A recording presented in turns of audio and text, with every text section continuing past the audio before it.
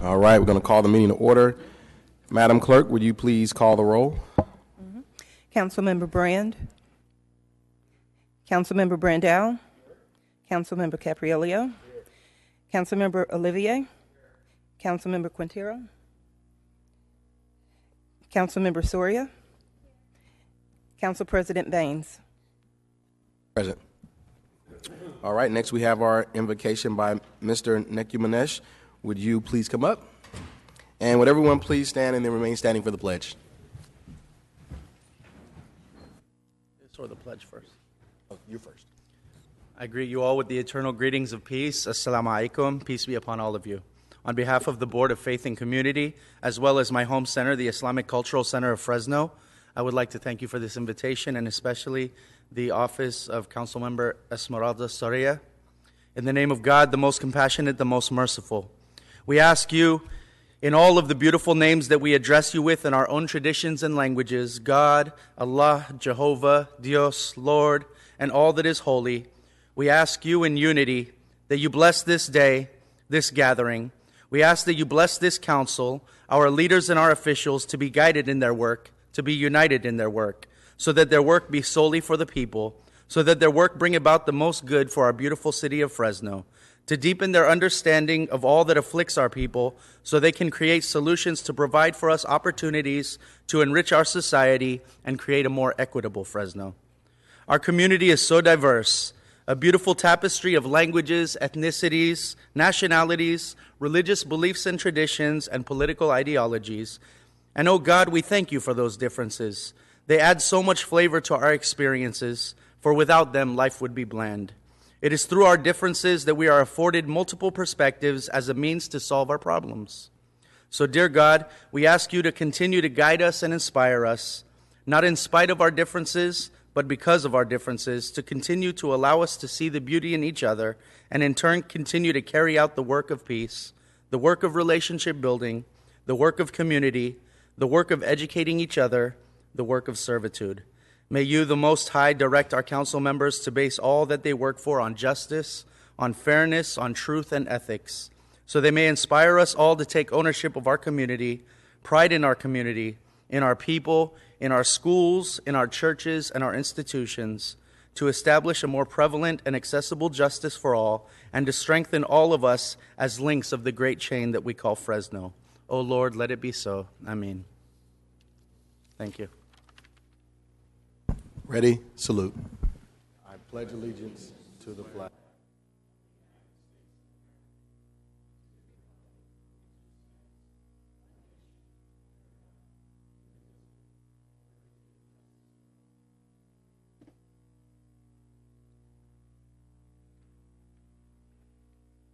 All right.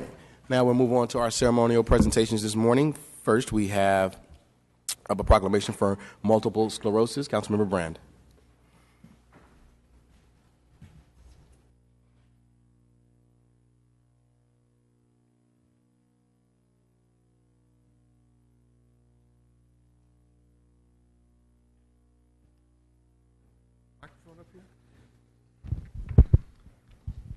Good morning. This is my 6th year as being a sponsor for the MS proclamation. This is a disease that affects thousands of people across the country, and particularly people in the prime of their life, between 20 and 50, and even children. And through these never-ending efforts by all these volunteers that do walks and do a lot of their own time and raise money, hopefully one day we'll find a cure. But before we go any further, would you please read the proclamation?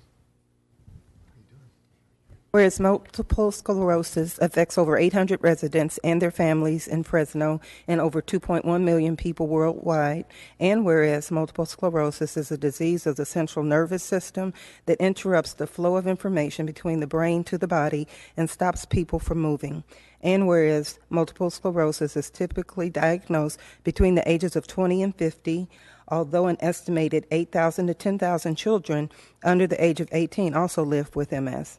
And whereas 2 to 3 times more women than men have been diagnosed with multiple sclerosis.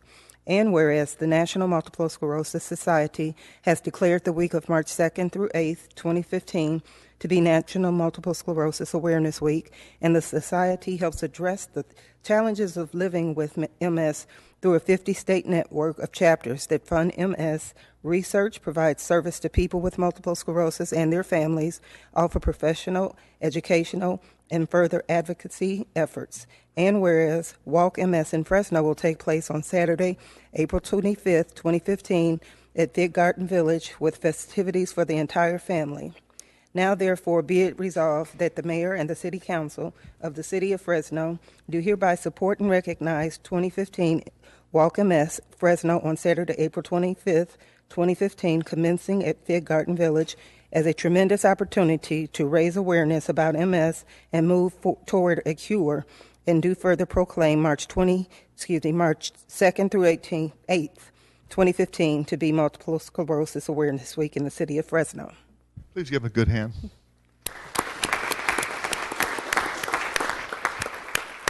And I'm remiss, I didn't put my ribbon. I will put my ribbon on. I see my colleagues have it on. Why don't you give a better explanation than I have? Sure. Thank you very much for having us again this year. We're very excited to pass a proclamation for the 6th consecutive year, thanks to Councilmember Brand and you all. We're very excited that next week is MS Awareness Week. We kind of take all of March as MS Awareness Month, but next week we have a lot of amazing things going on with fundraisers at Westwoods Barbecue on Tuesday, Chipotle across from Fresno State. We'll be donating 50% back to the MS Society on Wednesday. A Taste of Hope event at a local winery, the Tasting Room Wine Place. And we have just so many programs and services that we're so proud of. Right now we're running a 8-week Free from Falls class. We've partnered with San Joaquin Valley Rehab for that. We also are going to have a nutrition and MS program next Saturday with a registered dietitian. We have a cognitive fitness program. So we have so many resources and programs to help people with MS live the best lives they can. So we're very excited about our walk in April. Councilmember Brand has been to them and he's watched them grow. In 2007, it was a $50,000 event with not even 600 people. We're now a $160,000 event with over 2,000 people, so we're very proud about that. So, Christy, do you have anything to add? Real quickly, I'm Christy Johnson. By day I work for the County of Fresno, but other times I'm volunteering for the MS Society, and this is so important, the awareness. The amount of people that come up to me and ask questions, you don't realize how much this resolution means to us, and we appreciate you having us here today. Thank you again. And if you could just let 5 people you know that next week's MS Awareness Week and ask them to ask 5 people they know, you'll help raise awareness. And one last thing, we are turning Fresno orange. You'll see orange ribbons at Fig Garden Village, at Fresno State, Fresno City College, and Pelco Snyder Electric. So you'll see a lot of orange in Fresno for next week. So thanks. Thank you, Fotini. Thanks a lot.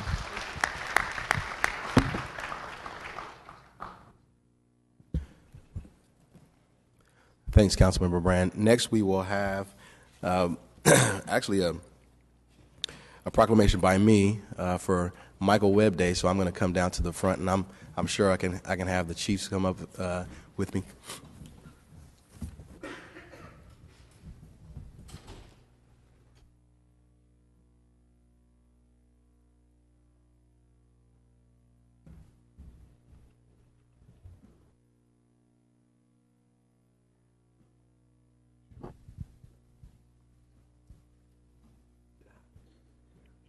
Hey, there's a lot of code enforcement in here. Are they here for Ben? Thank you. All right, I'm a little under the weather today, so bear with me. But we are really here today to recognize the employment of an outstanding individual in our records department, in the police department. A lot of folks don't know how important support staff are to the day-to-day operations of our sworn officers, and so oftentimes they go unnoticed. But they are the ones behind the scenes making it happen day in and day out so that our officers are safe. They work in a multiple of capacities, but it's very, very important. Well, today we have the opportunity to honor an employee who worked with us for 30 years. Since 1985, he provided support for our department, support for our records department. Just an unprecedented career. We certainly appreciate it, and we thought it would be appropriate, along with the chief, to recognize you today, Michael. And I want to pass the mic to the chief so he can reflect a little bit about your career. Thank you, Council President. It is an honor today to be able to recognize Mike Webb. He's somebody that has really, truly made an impact in our organization. You can tell we have some of our records folks that are here today because Mike has been instrumental in our department for 30 years. Mike works tirelessly, seldom if ever. In fact, I don't remember him ever taking a day off sick in the time he's been here. I'm sure there must have been at least one day.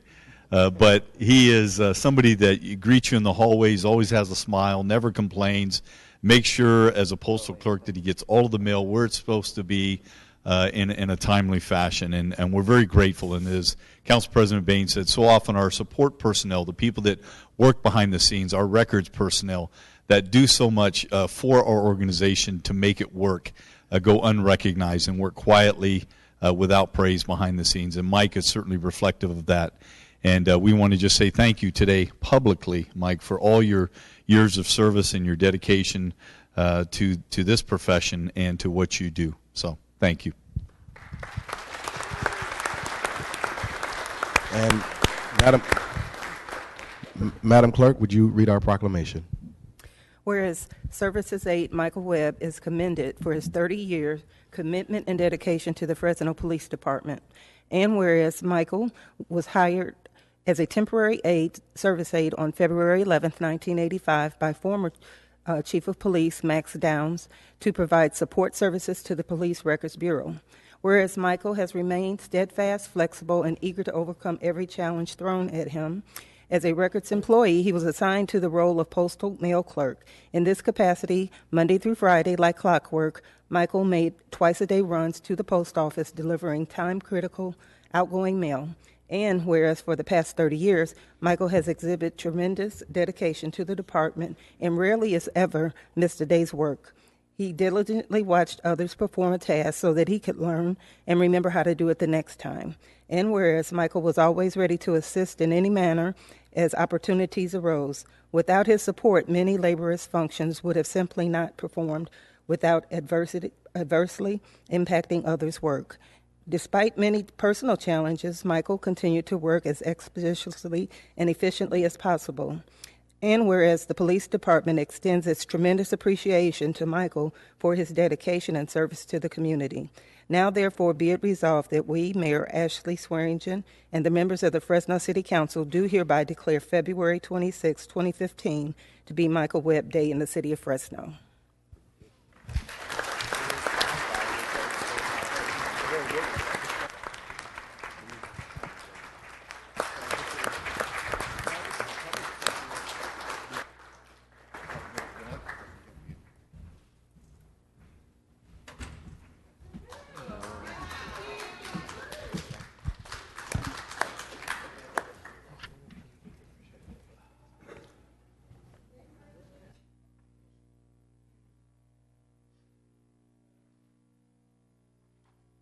Good morning, busy man. How are you? Good. How about you? Can't complain.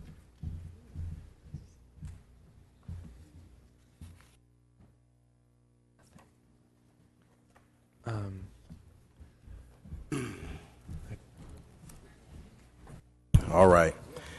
And finally, to wrap up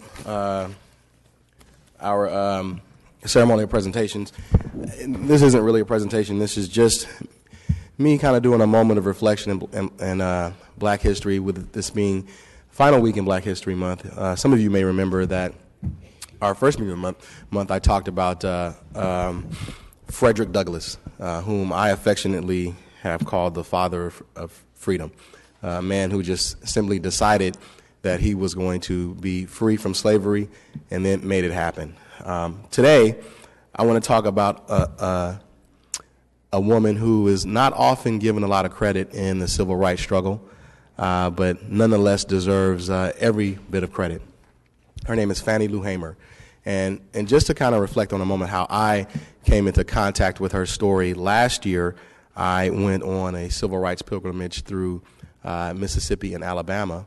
And in Ruleville, Mississippi, there is a statue of Fannie Lou Hamer. And I'd never heard of Fannie Lou Hamer. And so I had a chance to meet significant people that were a part of her life. But Fannie Lou Hamer, back in 1964, some of you may remember the expression, "I'm sick and tired of being sick and tired." Well, actually, Fannie Lou Hamer is the one that said that publicly. In 1964, during the presidential election, the Democratic Party in Mississippi would not seat any African American delegates. So the African American delegates started the Mississippi Freedom Democratic Party, which were made up of all African American delegates. They wanted to be seated and their voice wanted to be heard at the national convention. During that time, obviously tumultuous time in America, although blacks had the right to vote, they were prevented from voting and participating effectively in the political process. Fannie Lou Hamer recognized that firsthand.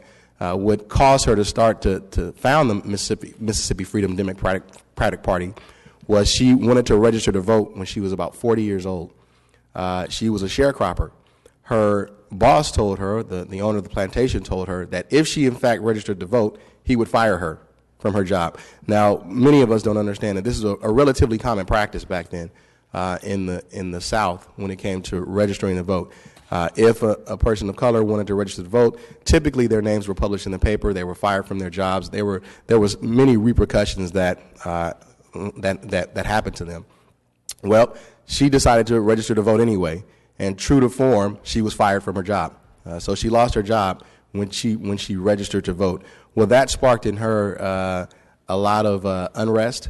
So as a result of that, many African Americans at the time formed the Mississippi Freedom Democratic Party, actually challenged the sitting delegation, the Democratic Party delegation in the Mississippi delegation of the Democratic Party in the 1964 National Convention. They actually took their delegates to the convention. They attempted to get them seated. They were not successful, but they did have an opportunity to state their case before a national audience. It became such a discussion back then that President Johnson, at the time, who was running for re-election, actually interrupted the Democratic Party's convention to hold a press conference so that Fannie Lou Hamer's speech would not be heard nationwide. Some of you in this room may actually remember that. The press actually got hold of that and got wind of the fact that he was simply trying to suppress the voice of Fannie Lou Hamer, and they responded by showing her testimony on every station right after, the day after she testified. So her words got out nonetheless. That caused a negotiation between the administration and the Mississippi Freedom Democratic Party. They offered to give them one seat, one delegation seat. They refused that. So they left the convention without being seated. In 1968, however, all of their delegates were sat, and Fannie Lou Hamer was the very first African-American woman to be sat as a delegate at the Democratic Party's National Convention. So I thought that was an interesting bit of history, and she's not often spoken about, but she definitely was a freedom fighter. So I wanted to talk a little bit about Fannie Lou Hamer. Thank you all for indulging me.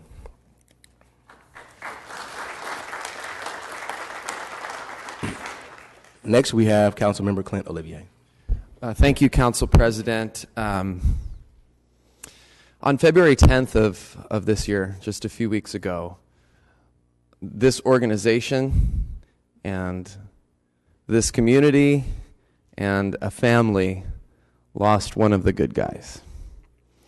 And I know that I see our friends from code enforcement in the room right now, and I know that the people on this council know who I'm talking about. We're talking about Ben Rash.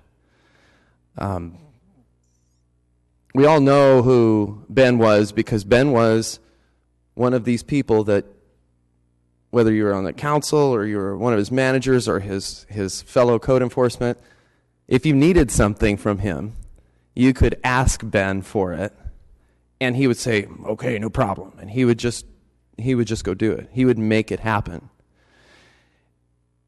And if you were someone with a yard car, or if you were someone with problems, that is the last person that I would want to see coming up the sidewalk to bust me, is Ben Rash. Because the guy could speak firmly and articulately, and he could also speak in the language that folks can understand. And so working with Ben, I appreciated that so much, was because this is a guy that really could make stuff happen in our community. And I know that we all know that about Ben. The other thing about him is that he was a gentle giant.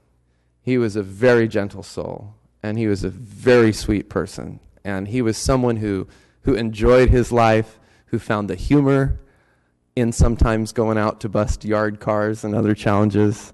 And I appreciated every minute that I ever spent with this man. And so it's with a very heavy heart that we mark Ben's passing, and again, his loss, not only to this organization and to his friends, but to his family. And he will be really, really missed for everything that he brought to all of us. And I know that we'll all always carry a memory of Ben, and not only his professional accomplishments and the fight that he carried on every day for 13 years in this department on behalf of the people of this city, but also just for being a golden-hearted individual, and he will be missed. So in Ben's memory, this council will adjourn today's meeting sometime around 2 o'clock tomorrow morning. In Ben's memory, we'll be adjourning in Ben's memory, and also would like to have a brief moment of silence to reflect on him and on all the special times that we shared with him at work and also outside of work. If we could begin that now for just a few moments.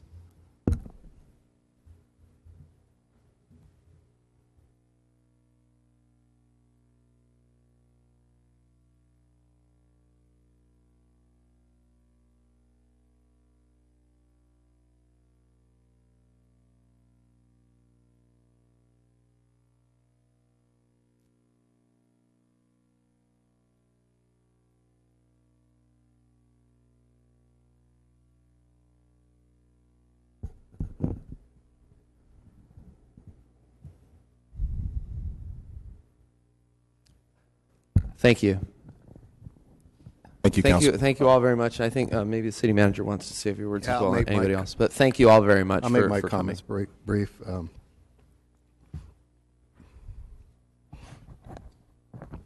One of the challenges of working around here, as long as you do, you get to know people. And what you said about Ben's point on, he's one of those guys that you go to when you need something. And I won't get into this thing about, well, it'd been nice if you come to me, but nevertheless, I understand why you all did or do what you do when you reached out to Ben, because I am guilty as sin when it came to the same thing. There are certain people in this organization that I've come to know and respect and trust. And even as an assistant city manager, I used to sometimes break the chain of command because I just need stuff done. I needed it done because the constituents needed it done, the community needed it done. And Ben was one of those guys who was on that list of the, I always joke that I have a thing in my wallet that has the directors, and then I've got a list of people that I just go to when I need to go to sometimes. And then I have to apologize to the directors for doing it. Because, even as a city manager, you sometimes pulled out that other card. The other thing that I appreciated about Ben is that he was one of those guys who'd tell you what you needed to know and not what you wanted to hear. And I value that. We've been going through some things, as you know, with restructuring a code, but even before that, Ben was one of those guys that you could sit down and go, just tell me straight up what's going on and what do we need to do. And knowing Ben won't hold punches, never held any punches, and he'd tell you exactly how he saw the world. And so I know I'm going to miss him. I know the rest of us who have worked with him are going to miss what he brought to the table every day. And I just appreciate the time that we all had with him. Councilmember Capriolio. Thank you. I wanted to add my comments as well. Ben became a friend when I took this position. We hit it off. Great guy, all the things you talk about. And I talked to him about 3 days before he passed away, and even then we had a great conversation about life and his perspective of life, which is always very fascinating and interesting to me. Even then, he wanted me to be aware of some of the things at El Dorado Park that we needed to address, and a couple other things. I said, Ben, it's okay. We're going to take care of this. You take care of yourself and get well. We need you back here. And I just wanted to add a couple of comments like that, and I wanted to extend our condolences to Mary Ellen. She's the director of the Discovery Center, which is in my district, and works very hard there, as did Ben. And to their 4 children and to their grandchildren, from the bottom of our hearts, our deepest condolences to your family. And thank you so much, Ben Rash, for everything you did and the inspiration you were, and the friendship. The friendship was most important. Thank you. Thank you, Councilmember Capriolio. And not much more that I can add than has already been said, but when I was a POP officer in Southwest Fresno, Ben was one of the first code officers I had a chance to work with, and we got in some pretty good battles together with folks in the community, and Ben was always there. I mean, he really was. He was definitely one of the good guys. Clint, you opened with saying that, and I think it's appropriate that we end with that. We lost one of the good guys. Madam Clerk, are there any changes to the minutes we're considering today? There's no changes to any of the minutes. All right. Is there a motion to approve all of the listed minutes from January 29th and February 5th? Do you have a second? All right. We have a motion and a second. All those in favor? All those opposed? All right. Next, we have council member comments and reports. Do we have any council members that have anything? All right. Councilmember Olivier. Just wanted to give a quick report. I attended the League of California Cities Board of Directors meeting in Pismo Beach last Thursday and Friday, and it was an interesting experience. Got to really learn a lot and participate as well, and other big cities represented were San Jose and San Diego. And so one of the interesting, I guess the most interesting thing that I have to report, and Chief, it's good you're here, but it's the League of Cities keeps their fingers on the pulse of what's happening as it relates to between the state and the cities, and so they offered a report that there are some competing ballot measures right now that will be one of them is, or maybe they'll be consolidated, or maybe one of them will definitely make the ballot.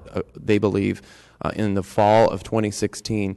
That will be a referendum on the legalization of marijuana in the state of California.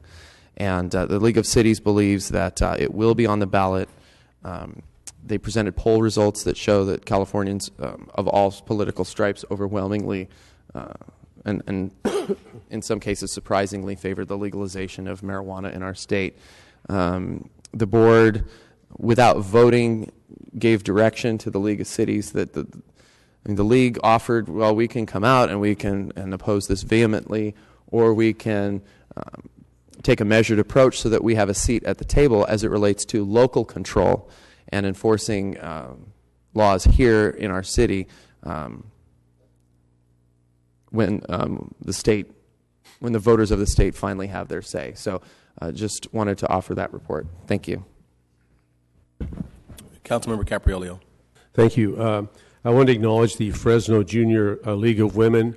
They have adopted the Discovery Center that I mentioned earlier, and their volunteers showed up last Saturday and moved 3 pallets of bricks, weed eat, cleaned the place up, and I call it restoration. It wasn't just a cleanup, it was actually restoration.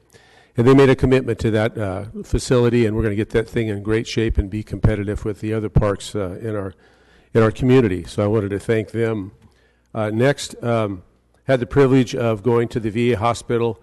My colleagues and I attended the Valentine distribution card for the day, and it was great, especially at the assisted living. These veterans, most are confined to the facility, and we were able to take these elementary school Valentine cards that were prepared by the students and wishing them happy Valentine's Day and thanking them for their service. And it was very moving, and it was a wonderful wonderful day. I'm sorry, I can't quite get over Ben. And the other part was being a firefighter for the day. Chief, I want to thank you and all the men and women of your organization for putting me through hell. It was quite a day. My shoulders are still sore, but it was a great experience, and my colleague would probably chime in as well, that we really appreciated that. We got a completely new vision of what you do and how you do it and how you prepare to do it. And I really enjoyed putting the fire on that car. That was a highlight. So thank you. Here's to you. Councilmember Quintero. Thank you, Mr. President.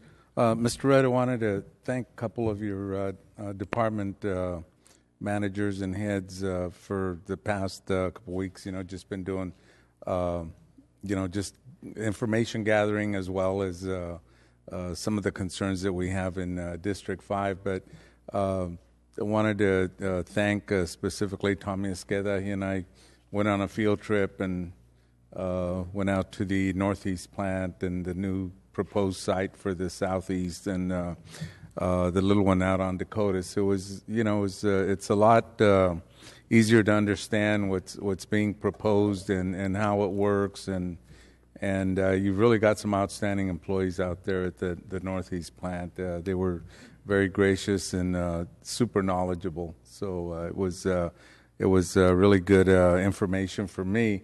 And secondly, I want to thank Dell and his department. We went on a field trip as well in Southeast and showed them some of the concerns we have with regards to code enforcement that we had turned in, and for whatever reason didn't look like there was much going on in terms of getting it done. But Dell and I went out and they were already working on them in some degrees. We just hadn't gotten the reports back. But there's some elderly issues out there that folks have taken advantage of, elderly in their homes, and which was not a good deal. But Doug got on it right away, and we're trying to get working with the police department on the other part of that property so that the elderly person can get back in their house. And but I just wanted to thank them because we, working through all that. But they were both very, amenable to working with us and really answering any questions that we had. So I really want to, if you can tell them thank you for me. And it's Dell's department. He always gives credit to the employees, not himself. So, yeah, thank you very much. Thank you, Mr. President. Councilmember Soria. Thank you, Mr. President. I want to also express my thanks to the Firefighters Foundation for putting this event together a few weeks ago, where we did get to be a firefighter for a day. So it was Councilmember Capriolio and also Renee joined us, and we definitely had, I believe it was about 6 hours long. So we got a brief synopsis of what some of our firefighters endure on a daily basis. So I thank you for that opportunity. I hope that you guys continue sharing that and educating our community of the great work that you guys do for us. And I also want to thank a couple of folks, the police department, our code enforcement, and our neighborhood watch. I had my first community meeting last week. It was pretty well attended. I'm very excited to be able to outreach to our community and let them know of the resources that we have here available, so that we do continue to work hard to keep our community safe and clean. So I want to thank the staff for making themselves available after hours to come and talk to the residents of District 1. All right, the screen is clear. Just one brief thing, Bruce. I understand, and I'm very delighted, as a matter of fact, that we Director Clark shared this with me, that we have a new housing manager. So I would like to meet this person. So I just want to make the request. I heard really good things about him. So I certainly want to make sure that when the time is right and it's appropriate, that he stops by my office, since I advocated for his job for a very long time. So All right. Thanks, Bruce. All right. Move right along. Madam Clerk, are there any changes to the agenda? Well, I'm sorry. Are there any changes to the agenda at all? Yes, there's a few changes. The first was a ceremonial presentation for James Tate Hill. That's going to be rescheduled to another date. The other change was file ID 15136, which is item 10 a.m. 10 a.m. 1, which is a rezone application filed by the City of Fresno Housing Authority. It was referred back to staff. Next change is item 15167, which is item 10 a.m. 2. On that particular item, it's should read that the council is council action only, not the successor, FRC, or housing authority, just council action. And under item 15166, which is the 11 o'clock item, it should read adopting the Enterprise Accountability and Oversight Act. And those are all the changes. All right. Mr. President? Yes. I actually have one more change, a tiny little change on the City Council item that I'm bringing forward. It's under the City Council part of the agenda. The last three words, to discuss planning, I want to scratch those from the item, so it's just a discussion. So it's City Council item under 3. It's item ID 15-134 on page 7.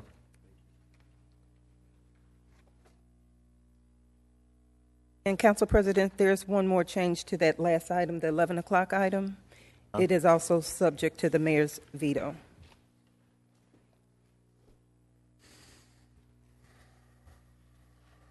Councilmember Brandow, what was your item again? On page 7, it's the only item under the City Council section. Oh, okay. I have it here. That item, I want to just scratch the last three words. I really don't know why I put them on there in the beginning, but looking at it, it'd be better without them because the items to be discussed haven't been determined at all yet. So okay. I just want to request a meeting, so that's what that will be about. All right. Yeah. All right. Do we have any other changes to the agenda? All right. Seeing none, is there a motion to approve the agenda as amended? We have a motion. We have a second? Second. We have a second. All those in favor? All those opposed? All right, item passes 7-0. Next, we have the consent calendar. Would any member of the public like to speak on any items on the consent calendar? If so, you have 3 minutes. All right, seeing none, we will bring it back to the dais. Do we have any council members that would like to remove any items? All right, screen is clear. So do I have a motion to approve the consent calendar? We have a second? All right, we have a motion and a second. All those in favor? All those opposed? All right, item passes 7-0. Jump right into our general administration items.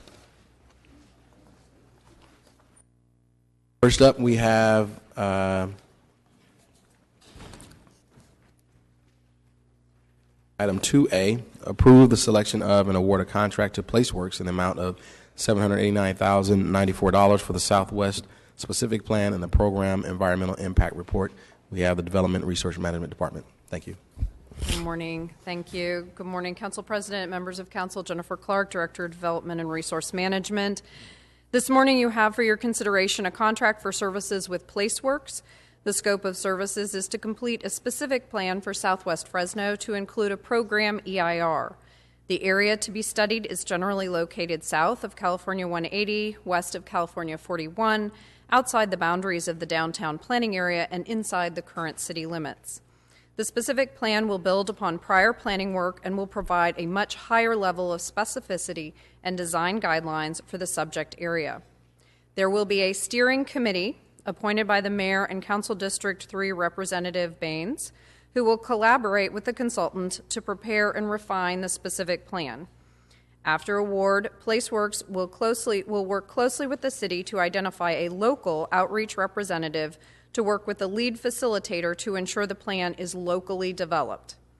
Additional local subcontractors include Fair and Piers, Pop-Up Design and Development, and Blair Church and Flynn. This plan will build upon the approved general plan and tier off of the certified MEIR. Additionally, the contract includes optional task number 1, economic special studies to conduct workforce, economic and business development, large-scale retail analysis, housing equity, and affordable housing strategies. The completion of the plan and associated environmental document is anticipated to take 18 months. The total cost of the contract is $789,094. Funds were appropriated with the adoption of the 2014 budget in CDBG and general funds. Staff recommends approval. I would be happy to answer any questions at this time. Thank you, Jennifer. We'll now take the item out to the public. Do we have any members of the public that wish to comment? Step forward and give your name and address, and you have 3 minutes. Good morning. Mr. President, members of the council, Jeff Roberts on behalf of Granville Homes, 1396 West Herndon in the city of Fresno. I'm here to speak in favor of the staff recommendation to move forward with the specific plan in Southwest Fresno. It's a fairly complicated area, a fairly complex area. The firm that is being hired is very well known and very well versed to do this type of work. So we appreciate the efforts of staff to move this process forward. And if we can be helpful in any way, we would like to be there at the table or right behind it. Thank you. Do we have any other members of the public that would like to speak on this item? All right, seeing none, I'll bring it back to the dais, and I'm gonna, if it's all the same, I'm gonna go a little bit out of turn and talk first since it's my my district. But I see you punched up, Steve, and I just want to certainly thank staff, especially Renee and Bruce. This has been going on for just about 3 years now. That we've been trying to get to this point where we actually are bringing a specific plan process forward. Many of you know that serving in the 3rd District, we have a lot of economic development problems, and most of our problems are around land use policies and the inconsistent land uses that we have. I'm very excited to bring this forward that will dovetail off of the general plan and really allow, in my opinion, economic policies and economic development to begin to occur. There are aspects of this plan, especially the fact that it comes with an EIR, that are very, very important to economic development. A lot of times in the past, we've had many planning efforts that have been absent that. No adoption by the City Council, no further work done on the planning process. So those plans, quite frankly, aren't as good as the paper that they're written on. This is significantly different in that aspect. So I am very, very happy, and thank you to my colleagues who knew that this was coming for the last 18 months or so, and being supportive along the way. I'm definitely excited. There's one thing I want to change, Jennifer, if I could, or ask to clarify. And it really is surrounding the committee that will be put together. Now, in the scope of work for the consultant, it says that they're going to put the committee together, but I want to make sure that our office is going to be. They will work with the appointed committee, who would be appointed by you and the mayor's office. Okay, fantastic. Just wanted to make sure that we have that clear. Yeah. This kind of, you guys know I've been very protective of this, so I want to make sure that we have insight on the committee. Thank you for clarifying that. So with that, I'd like to make the motion to approve staff's recommendation. All right, Councilmember Brandau.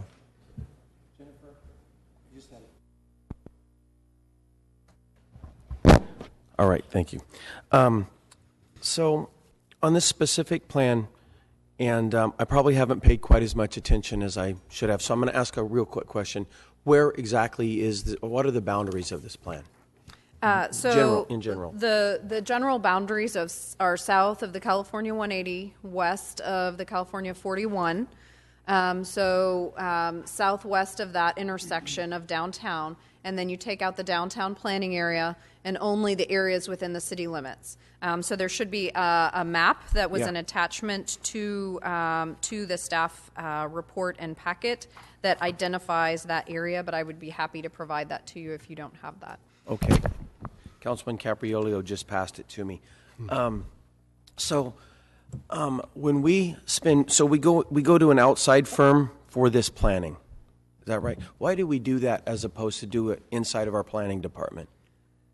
Well, it takes some detailed analysis. So there are very specific analysis in terms of traffic and land use and economic studies that we don't have the expertise in-house to do.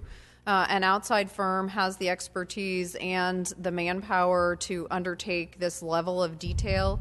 And they also have the time to spend with the community, with the steering committee, the locally appointed steering committee, to ensure that we're really meeting the needs of the residents in that community, to really identify what those economic development challenges are, those land use pieces that could be changed, and then to provide not just, gee, this should be commercial development, but more specific, what type of commercial development? Is it a retail opportunity? Is it a grocery store?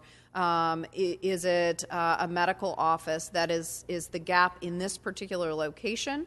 And then design elements. What will that building look like? What will fit in contextually?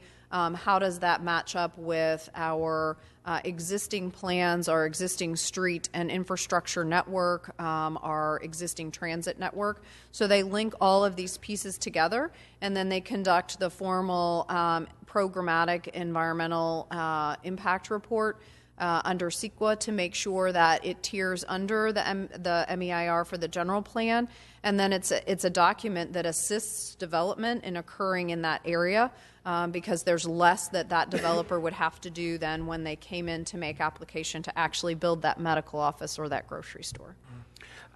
I think all of that is needed. It just seems to me like our planning department, I mean, we could do a lot of that stuff. We can, but there are some specific levels of detail in terms of economic analysis, transportation, and infrastructure analysis that we really do not have the expertise in-house to conduct. All right, cool. Thank you. Councilmember Capriello. Thank you. Jennifer, this in the CDBG world, I don't think I've ever seen $750,000 in one whack going to one project. Am I wrong on that, or is there other? There have been other times that this council has appropriated those kinds of funds for planning activities. The downtown planning area is one example where we assisted with those planning efforts. In this particular activity, the council nearly a year and a half ago made a commitment to appropriate those funds over a series of cycles. So it wasn't all in one fiscal year for CDBG, so it was spread out over multiple years. That plus tearing off of the recently adopted MEIR has caused this plan to be delayed in bringing forward to the council. And it seems like we've committed another $250,000 from the 16 CDBG funds. Is that final, or I don't remember voting on that or considering No, that? the funds will be appropriated, are already appropriated in this year's budget. So the planning activities, though, will take place over that period of time.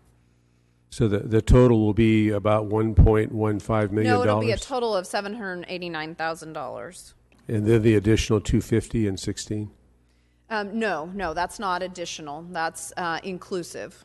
Okay. But we anticipate about that much will occur during that fiscal period. It just indicates here, although some of it's cut off from the photocopy, but a final $250,000 being requested for FY 2016 CDB funds. So I assume that's in the pipeline? Right. So and that's inclusive. That's included in the $750,000. With a total of $789,000. Right. Okay. Thank you. Mm-hmm. All right. Well, I just kind of want to remind my colleagues a little bit. Thanks for the line of questioning, for the clarification. And Councilmember Brandow came and asked me a question I think bears repeating for the rest of the dais. We kind of talked about this over a couple of years, a couple of year budget cycles. So the funding is coming out of CDBG over a few years with a $39,000 input from the general fund. That's how you get the 789 cap, the 39 from the general fund. So just wanted to kind of remind us about that. Sometimes we forget when we've appropriated things out through the budget cycle, and then when it comes before us and we actually appropriate, sometimes we forget where it came from. So with that, I don't see any other council members punched up. All those in favor? Aye. All those opposed? Item passes 7-0. Thank you, staff. We appreciate it. Thank you, guys. Appreciate you. Next, we'll move on to item 2B, actions pertaining to the award of the sole source repair and rewind of the 2,500 kilowatt Ideal Electric Business AC generator for $260,712.69. Good morning, Council President and Council members. My name is Timothy Thompson. I'm with the Department of Public Utilities. The action before you is a request to award a repair contract for in the amount of $260,712 for repair and rewind of a 2.5 megawatt electric brushless AC generator without advertised competitive bidding. Due to the large power and heat requirements, the city's regional wastewater reclamation facility, power expenses are offset by utilizing a turbine-driven cogeneration facility, generating power from methane gas supplied by anaerobic digesters and natural gas. Power and steam are generated by the turbines, and further optimization is realized by capturing the excess steam and powering a steam turbine generator. Currently, the steam turbine generator is out of service. It's costing the Wastewater Management Division approximately $25,000 a month with additionally purchased electricity from PG&E.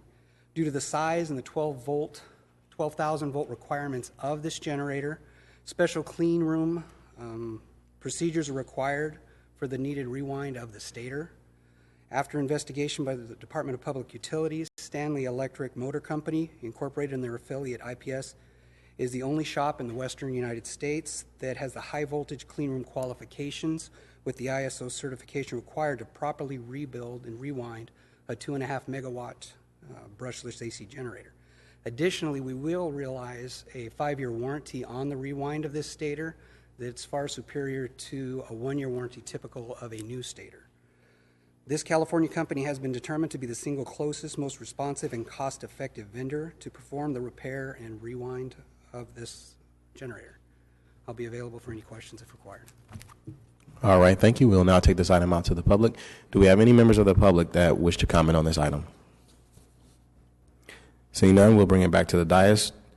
The screen is clear, so I'll entertain a motion. Got a motion? Okay. Oh, you make a motion? All right, we have a motion and a second. All those in favor? All those opposed? Item passes 7-0. Thank you, staff. We'll now move on to item 2C, actions pertaining to the acquisition of the 3 acres of property owned by J&M Avila Properties, LLC, a California limited liability company. Staff. City Council President and council members, my name is Pete Caldwell. I'm a senior real estate agent for the City of Fresno Public Works Department. This item pertains to the right-of-way acquisition for Veterans Boulevard to add a new interchange to the State Route 99 between Shaw Avenue and Herndon Avenue, as well as a new city roadway improvements. The Veterans Boulevard project is being funded through Measure C Tier 1 funds, citywide regional street impact fees, state transportation improvement program, and regional transportation mitigation fees. The property owner, J&M Avila Properties, LLC, has agreed to the negotiated settlement of $1,536,325 for the full acquisition of this property, including the office buildings, warehouse, and 3 storage buildings. The acquisition of this 3-acre parcel located along North Golden State Boulevard, also known as APN 505-08017, is near Bullard Avenue and Golden State Boulevard, was appraised by real property analysts under the direction of Larry Hopper. The city's original offer was $1,150,000. The owner obtained a second independent appraisal for $1,391,000, which was reviewed by staff and given to Mr. Hopper for review and consideration. Staff and the owner worked through many points leading to the negotiated sales price of $1,536,325 as just compensation.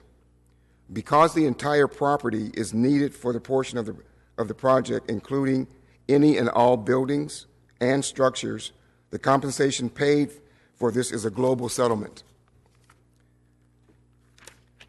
This global settlement includes any and all potential claims for loss of goodwill.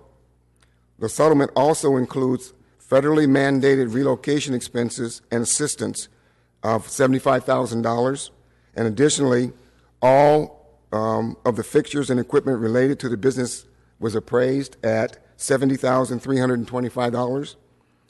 That is also included in the price.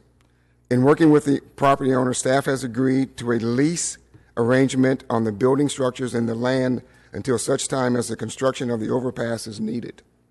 As part of the lease arrangement, a license agreement has been established between the two parties that allows access to the property while construction of Veteran Boulevard is ongoing. The present owner, J&M Avila Properties, is responsible to construct the access to the property across a different parcel owned by the City of Fresno. Both the lease and the license agreements are included as attachments to the purchase and sale agreement. This property is located in District 2. The acquisition and project will not have any impact on the general fund. If you have any questions, I'd be happy to answer them at this time. Thank you. I'll now take this item out to the public. Are there any members of the public that would wish to comment on this item? All right, seeing none, I'll bring it back to the dais. This is in Council District 2, so Councilmember Brandau, you're up. Just make a motion to approve. All right. We have a motion, we have a second. Councilmember Soria. I just had a couple questions because I know that the staff report refers to the purchase and sale agreement and as well as the lease and license agreement, and so it wasn't attached. So I would like to have copies of those. Just All right, I can get you a copy. Okay. Sure. Thank you. Thank you. All right, we have a motion and a second. All those in favor? Aye. All those opposed? Item passes 7-0. Thank you, staff. We'll now move on to item 2D. Approve amendment to agreement with Fresno Unified School District, adding 2 additional school resource officers to be assigned to Fresno Unified School District middle schools. And we have Chief up. Good morning, Council President, members of the council. Item you have before you is to approve an amendment to an agreement with Fresno Unified School District, and it is for the purpose of adding 2 additional school resource officers to be utilized for the middle schools. They are funded at 75%, which is consistent with the other 9 Fresno Unified School District school resource officers that we have that are utilized in the high schools. This is a new approach that we're taking with Fresno Unified. City Manager Rudd and I met with Mike Hansen to talk about some of the issues that are not only involved in the middle schools, but also the surrounding neighborhoods. And so these 2 new school resource officers would be utilized initially with a focus on the Manchester area, that Dakota quarter just north of Manchester Center, focused on Fort Miller Middle School, as well as the neighborhood and Manchester Gate, but they would also be available to have a presence on other middle school campuses as needed. But we believe that you cannot separate the school from the neighborhood, and so they're going to be very neighborhood focused in their approach in this new initiative. And with that, they'll also be paying some associated costs with vehicle, and their total cost is $189,000 a year, and the City of Fresno will be required to pick up the other 25% on each of the officers. All right, thank you, Chief. We'll now take this item out to the public. Do we have any members of the public that would like to comment on this item? Seeing none, we'll bring it back to the dais. Councilmember Brand. You said this is the same, Chief, the same formula? The same formula? Yeah, the 75%. Yeah, the formula is the same as the other 9, and what that allows us to do, Central Unified chooses to pay 100%, but they utilize those officers 12 months a year because they have, during the summer months, they have summer school and so forth. And but Fresno Unified, what this allows us to do is in the summer months when school is out, is we utilize those 9 officers for patrol purposes, put them in patrol. And it helps us because that's generally the time we need them most. And secondly, that's generally a time when officers end up taking leave or vacation, and that allows us to backfill. You're there roughly 9 months of the year then, right? We use them about 9 months a year for this, yes. Have you seen a rise in what's going on with these schools? You know, I read the deal about Fort Miller and what's going on, of course, across this town. You guys more of a stabilizing force there, hopefully? You know, what I see is as the neighborhood goes, so goes the school. Mm-hmm. And the problems you have within that neighborhood, whether it's gang members, drug dealers, criminal activity, single parent, no parent homes, spills over into the school. And that's certainly what we see a little bit with Fort Miller. And I'm glad to see they have a new principal there. We'll be working very closely with the principal. But we're going to be very focused not only on the campus, but also those things that contribute to the problems on the campus, whether it's drug dealing in that neighborhood. We will make sure the school resource officer enlists the assistance of the Violent Crime Impact Team, narcotics unit, and that will take a problem-solving mode, as you're well aware of, as Council President Baines, as how we take back that neighborhood. Yeah, there's clearly a nexus between what you guys do and what goes on at the school, so thank you for all your efforts. Yeah, thank you, Lee. I'll make a motion with that, if it has been done. We have a motion. Do we have a second? Okay, Chief, I had a question for you. I think I'm next up on the screen. Seems to me a little bit reactive to that situation. Is there a way, or should we go proactive and do something like this in other schools that are on the verge, perhaps, of falling into this? Yeah, actually, I guess this is a little bit reactive, although we actually started this discussion long before. We started this discussion about 6 months ago. Right. So it was well in advance of any of the things that hit at Fort Miller. It took us this long to get this in place. And but I agree in the sense that I know we've had discussions with Council President Baines' office about the need for uniform presence at Gaston Middle School and many of the other middle schools. And so we are in discussion with Fresno Unified as to how we can expand this into other neighborhoods. Central Unified, one of the officers we have is utilized on 2 of the middle schools as well. So I think it's worth exploring, worth having the conversation, and hopefully to add more school resource officers. Yeah, if I could follow up, the chief is right. We initiated the first discussion with the superintendent about 5-6 months ago, and that came as a result of the concerns with things that were occurring around Manchester Transit Center, some complaints about issues that are occurring at Manchester Gate, as well as at Fort Miller. The chief and I were already working with the Department of Transportation to try to augment or improve upon the resources that FACTS is funding for public safety from the police department.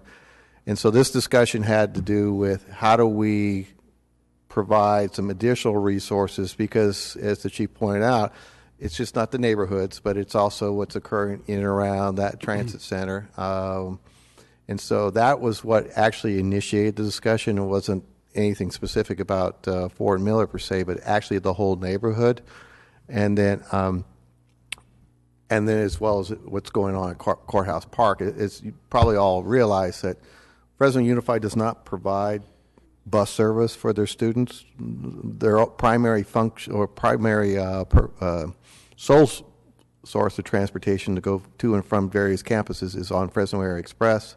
So as the chief pointed out, things that happen at school sometimes find their way into the transportation system. So it's not reactive.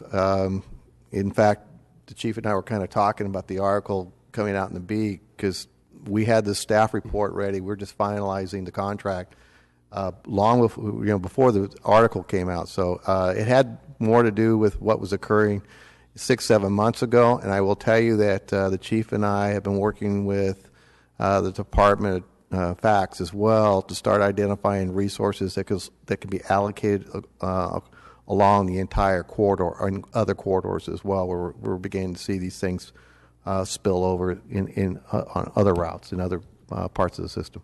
Well, I think it's a good idea to be proactive, and if we can help expedite that or facilitate a meeting with Fresno Unified. I know behind Fashion Fair, I have my Cary Park in the elementary school, and there's a gang that's infiltrating there, and I'd like to get on top of that before it gets out of hand. I'm sure we all on the dais have needs of that nature. So perhaps you could do something per district to help facilitate what you're trying to do and what we want our citizens to be safe and fearless when they go to the park. Between a little bit of gang activity and the homeless element, unfortunately, our families are being squeezed out of the parks. So I'd encourage you to do that, Chief, and I'll support you any way I can. Thank you. Councilmember Olivier. Thank you, Council President. And just wanted to say thank you to Chief Dyer, Chief Foster, Chief Farmer, City Manager, the entire police department. This is something that really trying to articulate, it's needed in that part of town. And I really think that that's all I'll say about it. And I wanted to thank you all for working with me and my office. And I think that, as Blackstone comes back, and that's exactly what's happening, and that area is coming back. Manchester Center is about to announce some big changes. And I think that as the businesses and the market shows its commitment to Blackstone, I think it's right that we step up and we show our commitment to Blackstone and to the people the tens of thousands of people who use that corridor every day. So thank you, and I understand there's already a motion and a second, and I urge my colleagues to support it. Thank you. There's a motion and a second. I'll make a couple brief comments. Sure. And just really to kind of echo some of the sentiment of my colleagues, obviously these are collaborative efforts in order to police neighborhoods.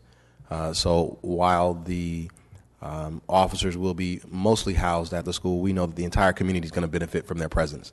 So I certainly want to make sure that we're mindful of that too. A community does benefit from the presence of our uniformed officers in that area, although dedicated to the school. So thank you, chiefs. And I don't know if we have any representatives from Fresno Unified here, but obviously we want to thank them too for their collaborating in this fashion. I want to kind of piggyback on Member Capriolio. I think a broader discussion is needed about more schools throughout the city. So I echo that, Member Capriolio. I think you're right. It isn't, unfortunately, it isn't up to us or the police department where they go. It is up to the school district. But I think we should be having that discussion. So I want to support that. And we have to figure out a way to open up that dialogue with the school district so we can have a more complete conversation. Because the chief even mentioned it, as a neighborhood goes, so we see our schools go, right? So we need to be mindful of that and finding any way we can to collaborate. So I believe there's a motion and a second. All those in favor? Aye. All those opposed? Item passes 7-0. Thanks, Chief. Thank you. Appreciate it. All right, next up we have item 134. It is Councilmember Brandeis. I'm not going to try to title it. I'll let him say the appropriate title. I don't want to mess it up. I know you want to request a schedule, a joint meeting. Is this the mic you used to have? Is this the one? No. I remember you fought it all last year. I did. I was fussing with it. Yeah, that's the one. See if we could get that fixed. Anyway, this is real simple. A couple of weeks ago, the County of Fresno decided that they were ready to talk to the City of Fresno, which I thought was fantastic. This started well over a year ago. As a matter of fact, Councilman Capriolio and Councilman Olivier at a League of Cities just struck up a conversation with the City of Clovis and began talking about, why aren't we talking about joint meetings? And then as I was council president last year, we really went to the County of Fresno and asked them for a joint meeting, and we were flatly denied. So we just ended up meeting with the City of Clovis, which was forms the metropolitan area in Fresno County. So we had two very successful meetings, and I think actually there's a lot of good news about to come out about the two meetings that we had with just the City of Clovis. And there's some trail policy that's going to allow the City of Fresno to implement some trails all throughout our city. So that all came about by working in this joint meeting with the City of Clovis, and maybe that inspired the County of Fresno, but the County of Fresno is ready to talk with the City of Fresno, and so I really appreciate that. And so I'm asking our council to respond and let them know. Council President's probably your job or opportunity, but just let them know that we'd love to have a meeting. So Let me ask a quick. So is my idea over some dinner? No. Hey, can I have order? Yeah. Let me wrap you down over here. Now, hold on a second. Yeah, really good. Hey, Francine, do we have to take a council action on that, or can I just do this off of consensus? Okay, great. Just wanted to make sure. I think that I hear the sentiment there for sure, Councilmember Brandow. Okay, Councilmember Caprioli, I know that Councilmember Olivier was trying to talk over you, so I'm going to protect your time right here. He's a needy child. I just want to follow up on that.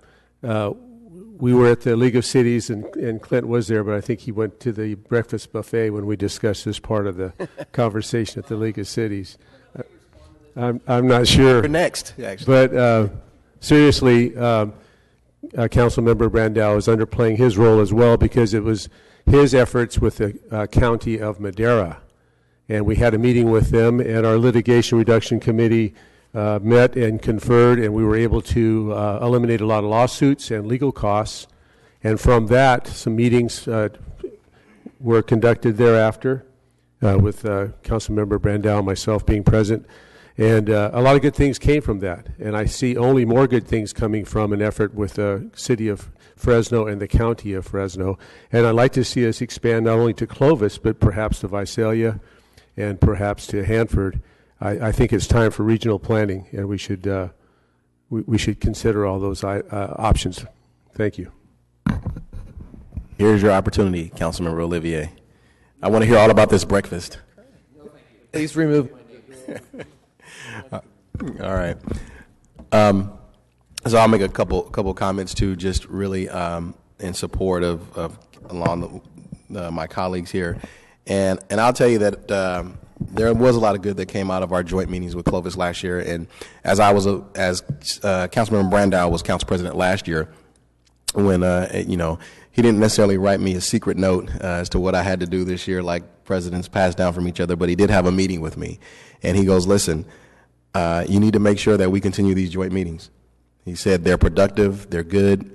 We need to start talking to our neighbors, and he impressed upon me the idea of talking with our collaborative neighbors, and I totally got it. So I want to tell Councilman Brandow, you're right. This is what we should be doing. We should be getting out of our silos. We should be working collaboratively with our neighboring jurisdictions, not only our city partners, but county as well. And in a couple of weeks, you'll probably see that Councilman Brand and I have been working on that very same idea with our school districts. So, Councilmember Caprioli, your comments were timely a moment ago. We're working on those very same types of relationships. So, I'm fully in support of conversation and dialogue. We need to be having these conversations regionally. So I will certainly communicate to the County of Fresno that we would like to work on a meeting with them. Thank you. Fantastic. Yes, sir. All right. All right. We're at 9. We didn't take even though we don't take a vote. Thank you, sir. Dave Herb, 3263 East Huntington Boulevard. I appreciate the comments from Councilman Capriello, because it amazes me, having spent the second half of my professional career working north of the river, that sometimes we all down here south of the river slip into the notion that river is the edge of the world. If you're talking about metropolitan issues, you really need to be talking to not only the County of Fresno, but to the County of Madera. Clearly, the metropolitan area is going to be spreading north of the river in the future, and our interests are intertwined. Thank you. Thank you. All right. Looks like we're slightly ahead of schedule, so I'll go ahead and go to closed session right now. Okay. Well, I'll take any unscheduled communication. If anyone has anything to comment on that is not on the agenda today, now would be your time to chat with the council about it. You have 3 minutes.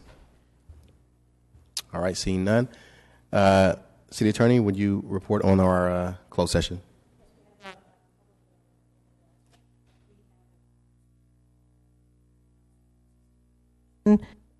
Richard Briskin versus City of Fresno. And then we have a conference with the labor negotiator.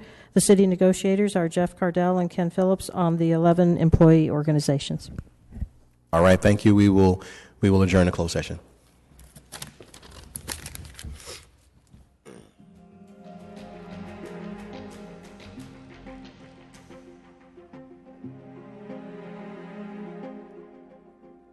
The existing development agreement with Edison Plaza Partners is on approximately 6.9 acres, and it's located generally between Lorena, Florence, Walnut, and Plumas Avenue, next to the completed Fresno Regional Center that this group also developed.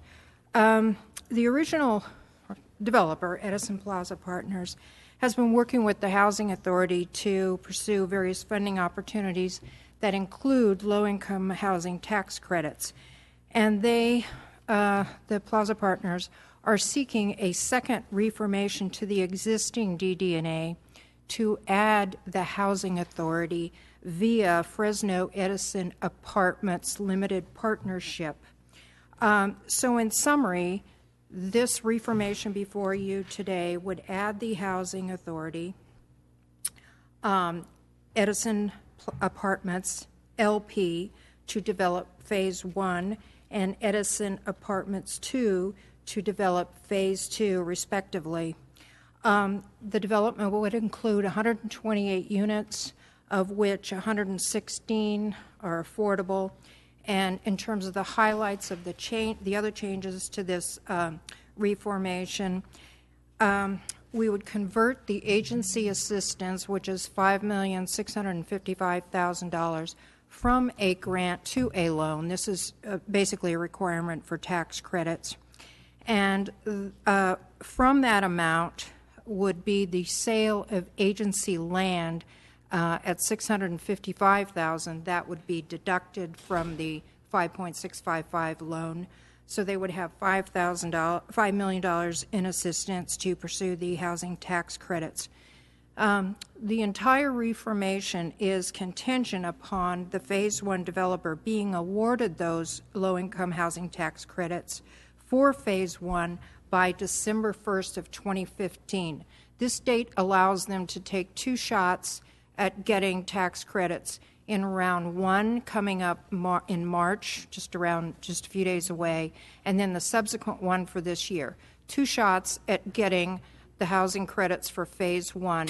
If that does not occur, then the reformation before you is void. If you have any questions, happy to answer. Thanks, Marlene. I'll now take the item out to the public. Do I have any members of the public wishing to comment on this item? Seeing none, were you coming up?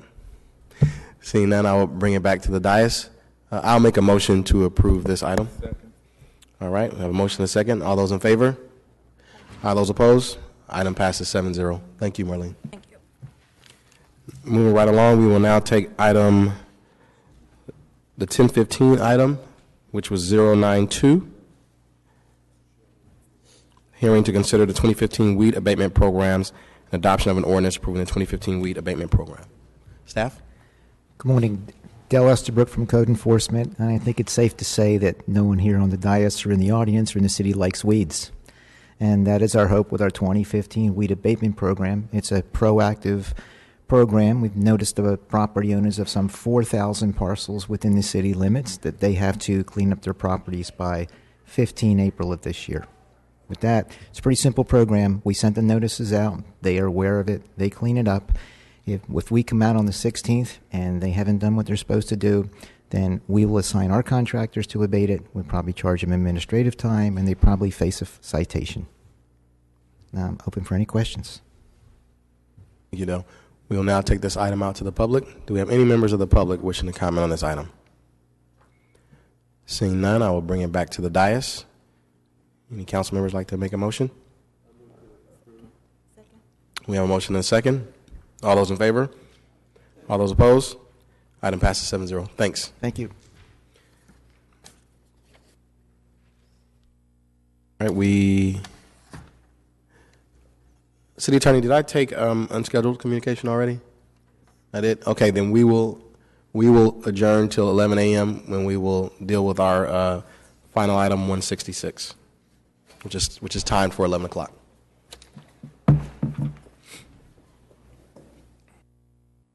All right, we're going to call our meeting back to order.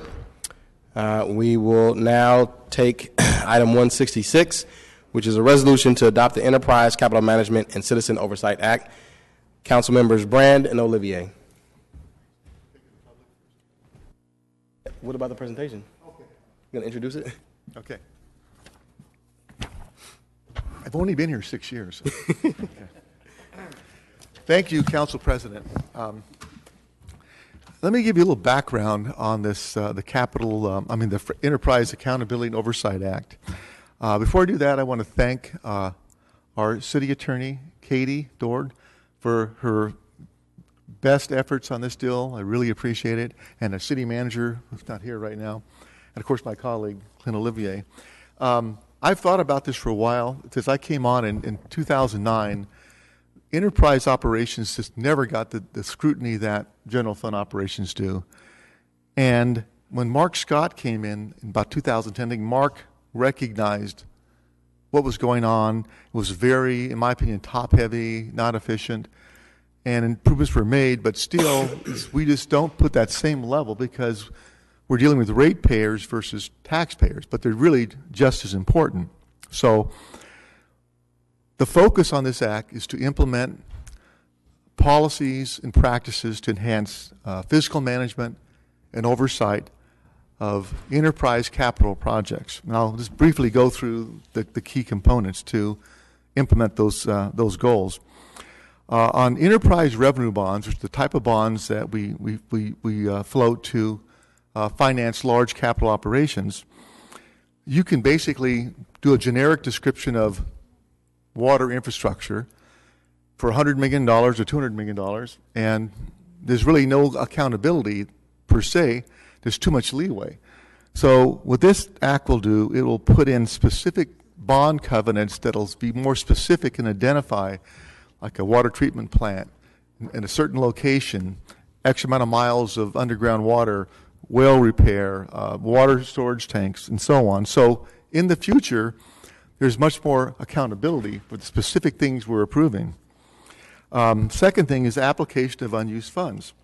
This actually goes back to what I wrote in the Reserve Act a couple years ago, that when through either savings or efficiencies, whether it be on a bond or just operations, and we've actually realized some savings, this will mandate that those savings will go into a special reserve fund. This is a temporary fund, it's not a permanent fund, that at a later date the Director of Public Utilities and the City Manager would take a look and review, and if it's warranted, those funds can be rebated back to ratepayers.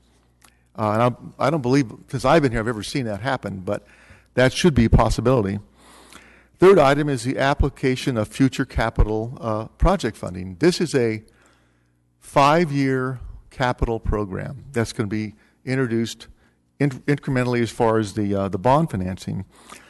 And Member Brandow has already identified, a low-interest loan through the help of Assemblyman Henry T. Perea for $104 million. And his other council member, Soria, I'm sure will have some ideas on her ways to find other methods to get more money, whether it be state or federal funds, to ultimately lower the cost of this project. And so this basically says that this, as we go forward on this project, and again, this is generically written, this is not for the water project, this is for all enterprise capital projects, which include airport, fax, sewer, solid waste, all the enterprise departments, that we always continue, particularly on a long-term project over 1 year, our best efforts to always find funding. And when that funding is found, it's applied, and the goal is to ultimately lower the rates for the ratepayers. This third item is the authority to spend funds. In the past, we've kind of generically approved $40 million, let's say, for water infrastructure.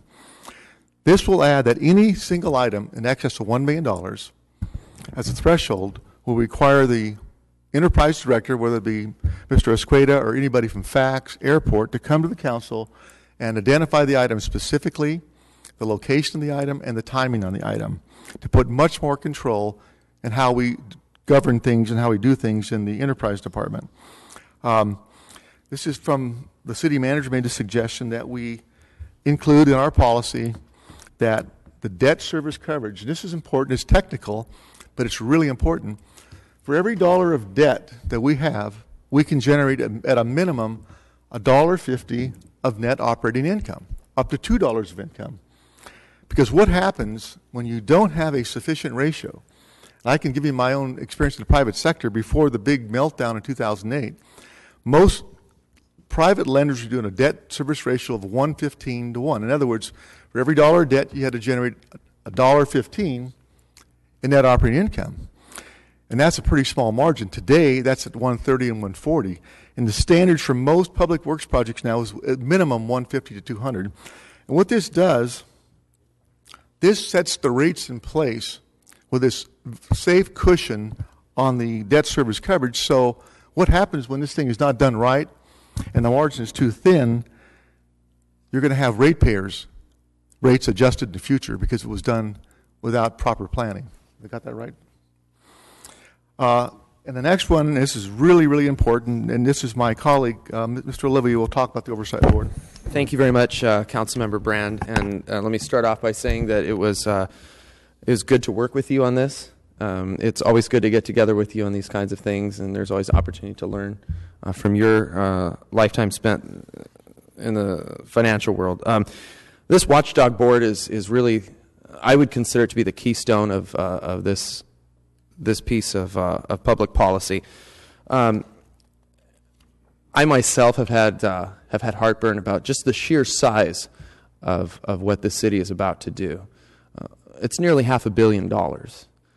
And as I explained to someone who questioned me from the radio station, he says, well, oversight board, isn't that what you are? Well, it's true. We're the oversight board of everything. And there's only so much as council we can do.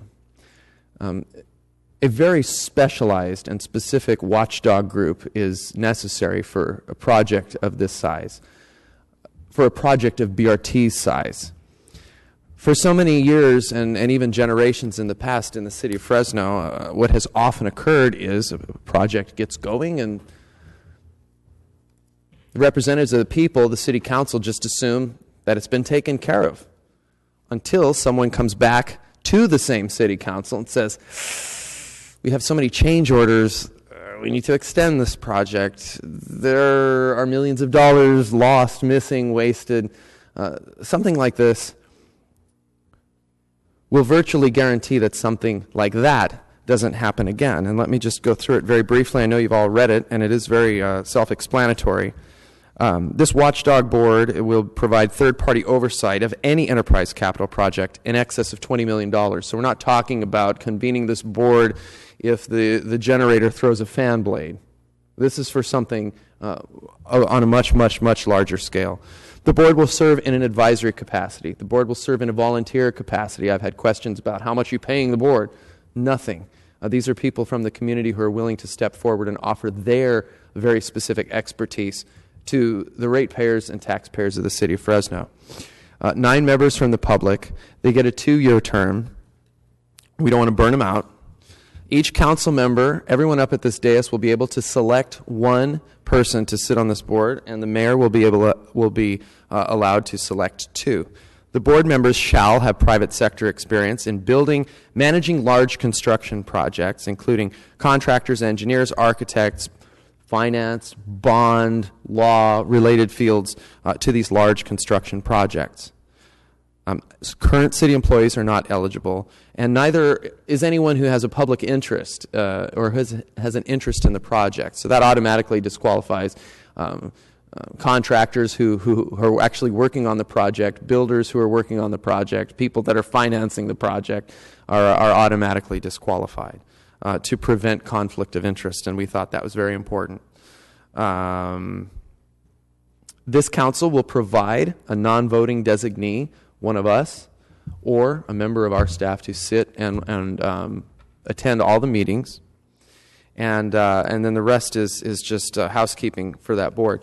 This is important because now, if you had any doubt, if you're planning to vote for it or not, but if you had any doubt about the project, you wanted to know what's going on in the project, you now have an appointee and a direct link to get that information. And also, simply by convening this group of experts, this council and this administration will know exactly what's going on.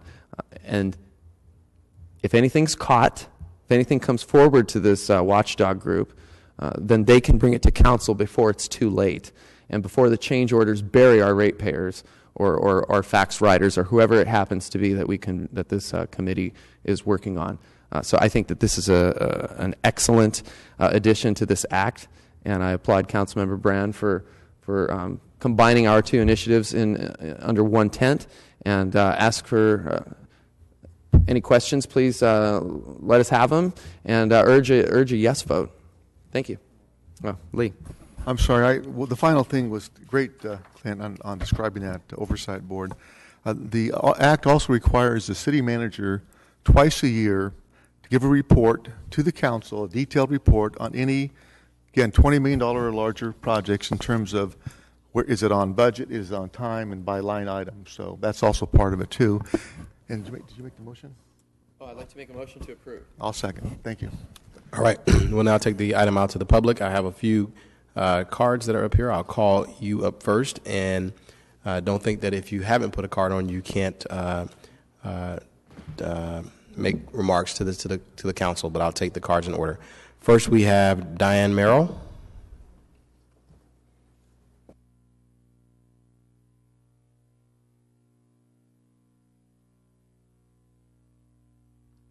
Hi. I reside in District 6 on Colfax Avenue in Fresno, and I'm also a board member with the League of Women Voters, and there's a group of us that are our Natural Resources Committee, and I'm a member of that. And I'm just going to deliver some brief comments on behalf of the League. We fully support the water project, and we'll be back at 5:30 for that hearing. And we also endorse the goals of this act that we're discussing now. We think it's really important to have fiscal accountability, especially on these large projects. We do have some comments regarding the oversight board. The members would be required to have technical expertise in the construction field and related fields. And since the development community will be, they draw people from the same pool as these technical experts will be drawn from. It could be individuals or it could be people from consulting firms that are often used by the development community. And we think it would be a good idea to have some public members that represent the general public added to this oversight committee. And we're not talking about people, that couldn't digest complex information. We think that they would need to be people that have the time, interest, and education to digest important and technical and complex information, and especially be able to digest financial reports and such. And we think it's very important because if this committee will be involved in evaluating whether funds should be returned to the ratepayers in the form of lowered rates, we think it's important to have the general public well represented on this committee. Thank you very much. Thank you. Next, we will have Stephanie Frederick.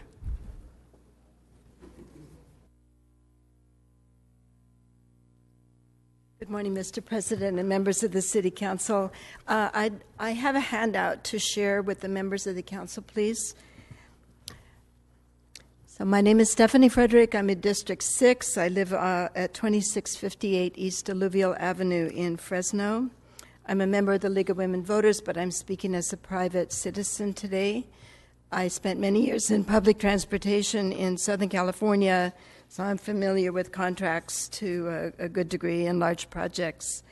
I believe that the proposal to keep capital projects from going astray is entirely laudable, and I think it will help to quiet some of the anxiety and suspiciousness that we're aware of in the larger community. I do have a few suggested revisions that I think will make your plan even more useful. Article 4, application of unused funds. Right now the text reads, the city shall be deposited into a dedicated reserve. It's kind of an interesting image, but I think what you want to say is the city shall deposit unused funds into a dedicated reserve. So I think you could make that amendment and still adopt this resolution today with that correction. And you might want to tie this section even more specifically to the Reserve Management Act. Article 3, the Oversight Board. As it stands, you don't specify what you want the board to do, and I think you can empower your board so it can hit the ground running. And I suggest adding something such as the following: that the board will be responsible for reviewing all change orders, critiquing all individual requests for funding authorization, to critique all semi-annual reports, and in all cases report to the council on their opinions. And I'm suggesting this just because it helps any new committee to know what they're supposed to do, and then it won't be limited to that. But you can work with them, but they can begin organizing themselves right away around some basic concepts. Then also, if you mean by Article 4 that the Oversight Committee will also critique RFPs for future projects, then they would do that as well. But it wasn't clear to me. Now let me skip down to D for a moment. Article 9, peer review. The text in this section implies that the Oversight Board will have a role in critiquing proposed RFPs, but I'm not sure, just because of the wording. Is that the case?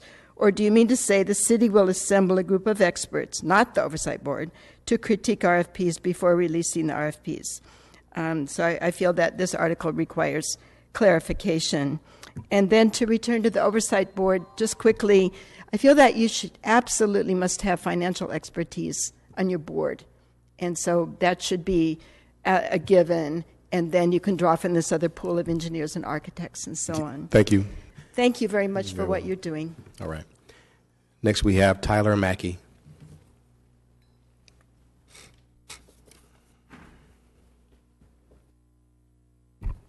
Thank the council for its time today. My name is Tyler Mackey. I'm from District 4. I live on Rickard Avenue. I'm here today because I'm really encouraged by what I'm seeing here with this act. I think it goes a long ways to help the public to restore confidence in our city and knowing that our tax dollars are being properly spent. I thank Diane for her comments on the Oversight Board, and that is, in fact, the reason I came today as well.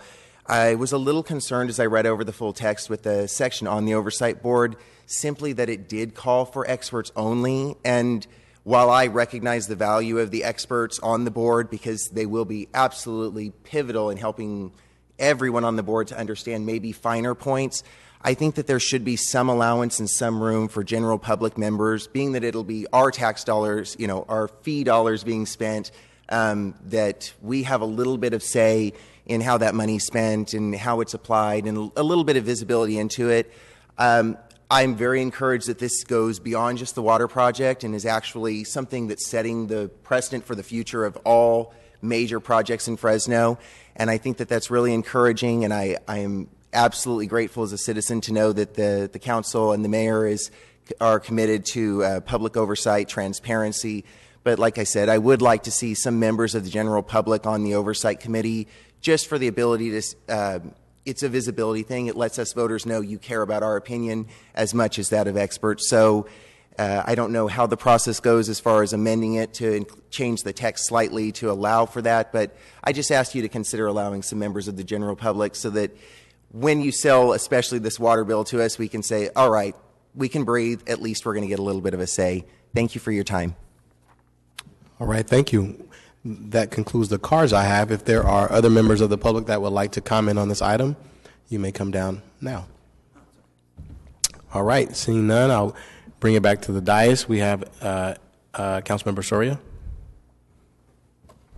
I had just a couple questions. So one, in terms of just the overall act, there was nothing on conflict of interest, but does that apply to the folks that serve in this oversight committee? Because these individuals are supposed to be experts, and in terms of how they're outlined here, general contractors, engineers, architects. So these potential folks that sit in the oversight committee could potentially be part of these capital projects. Point of order, Council President. Can I try to answer her question before City Attorney does? Oh, they do. And then, and also Council President requesting that when we're answering these questions, that Councilmember Brand and I, as the presenters of the act, can interrupt one another and offer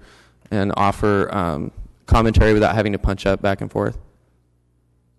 Is that okay? I'm sorry, I missed that. Just that while we're answering questions, that we have the leeway to interrupt one another and to answer the questions without having to punch up, since we both brought this forward. You know, yes, you've been quite the interrupter today, so I think we just I promise that I won't interrupt too much. So, yeah, you can. When you guys feel it's appropriate to respond to a council member, so long as the council member is okay with that, I'll allow that dialogue. So can you let me finish making my point? And then, Oh, okay. No, I thought you were finished and you had a question. Well, I want to refer to the specific language. So for the attorneys, and I know that we have specific language that says are not eligible to serve on this board if they have, I guess, some conflict of interest. I guess that's where it would be presumed. But with capital projects, if these individuals are going to serve for 2 years, how do we know, like, how do you anticipate, future when they're being selected?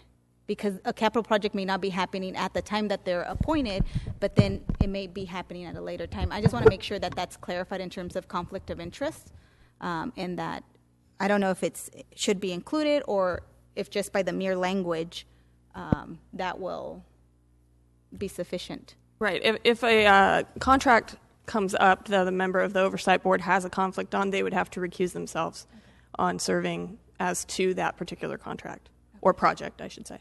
Okay. And so this language is just, I guess, just goes to the present moment when they're appointing. So if there's a capital project that they would have a conflict of interest, they would be ineligible to serve. Is that how I'm reading it correctly? Can you, I guess, explain to me?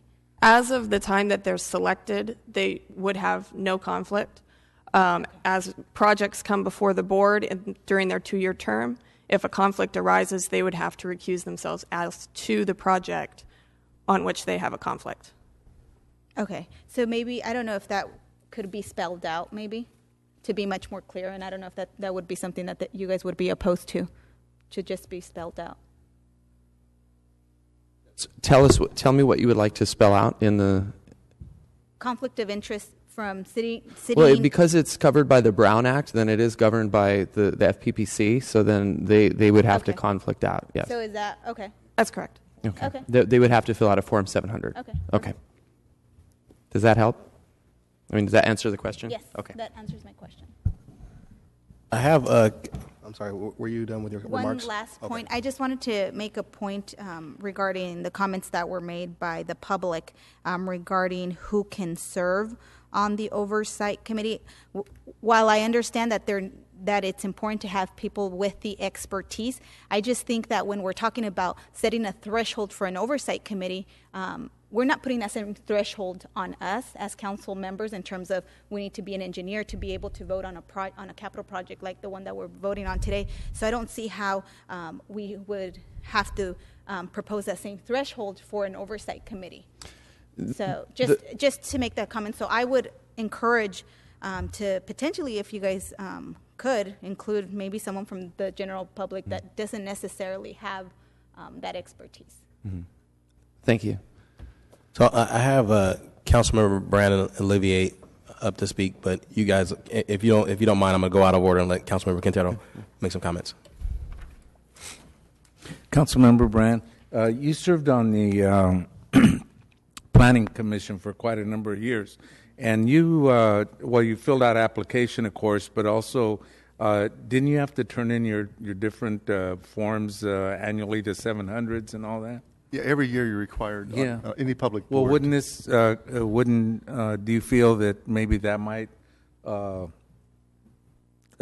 putting that into this act as part of that would kind of alleviate everybody's concerns, or do you think we need to go that far? Well, when it was written, there's two ways to form a committee. One is like an ad hoc committee. Yes. The second is a committee formed under the provisions of the Brown Act. And correct me if I'm wrong, City Attorney, any committee created under the provisions of the Brown Act would be subject to FPBC regulations, would be subject to an annual Form 700, which is your conflict of interest. So you could start, for example, in year one. Halfway through, you're a subcontractor in a project, and then you'd have to recuse yourself and be dismissed from the board. But I think it pretty well, by just defining it as a Brown Act committee, I think that should take care of it. Okay. Yeah, because I mean, I don't want to make it real, burdensome for folks to get on there, but at the same time, it keeps it transparent as well, and that type of thing. And maybe even on when they fill out an application form to serve on the committee, there might even be a box that they could check stating what their expertise is in, be it financial planning or whatever, and then that way it gives you also a good idea of a rounded out committee as well. So I mean, those are just some thoughts I got. I mean, it's up to you folks how you want to do that, but I thought that maybe the forms you fill out with the Planning Commission would serve the same as this if that's what you're looking at. So, okay, thank you, Mr. President. One more thing, Councilmember Quintero. This act has, like most I read, have the 1 year review, and the purpose of that is to 1 year later to say, okay, let's take a look at this, what we've done. Do we need to make correct? It doesn't mean you have to wait 1 year, but it's intended to make corrections, because you can lay out the best laid plans sometimes, and you'll find out through experience how they actually work out. But those are good comments. Thank you. Let me just ask, Council Members Brandon and Olivier, do you have any more to add to this, or? I want to go. If you want to go first, I want to address some of the questions. Sure, and I also think, Councilmember Brand, that we could, if we could find a way to insert this language that Ms. Frederick suggested. Some of the points that she has, I think, are worthwhile. As we can insert that in and say, well, as an example, this board will evaluate, and then we could list. But whatever, why don't you go ahead and do that, and then we can talk about that. I'm going to kind of item by item go through and thank you for taking the time to review this and Councilmember Brand. I'm sorry. I want to make sure that we kind of get some council dialogue too. So right before you do that, I'm going to let Member Brandow did you want to make some comments? Help Councilmember Brand. That handout that Ms. Frederick passed out, I agreed with a good chunk of it. I like the direction to the board rather than just say, hey, let's have a board meet. Give them at least a little bit of direction, and that's what Councilman Olivier just brought up. So I would be, and so Councilman Brand, I don't know if you saw the handout that she passed out. It's kind of right in the middle of the page, and I think there's some valuable options in there to give direction to the board. I mean, you're calling a board of people. We don't want them to waste their time, of course. We want to give them a little bit of direction. I thought that was valuable, so I would be supportive of that, of including that. Okay. So I, however, would say, so I would actually be predisposed to have experts on the board. So those are my only two comments. Councilmember Brand. Ready? Okay. The first concern was the developers. And developers, I think of Bondadelli, Granville, those types of businesses don't get engaged in public works projects. Like William Lyles, for example, they're specialty firms that are engaged in these large public works projects. To my knowledge, I've never seen a residential builder ever engage in any kind of public works project. So there's a totally different bent here on how these projects are won. The second concern was that the board should have a duty to recommend or make comments on the rates, and that clearly is not the intent, because that has to, through the actions of the board, which may directly or indirectly affect the rates, that's still going to be up to the city and ultimately to the council to make determinations on rates. But I understand where the logic is coming from. The first reference regarding the Article 4, where it's to make it even more specific in the Reserve Management Act, well, that's actually what I wrote in 2011. It was like Article 8, Section 4. So this ties in directly to that. And let me say one thing. You cannot be redundant in oversight and fiscal management. The more layers you have, the better. But that's a good point. On the Oversight Board, it was written originally to kind of be generic. What are you guys going to do? Because it says you'll meet twice a year or as needed. So this board convenes. They're going to elect a chair and a vice chair, and it requires that the enterprise directors be there, whether it be Mr. Esqueda or somebody else in a different enterprise department. And the city manager or his assignee will be there. That being said, I think the ideas that you put here under the suggestions of change orders, and so I'd have no problem incorporating those in that Article 8, if it's okay with my colleague.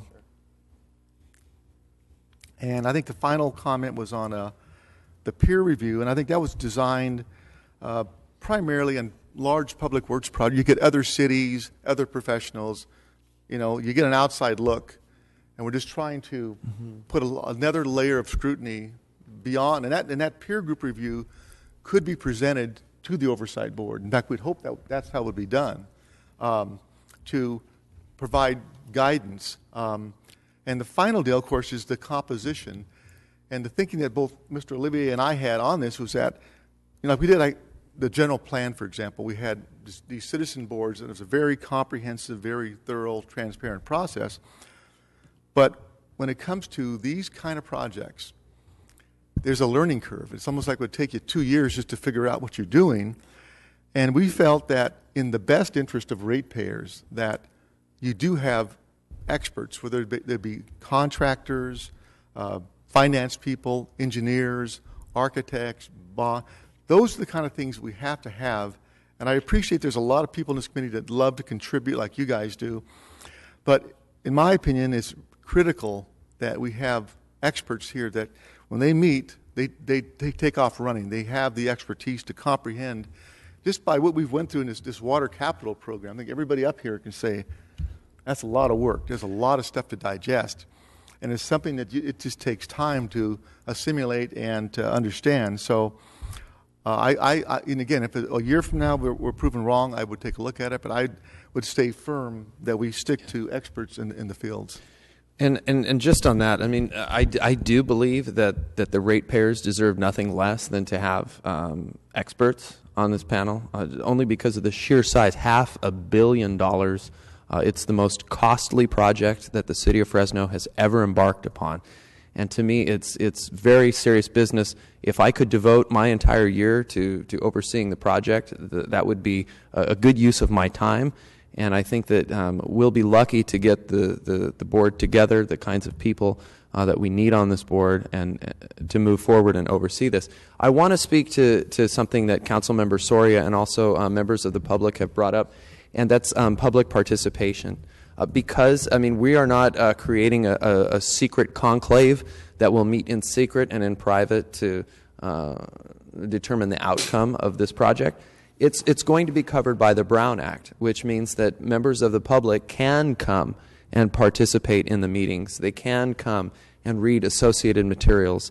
They are invited to come and speak publicly to this board. There's also the additional safeguard of the appointees are appointed by the council person, who's the representative of the people in the district. So if any one member of the public has a problem with the conduct or the level of service that's being provided by that appointee, they're more than welcome to approach the council member, and I'll kick them off. If they stink, I'll kick them off. And so that's an additional safeguard that the public has over this committee. So, and I'm hoping that is adequate. And again, I ask my colleagues to vote yes on this. So, Councilmember Brand. I just want to add one thing, and I'm going to put this to my colleague. On this 9-member board, it's been suggested that we add one of the members at large. Basically, in other words, they could be anybody without a financial expertise. Voting. Yes. Or it'd be a 10-member panel. No, one of the 9 would be. One. In other words, it'd be 8 experts and 1 at large. So or 1 non-professional. So so wait, we have 9, and then we have what, the council observer, like the 10th person is a non-voting council observer. Yeah. So you're going to take one of the appointees from the administration? It could be. I mean, or are we going to add 2? No, I think it would just be. See, part of the concern that I have is a committee that's too big, because then you have. I'm on a committee that's big right now, and I think lean and mean and small is a productive committee. Yeah. All right. Okay.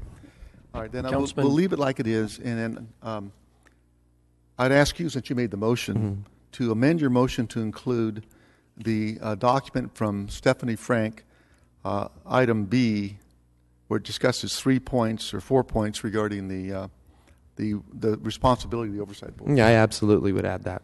Okay, I'll make that a second. Thank you. So that was a motion, and okay, and we just incorporated. Who's the second? I just amended my motion. Okay, and you said okay, great. Councilmember Quintero. Real quick question. City manager, I guess city attorney's office, will there be a member from each of your offices assigned to this committee as well? As Councilmember Brand pointed out, I'm certainly part of the committee, and so. Okay. So you'll need somebody from the attorney's office? So it's like the planning commission? We can always ask them to sit in, just for kicks and giggles. Yeah, depending on whatever the issue. Right. Okay. Yeah, I just want a clarification. Thank you. Councilmember Brandow. All right. I'm sorry, Brand. Gosh, I wish that guy, can Councilman Brand change his name? When I hear you say my name, I think your name. I'm sorry, I'll be more clear. All right. Councilman Brand, just off basically what you just said, I could, now, and I just spoke a few minutes ago when I said that I'm predisposed to rely on experts. I would entertain adding one person to your committee chosen by all of council, just so adding one person on top of everything you've already discussed that could be a member at large from the community, chosen by the whole council, somebody that we would agree on by majority vote. And that would give us one person. It would be an even-numbered committee. Does it have to be an odd-numbered committee in cases where they have to vote? Be non-voting. So, no, but because it's covered by the Brown Act, the public is welcome to attend and participate in public comment, and everything's done in public. So, I mean, we can have an infinite number of non-voting public observers as who can speak and participate. So it's a public committee. It's not. I think we're hearing already today in a small crowd that there's some desire for a. Well, the committee is made up of 9 members of the public. I mean, would you? I don't understand what kind of member of the public. You mean someone who is not from the construction industry, like a pastor or a professor? One person that doesn't have those requirements.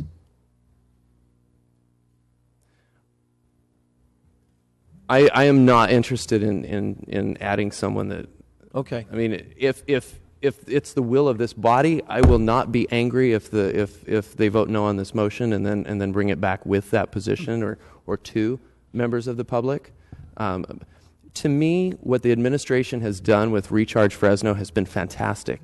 They've gone out, they've solicited public comment, they've brought in stakeholders from both sides of this. To me, the notion that safe, clean drinking water must be delivered to people, the notion that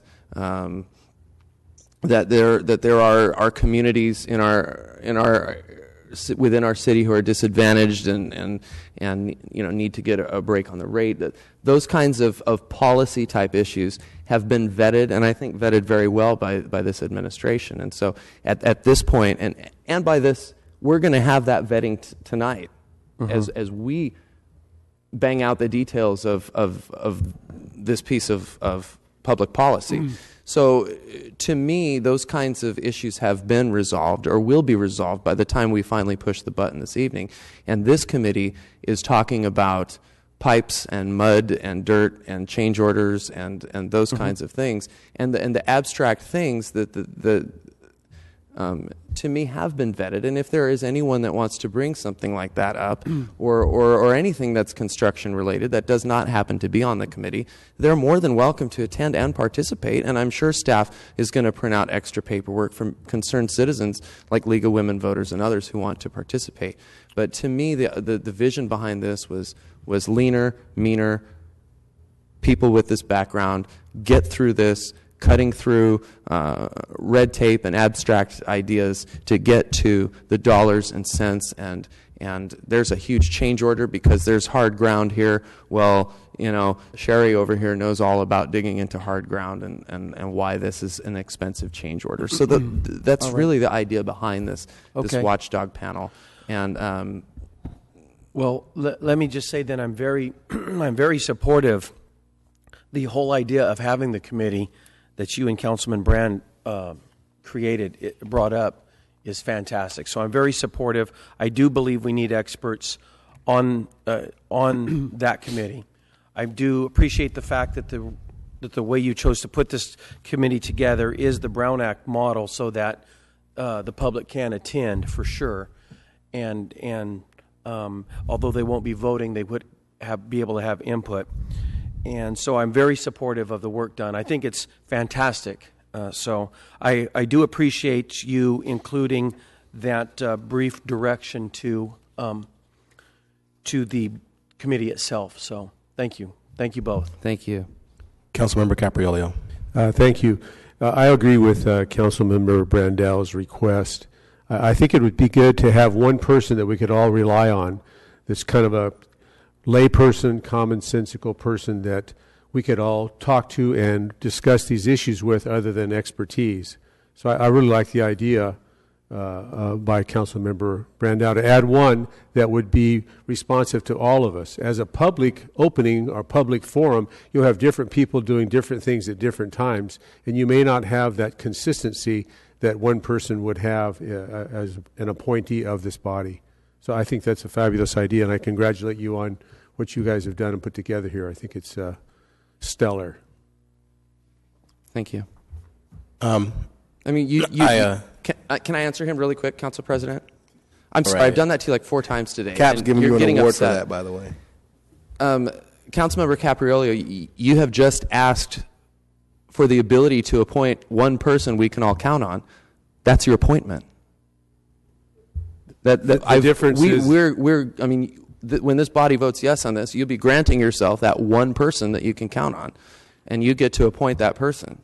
I mean, well, we've taken it from expertise to the layman, the common person, is what we're addressing here. Is that just a guy like me, an ordinary Joe that just wants to be involved and be able to report to any one of you that calls me and says, "Hey, the building fellow here said X, Y, and Z." But what did you think? Just as an ordinary citizen like me, what did you think? And then I could get that input.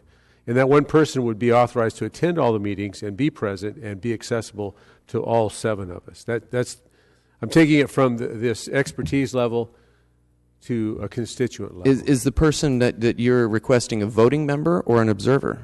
As per Councilmember Brandow, observer, non-voting member. Well, can the League of Women Voters, I mean, you're not here in an official capacity. I mean, would you commit to attending all these meetings and being that?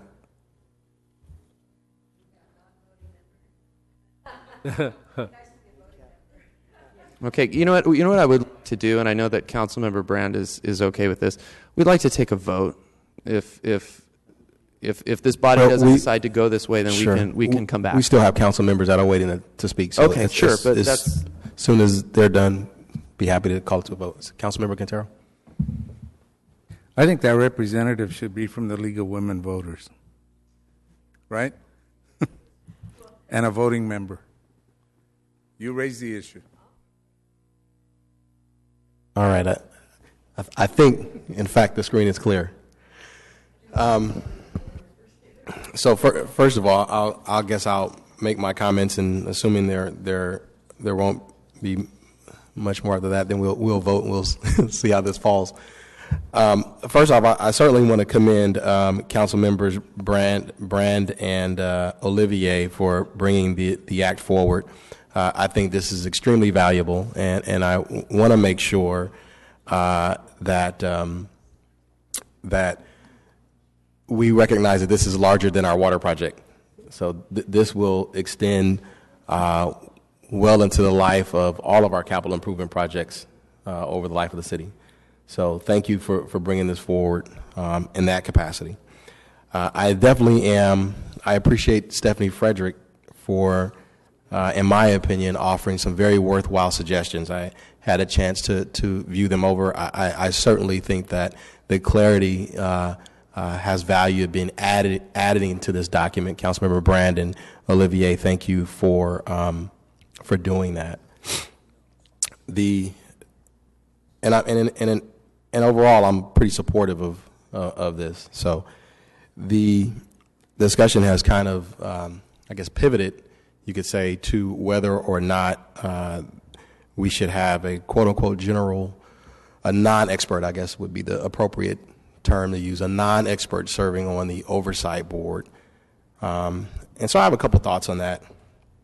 And so I'm generally predisposed to, as Councilmember Brandow is predisposed to having experts. I would probably be pretty generally predisposed to having general members of the public on a board like this, on board oversight boards. I certainly want to say that I'm probably generally predisposed to that. In light of that, I want to say that in this particular situation, I may feel a little bit differently, and I'll do my best to kind of explain why. The first thing I want to clarify is members of the board, the experts, they are general public members too.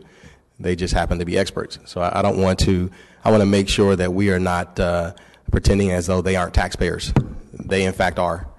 And they're members of this city as we all are. They happen to have a certain brand of expertise in the field, like some of us do, right? We all have certain brands of expertise, but we're all taxpayers. And the kind of the way I view oversight and advisory committees, these are, and correct me if I'm wrong, Councilmember Brand, I'm not as familiar with the language in the act, but these aren't binding votes that the oversight board would make. These would simply be recommendations. Am I correct on that? It's advisory in nature. So I don't, we're kind of talking about voting and non-voting members. This board is advisory in capacity to us, the city council, right, Councilmember Brand? And we are, as we should be, the policymakers of this city. So quite frequently, the way our jobs go here is we have a staff member and the staff reports that are experts in certain areas. They will write a staff report, and they will bring us a recommendation, no matter what it is, whether it's water, whether it's capital improvement projects, whether it's transportation.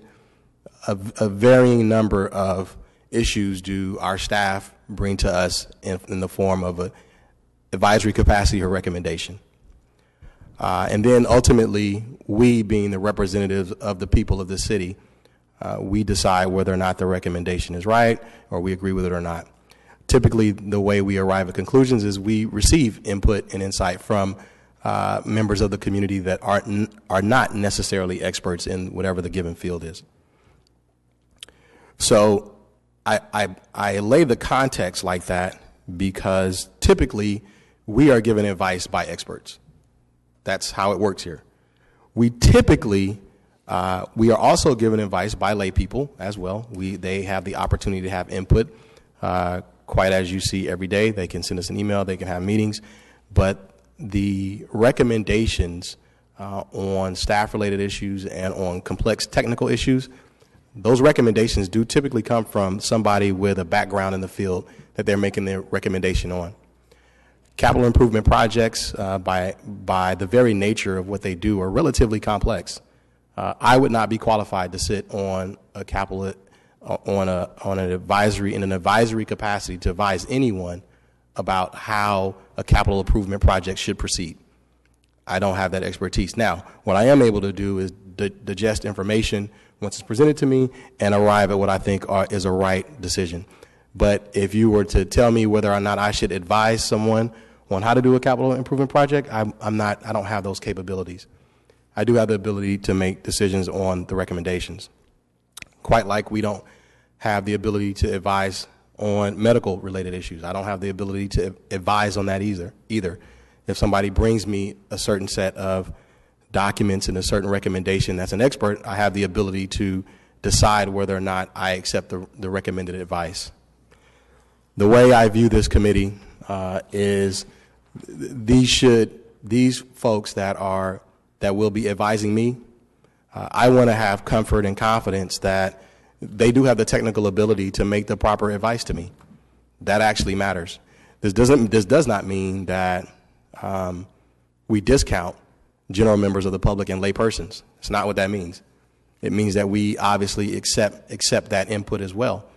But as far as technical advice is concerned, I think that technical advice should really be reserved for folks that are technical experts in a particular field. So I'm generally supportive of this panel being made up of experts. I actually believe that the experts in this particular instance are the people that should be giving us the advice because of the way that the committee has been set up, thankfully by members Olivier and Brand. The general public will have the opportunity to always comment and give us feedback on their observations. They will be able to do that through the public testimony and comment period. They will be able to participate in the actual meetings. They will be able to ask questions, and they will always be able to dialogue with their council members. So I don't necessarily see the will of the public being subverted to a great degree by having experts on the committee. I think that's really how we do business most of the time. We rely on the advice and recommendations from experts pretty daily. Our entire agenda today really is about advice from experts that we either decide to take or not. Other than us, we wrote some recommendations today as council members, and we're trying to convince each other. But beyond that, the staff reports are experts. So with that, I just wanted to offer those comments, members Olivier and Brand. I'm supportive of this, very supportive of the additions that Ms. Frederick brought forth. I thought that was very helpful, but I have no problem if we decide to put a member of the general public on the committee, but I would be supportive with keeping the committee in their advisory capacity as persons who possess a certain level of technical expertise. Those are my comments. We have a few other council members yet again, so I don't have to speak. Lee can speak. Okay. Okay. So here's what we'll do. We really are talking a lot. I'm going to let we're going to go around one more time. I'm going to let everybody kind of. Normally, we all only speak one time on an issue, so we're way far afield of what we normally do. So, but I certainly will allow a couple more comments as this seemed to be relatively important. Councilmember Soria. I just wanted to kind of take in what some of my other colleagues expressed in terms of having a person kind of representing the public at large without expertise. I understand your points, and I think that they were well made in terms of having a body that are experts. But I also am compelled by the folks that are here that did bring that idea in terms of having someone, a lay person, be on this oversight body. And I don't think that we need to add any more people to the oversight committee. There may be some adjustments because I know that we each get an appointment, and then there's 2 appointments by the mayor. So I don't think that we necessarily have to grow the committee. I know that we want to keep it small, and that's just an idea. I think that you guys had done an outstanding job in putting something like this together, because I do think that it's important. I do believe that an oversight committee is important so that we are looking, every step of the way and being good stewards of our taxpayer money. So I agree with that. But I also think that there are some compelling arguments, and there are a number of my colleagues that seem to agree that there would be no, it's not a big issue to not have someone from the public without having to have that expertise be represented as a voting member. And that's all I wanted to say. Thank you. All right, Councilmember Brand, and then after you, Councilmember Brand, I'm just letting you know we are going to vote. All right. Just remember. Did you want to talk? Go ahead. I'll concede to our mayor. Thank you. Good morning, afternoon, Council President, members of the Council. I wanted to pop in really quickly. I'm on my way to a 12:15 appointment, so I regret that I can't stay. But it sounds like you're wrapping up. And just want to acknowledge the important comments that have been made today about having representatives from the general public participate. I think we are certainly talking about a both and, not an either or. So I would propose, and forgive me if this has already been made, but I was not listening to you guys. I know that's, I'm sorry to say, but I was in my office working and not listening to your discussions. But I would recommend that the mayoral appointments, the 2 that are offered to the administration, be members of the general public. Our staff is at the table. That represents the expertise of City Hall. So I'm very comfortable making the mayoral appointments general members of the public. One of the speakers here today is actually someone who brought this idea forward. I think he'd be a terrific addition to this sort of group. Not that I'm trying to twist his arm to participate, but I had already talked to Councilmember Brand about the fact that I'd like to use my appointments in that way. And I think as a matter of policy on a go-forward basis, it strikes the right balance. And would just offer that for your consideration. I certainly wouldn't want to see the baby being thrown out with the bathwater here. We need to have this sort of oversight group, and it is also the case that we need people to fact check our technical experts, and that needs to happen with professionals and people who don't have a vested interest. So if we could do that balance, I think it'd be terrific. So with that, I will accept whatever direction the council makes and take my leave. Thanks. Thank you. I appreciate that. With all due respect, the legacy and the genesis for this oversight committee, this entire act, this accountability act, is based on many, unfortunately too many, failed projects, from a baseball stadium to, I don't want to do it to the same laundry list. We all know the targets I'm talking about. So that is why we're trying to change things, the culture, the legacy, these failed projects, and simply making it a feel-good. I've got a few people in here that have good intentions, is not going to cut it. It has to be experts. Because the goal here is to save ratepayers' money. It's not to appease the public. It's to get a working committee that rolls up their sleeves, that has the expertise to go through all the information, as we saw clearly on the second go around on the water capital program. That was a lot to digest. So I think it's absolutely imperative that we keep it as experts only. So I'd like to take a vote on it. Call for the question. Ooh. I guess that means I can't talk. So just yes, go ahead. Yes, thank you. That's what that means. And thank you all for the he just said you can't talk. debate. All right, we're gonna vote, and I'm gonna ask that we have an electronic vote. It seems to, I think we're close, but I don't know if we're there. So, a yes vote will reflect keeping the act as it is, and a no vote will reject that. So we'll vote electronically. Council, you did have an amendment on that to add section B. Yes, they did add the amendments by Ms. Frederick.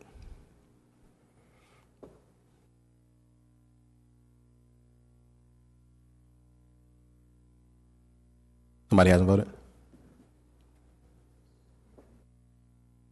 All right, passes 7-0. Great job, guys.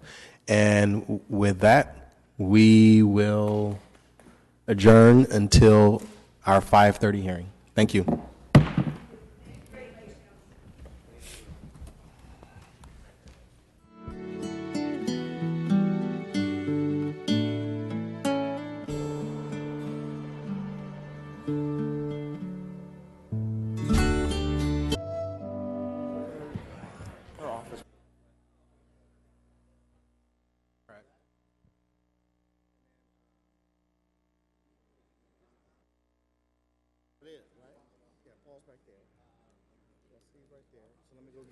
Okay.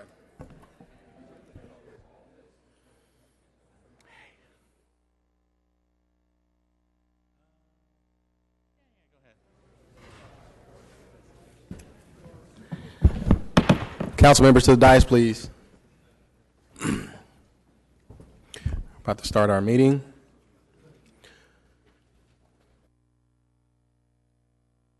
So our final item of the day are our water rates, and last meeting we took public comments on our water rates. The public does have another opportunity to speak today, as evidenced by the cards that some of you have turned in already. If you would like to make a comment, we have comment cards in the back. Don't feel like that if you don't turn in a card, you can't make a comment, because you still would be allowed to comment. But with that, I will allow staff to make their presentation on our water rates. Tommy? Thank you, Council President, City Council, City Manager, City Attorney. Thank you all. Thank everyone here for coming in today to talk about the consideration of a recommendation for water rate increases. What I wanted to start with was just kind of making sure we had a kind of a good foundation on what we're talking about tonight, and the basis for which we're trying to make an investment decision in the community. So I want to start with is just, this is something we can't live without. It's water. We can't live without it. When you look at the system that we're talking about, it's a public water supply system. It is dedicated primarily, exclusively, I should say, to public health and safety. When you get into this business and you study at school, you wind up opening up the textbooks, and the first thing that you read when you look in the textbooks on this subject is the history. The history of public water systems is one where they talk to you about how they came about to become in the evolution of them as they grew. And so you look at those, and one of the things they're trying to emphasize to you is that these systems exist to protect public health and safety. When these systems don't exist or they're managed poorly, bad things happen to people. People get sick and people die. And as an example of that, we are very fortunate here that we have these types of systems. But if you look at the World Health Organization put out a report last year, and they identified that of the top 10 causes of death in the world, the number 7 cause of death is lack of access to clean, safe drinking water. And that above it are things like cancer and pulmonary and respiratory and HIV, those things. But the number 7 cause of death in the world is lack of access to clean, safe drinking water. It's the number 2 cause of death of children under 5 in the world. And so what I wanted to do was start by talking about that this is really a public health and safety question we are about to have, and a presentation and an investment plan that we're presenting to the City Council. And so when I got here, there was a lot of talk about a lot of different things that this was involving. I don't know how it relates to a baseball park, and there's a place called Granite Park. I don't know where that is, but it's somewhere, and we're giving money from these people to make people who have too much money. And there's this place called Sega that I don't know. I just know that when I got here, the focus I needed to put on it was a public health and safety question. That's how I've looked at it. And when you think about it as a public health and safety issue, you have to realize that this is a very heavily regulated industry. Okay, the original drinking water standards for this industry go back 100 years. 1914 was when they were first originally published, and they've evolved since that time. And we put out data every month to the state. The state receives our reports, and they know before anybody else knows the condition of our well system and our groundwater system and our surface water treatment system. So we're really focused on that this is a heavy regulated industry. It's been around for 100 years as its current form. And so when you think about all the things that goes to deliver this service, there are data points that you can look at. And so there's a lot of data out there related to how this works. And so when I came to looking at this situation, I wanted to focus on, well, let me see what the data says. And so I'm going to talk to you a little bit about the data that I've looked at in the last 8 months and how it's come to the recommendation that we have in front of you today. So the first thing I wanted data point is the fact that we lose 1.5 million gallons of water in the drainage basin, in the groundwater basin that we currently occupy. We are the single largest municipal extractor of water out of that basin. It is something that we do every day, every year, and we lose that amount of water. So that's one data point to consider. The groundwater table is falling, and it has continued to fall. The second data point that you look at, when you look at, again, at the public health and safety question, there's two things you look at. One is the quantity question, how much do we have? And then you look at the quality question of what we have, what is the quality of that water? On the second quantity question is the ranking that the state went through to identify the conditions of groundwater systems in the state of California. They identified 515 basins, used information and data to establish some criteria and score each of those basins. And in the basin that we exist, that we operate in, is the 17th worst basin in terms of groundwater overdraft. So on the quantity question, there's plenty of data out there to suggest that we have a groundwater overdraft issue that needs attention. The state also saw that issue, and the governor signed a bill in September that identified a need to implement this or enact the Sustainable Groundwater Management Act. And it's pretty clear what they're expecting. Use groundwater without causing undesirable results. And in the law it has those things defined. Undesirable result is lowering the groundwater levels. We do that today. Significantly unreasonable reduction of storage in the aquifer. We do that today. And significant unreasonable degraded water quality. We do that today. What I'd like to do is ask Dave Orth to come up and address the council. He had a heavy hand. He had a significant role in helping to craft this legislation. Heavy hand. Thank you. In helping to craft this legislation. And he's currently leading a group effort of regional water users and districts working together to identify our need to develop a groundwater sustainability agency and a groundwater sustainability plan. I'll leave Dave Orth. Thank you. Good evening. Just a couple of brief comments. As Tommy mentioned, I'm the general manager of the Kings River Conservation District. We are a regional water management agency created by the state of California to work with local agencies in developing integrated and cooperative regional management structures to address water-related issues in the Kings River watershed. As has mentioned, the Sustainable Groundwater Management Act changes the way we have to manage groundwater, and our district has been very involved in groundwater management over the last several decades, but the Act now requires that we manage groundwater at the sub-basin level. The city of Fresno is part of the Kings Sub-Basin, as you saw in this previous presentation, which is a very large sub-basin in the southern San Joaquin Valley. It covers 976,000 acres, bordered in the north by the San Joaquin River, the south by the Kings River, the east by the Sierra foothills, and on the west at the trough of the valley, we butt up against Westlands Water District. Very large groundwater resource that we have to now collectively manage to the sustainability standard that's on your screen. The Act requires local agencies to create groundwater sustainability agencies cooperatively to demonstrate that the sub-basin will be sustainably managed, and the agency must be formed by June 30th of 2017. The Act defines eligible local agencies as those public agencies with water or land use responsibilities and authorities, and that includes entities like the City of Fresno, the County of Fresno, and your local water agencies including the Kings River Conservation District. The Act requires these groundwater sustainability agencies, once they are formed by June of 2017, to adopt a groundwater sustainability plan by January 31st of 2020 in basins that are critically overdrafted. The Kings Basin is critically overdrafted, so we will have to adopt a sub-basin level sustainability plan by uniting all of our agencies together to reach the sustainability standard. And then the Act requires that the plan contain elements that demonstrate sustainable management of groundwater within a 20-year planning period after plan adoption, and that plan contain measurable objectives and performance milestones. Fortunately, this region has a history of working together and developing and through the last several years, we've worked with the City of Fresno and some of the other local agencies to develop coordinated monitoring systems and a basin-level surface groundwater model. The city has joined 15 other local agencies in a joint powers agreement to develop a sub-basin-wide integrated planning effort with objectives that include elimination of annual overdraft. And our current target is to accomplish that well before the Sustainable Groundwater Management deadline of 2040. And our integrated plan, of which the city is part of, includes various projects including recharge, conservation, and utilization of our floodwaters when they are available.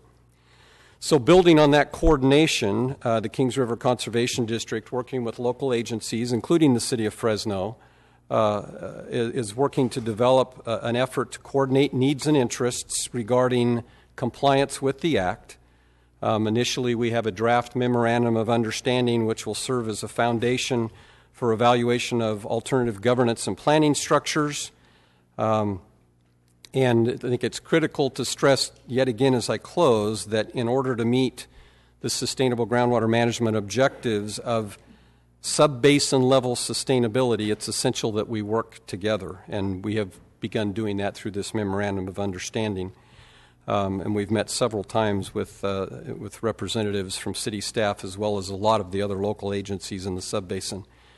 Let me just close by noting it's important to recognize that failure to act at the local level and comply with the requirements and meet the deadlines that are built in the statute will open the door for intervention by the State Water Resources Control Board. That is crystal clear in the Act. Failure to form the GSA, or the Groundwater Sustainability Agency, by June of 17, failure to adopt the plan by January of 2020, and failure to implement that plan in accordance with our own developed measurable objectives and milestones will give the State Water Resources Control Board the opportunity to step in and manage for us. We can't take that risk. Groundwater is much too critical a resource for our region and must be managed locally, and we're working hard to make that happen. So I look forward to the rest of the discussion this evening, and thank you for listening. Thank you, Dave. There's been some comments in the community that we have not been engaged in a cooperative effort to get this process up and running, and rest assured we are in a cooperative effort looking to get our compliance together with our regional partners on the Sustainability Agency and the Groundwater Sustainability Plan. So more specifically to the City of Fresno, the things that are kind of concerning to us are the number of wells that are actually going dry right now. We have 266 active wells, 23 wells removed from service. If we continue to decline, we just can't lower those pumps anymore, and the water sits just right at where the pump is, and if we continue to lose water, those wells will be taken out of service. If we have groundwater decline similar to what we had last year, which was a 4-foot loss last year, we'll probably lose another 21 wells this year. So the issues of groundwater overdrafting in the City of Fresno are very real. They are occurring today, and we have to do a couple of things. One, work with our partners on the global Kings River Subbasin, but address the issues that we have right here at home in the wells that we currently own and operate. Now let's talk about quality. Quality is the other thing that you look at when you try and assess the condition of a public water system. And so on the quality side, right now we have 82 wells that are contaminated. We're not treating for them, but they have contamination identified. And I can tell you that it becomes a concern to us because the way this process works is we have a well, we monitor all the wells for quality, and a well is clean, and then suddenly the well gets a pop on a contaminant. and suddenly it's a canary in the coal mine, we know we've got an issue. And we have to start watching it, and it's not uncommon for us to get a pop on a well, and for that well, that contamination level to grow and grow and grow and grow to the point, and then we have two options at that point. One option is to remove the well from service. The other one is to put treatment on it. And one costs money, the other one doesn't, but it damages our ability to deliver water to the system. So on the quality side, we have a new water quality standard coming up, 123 TCP. That's in 73 of the wells. We've estimated it's about $170 to $300 million to address that particular issue. You can see on the map here where these wells are located. It's primarily in the southeast portion of our city. And I'd like to introduce Cassie Chauhan to kind of talk a little bit about the quality issues currently existing here in the city of Fresno. Good evening, council members. Thank you for the opportunity to speak with you this evening. I just wanted to spend a few minutes, I won't take too much of your time, but a few minutes emphasizing some of the statements that Tommy has made and reinforce some of the items that were included in a letter that we recently issued to the mayor. One of those things is that we get a huge amount of data from the city each and every month. It's a large packet of information that comes in, and that goes along with the fact that Tommy mentioned, that it is a heavily regulated industry. And we take that regulation of the water industry very seriously, and we monitor and look at those reports very closely each and every month so that we can identify any trends and any wells that are looking like they're going to become out of compliance. We monitor both raw water, so those without treatment, and then those ones with treatment, so that we can make sure from the point where that water comes out of the ground or out of the lake or river as surface water to the point where it reaches the customer's tap, it is in compliance with every drinking water regulation that's out there. The city has been down this road before. We're talking about 123 TCP. It's not the first new regulation that has come out, and it will not be the last. And I'll just mention 20 years ago or so, DBCP became a regulated contaminant. That was in 1992. And at that time, the city was faced with the same challenge that they're faced today. They had all of these groundwater sources. One day they're in compliance, the next day they're out of compliance because a new MCL is adopted. At that time, the city conducted the initial monitoring that was prescribed in the DBCP regulation. The wells were determined to be out of compliance if they exceeded that MCL. A compliance order was issued, and then the road to compliance began. The same will be true with 123 TCP. The city will have an opportunity to conduct that initial monitoring. They will then, a compliance determination will be made, and then compliance orders will be issued. It's prescribed by the law. It's not something that we have discretion over.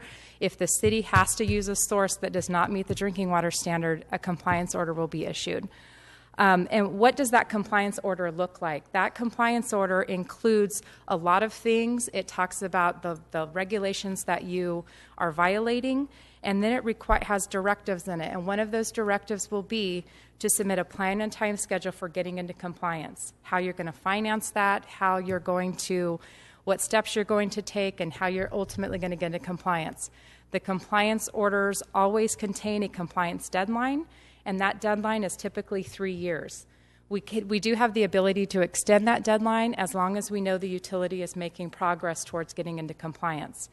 That compliance order, another big part of it is the city will have to notify every customer that receives water from the city of Fresno that the water does not meet the drinking water standards, and they will have to continue to do that until all of the water is back into compliance.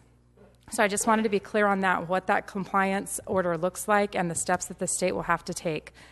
I also wanted to point out that this is what we do. This is why we exist. We exist to make sure that people are not getting sick from the water that they drink. And we issue compliance orders all of the time. And if you don't believe me, you can talk to some of our friends in the local area. We have many water systems, City of Coalinga, City of Huron, Lanier, Livingston, Santa Nella, and the list goes on, that are in violation of SEM, primary drinking water standard, and they're under compliance order, and we're monitoring closely what steps they're taking to get back into compliance. I just want to finish with our mission is to protect public health. We want to make sure that the water delivered by the city of Fresno is not causing anyone to become sick. That's our duty and our responsibility as taxpayers to the people that are served by the City of Fresno. And we have our discretion authority, or enforcement authority, rather, to be able to accomplish that goal. I'm available for any questions that you might have, and I thank you again for the opportunity to speak. So we have a quantity issue. We've overdrafted. We have a quality issue. We have contamination in the wells here in the city of Fresno. So we have to come up with put a plan together to try and address both those things. And so the first thing we start with is the need to comply with laws and regulations. Again, we've talked about it. There are quantity laws that we are going to have to comply with. There are quality laws that we're going to have to comply with. And then we have to allocate those costs, and there's laws that say how we have to allocate the costs to do those measures to address these quality and quantity issues for public health and safety. The plan is built around a surface water treatment plant, which has been on the books for 25 years. 2 plants have been on the books for 25 years, a northeast and a southeast plant. And again, the objective then, 25 years ago, was to address groundwater overdrafting, groundwater contamination, and to bring the mountain water into the city so that we could let those wells, so we could terminate the use of those wells. The plan does include continued enhanced conservation. You see all these beautiful bags up here, and so we really are wanting to focus and emphasize that this is not a plan so that we can have water so that we can just be less efficient with it. We have a plan that expected that we will be more efficient with the water, and so we'll continue to work with the community on that. The rehabilitation replacement, our infrastructure, it's a 400-year replacement cycle now. With this proposed investment plan, we hope to get that down to 200 years, but it is something that definitely needs to be addressed. It costs more to fix something after it breaks than it does to proactively get out there and make the replacement in advance, and that's our plan with this recommended $429 million investment. And then finally, as part of the plan is to continue our recharge program. Again, Fresno Metropolitan Flood Control District, FID, City of Clovis, others will be partners that we will rely on to help us use every available gallon of surface water that we can put back into the ground and get this recharged and get our groundwater recovering. So the projects that are in the 5-year capital plan have been well talked about, and there's a lot out there. Surface water treatment facility, $186 million. Raw water pipelines to bring water from the Kings River and into the Southeast Surface Water Treatment Plant, and from the Frank Kern Canal to the Northeast Surface Water Treatment Plant. We have the finished water pipelines that'll get the water out into the community. We have the renewal and replacement program, $82 million, and then the groundwater recharge program, $6.4 million. The original financing assumptions are shown there: $50 million SRF loan and $290 million revenue bonds. Thanks to the efforts of Councilmember Brandow and our friend Mr. Perea at the state delegation, we were able on February 17th to get a letter from the state identifying that the suitable loan for the plant was identified, for the Southeast Surface Water Treatment Plant was identified as $186 million SRF loan, 1.663, 30 years, and that winds up saving the ratepayers $104 million. And that has reduced now our requirements for the revenue bond from $290 million to $154 million. However, next Thursday we will be bringing applications to the City Council to submit applications for the balance of the revenue, for the balance of the 154, so that in total we will be able to secure, or at least apply for, state financing for the entire capital program, with the exception of the $88 million that we're doing pay-go cash. And what I'd like to do is ask Mr. Polimas to come up. He's with the State Division of Financial Assistance. These are the individuals that we've been working with to get the loan documents in order and to prepare the applications. And I think you wanted to share with the status where we are. Thank you very much. It's my pleasure to be here tonight. My name is Darren Polimas. I'm Deputy Director for the Division of Financial Assistance at the State Water Resource Control Board. We're very pleased to be able to work with the city on this project and provide financing. We operate the drinking water SRF and the clean water SRF projects. We actually have several clean water SRF projects with the city of Fresno right now as well. So it's kind of our pleasure to be able to offer a really low interest loan and great financing terms for all the cities of California to take advantage of and prosecute projects like this. As was mentioned, it's a 1.63% loan. That's an incredible savings when you compare it to now, and it's the lowest I've ever seen it for us. We historically have averaged around 2.3%, but as everybody knows, interest rates are incredibly low, and we're drafting with those right now. So the time for an investment is certainly prime at the moment. Obviously, it's a loan, and so any loan has to be conditioned upon our evaluation of a city's ability to repay that loan. So we're obviously working with you, and tonight's a big decision for you to basically make a determination as to can those revenues be there to support that loan. This loan is definitely contingent upon a demonstration by the City Council and by the City of Fresno that they have the resources to not only repay the loan, but to properly operate the facility going forward in a fashion that would make the state's investment worthwhile. So I do encourage that. I guess I'll leave you with two little points that kind of I think will create the stage for you. So I have the pleasure of working throughout the state with a lot of cities, and we do about every 4 years survey throughout the state. And the state of California is facing a drinking water investment, at least of what we can enumerate, of $39 billion. And so while the number here for you seems big, and it's big for a city like Fresno, trust me when I can tell you that the capital investment need in this state of California is immense, and $39 billion is a big number to be facing, and we're going to have to whittle away with that one investment at a time.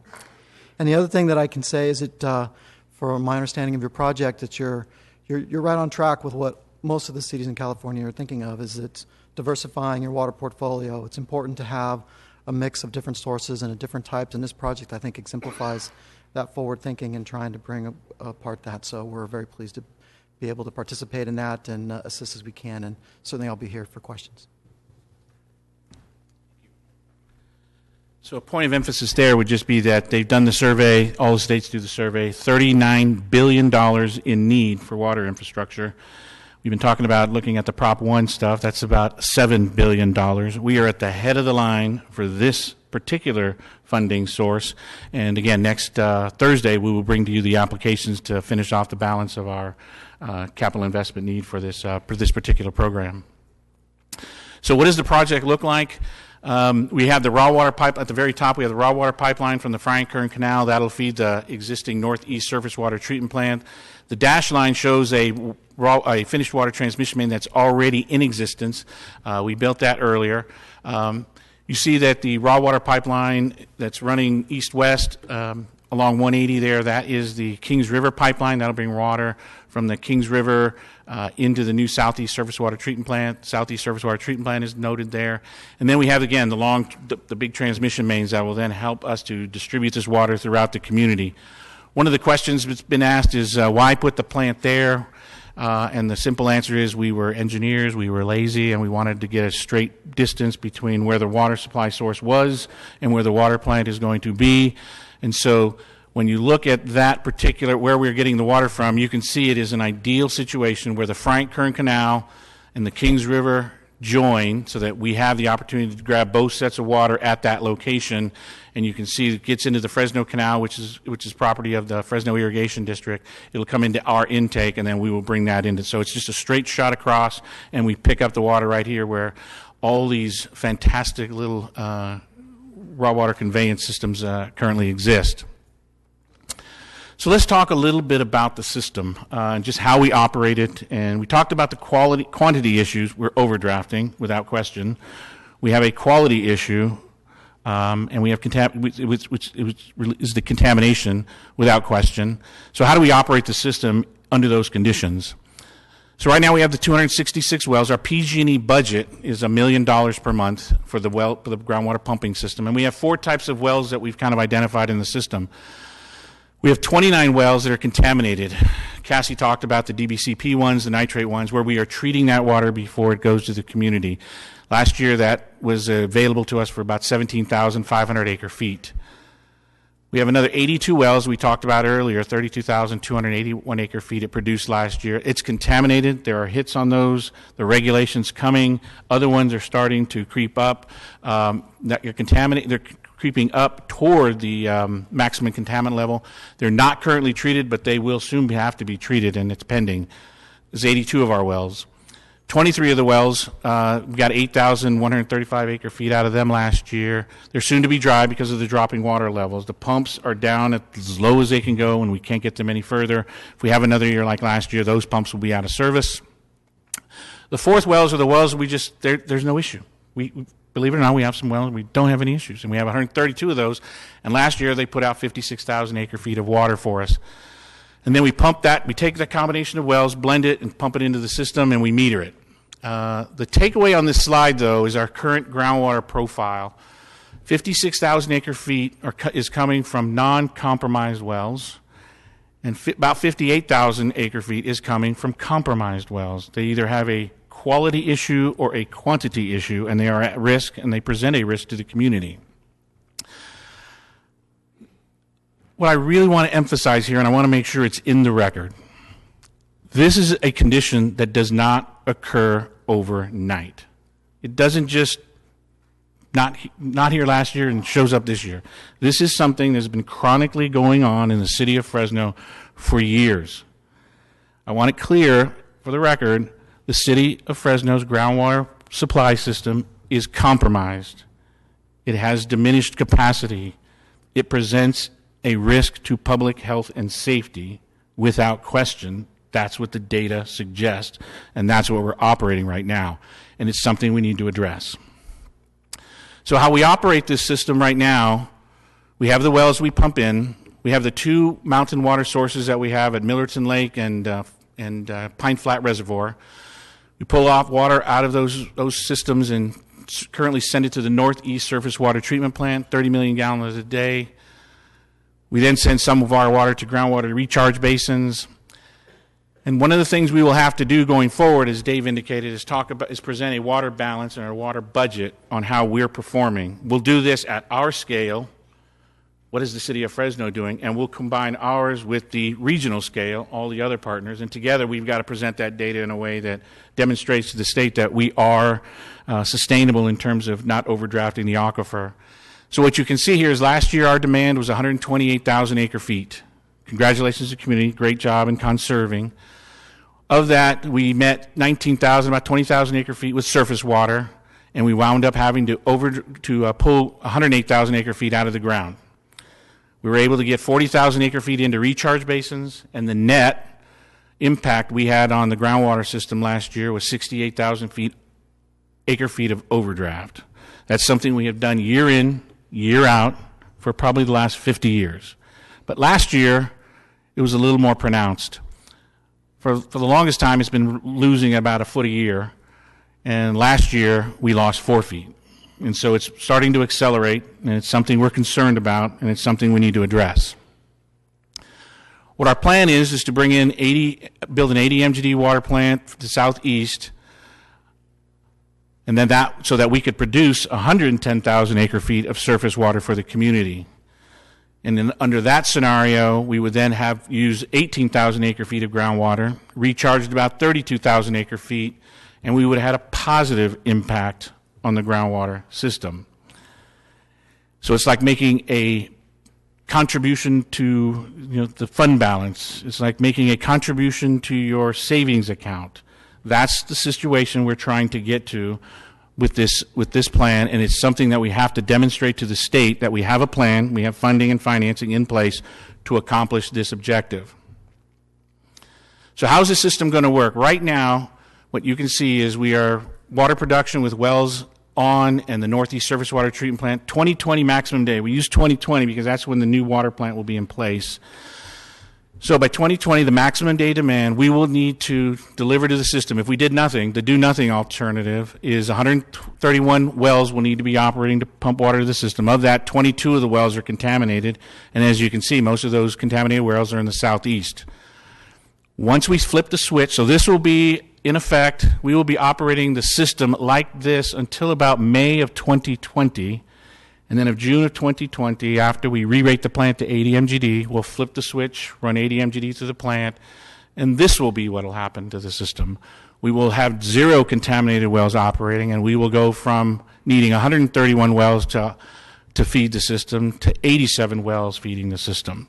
That's the strategy we're proposing to do. That's how we will turn the wells off to address both the quantity issue of overdrafting and the quality issue of contamination. One idea that's been proposed and we've evaluated is, well, don't build an 80 MGD surface water treatment plant, just build a 30 MGD expansion to the Northeast Surface Water Treatment Plant, and that's what this looks like. In 2020 maximum day, we still need 108 wells to operate, and what you'll notice is that the 22 contaminated wells still need to remain in operation in the southeast part of town. And the reality is it's just difficult to move all that water from the north side of the plant, north side of the city, down into the south part of the city. It's just no benefit to those individuals on the contaminated wells to just expand the Northeast Surface Water Treatment Plant. So let's talk about the water balance, because this is what we're going to have to present to the state at some point to present our strategy for complying with the Groundwater Sustainability Act. And this is what we'll do. We'll model it for them. On the left, very far left, is the total system demand the last 6 years, 2007 to 13. You can see we went from 165,000 acre feet down to 141,600. Our surface water allocations is the second column over. That's the amount of surface water that was available to the community. The groundwater recharge, those are the amounts of water we recharge each of those years from our entitlements and allocations. The balance had to meet with groundwater demand. That's the fourth column over.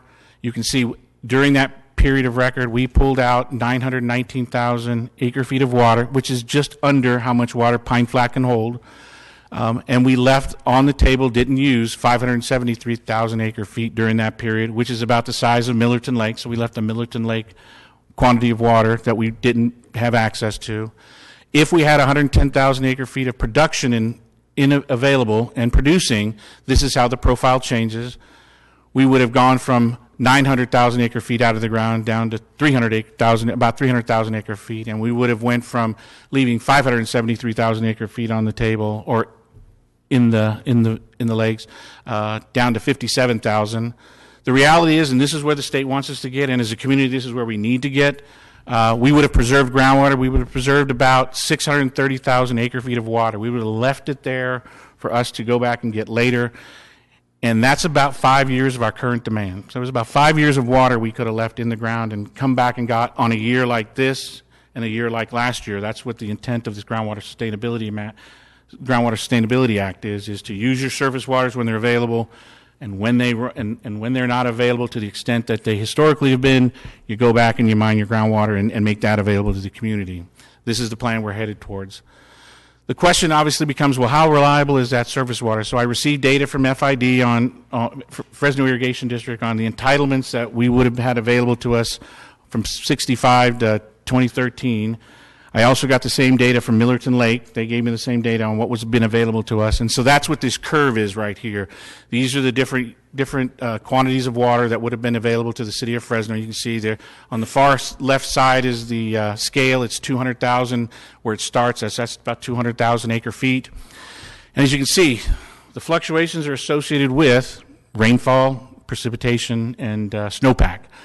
And so you can see in 77, not such a good year. And that was a year that we had a drought, and it was reflected in this map. You can see when we get to the end over here, 2013, 2014, we hit this drought we're in now, and we are, it reduced the amount of water that was available. Over this period of record, we had about, the average water available to the city was 173,000 acre feet.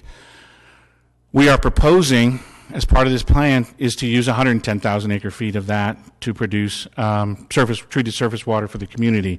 We picked this number for a lot of reasons. One is that's the number we need to kind of balance, deal with the contamination issues, deal with the quantity issues, but it also kind of fits. There is some concern what climate change might do going forward, what entitlement changes might happen.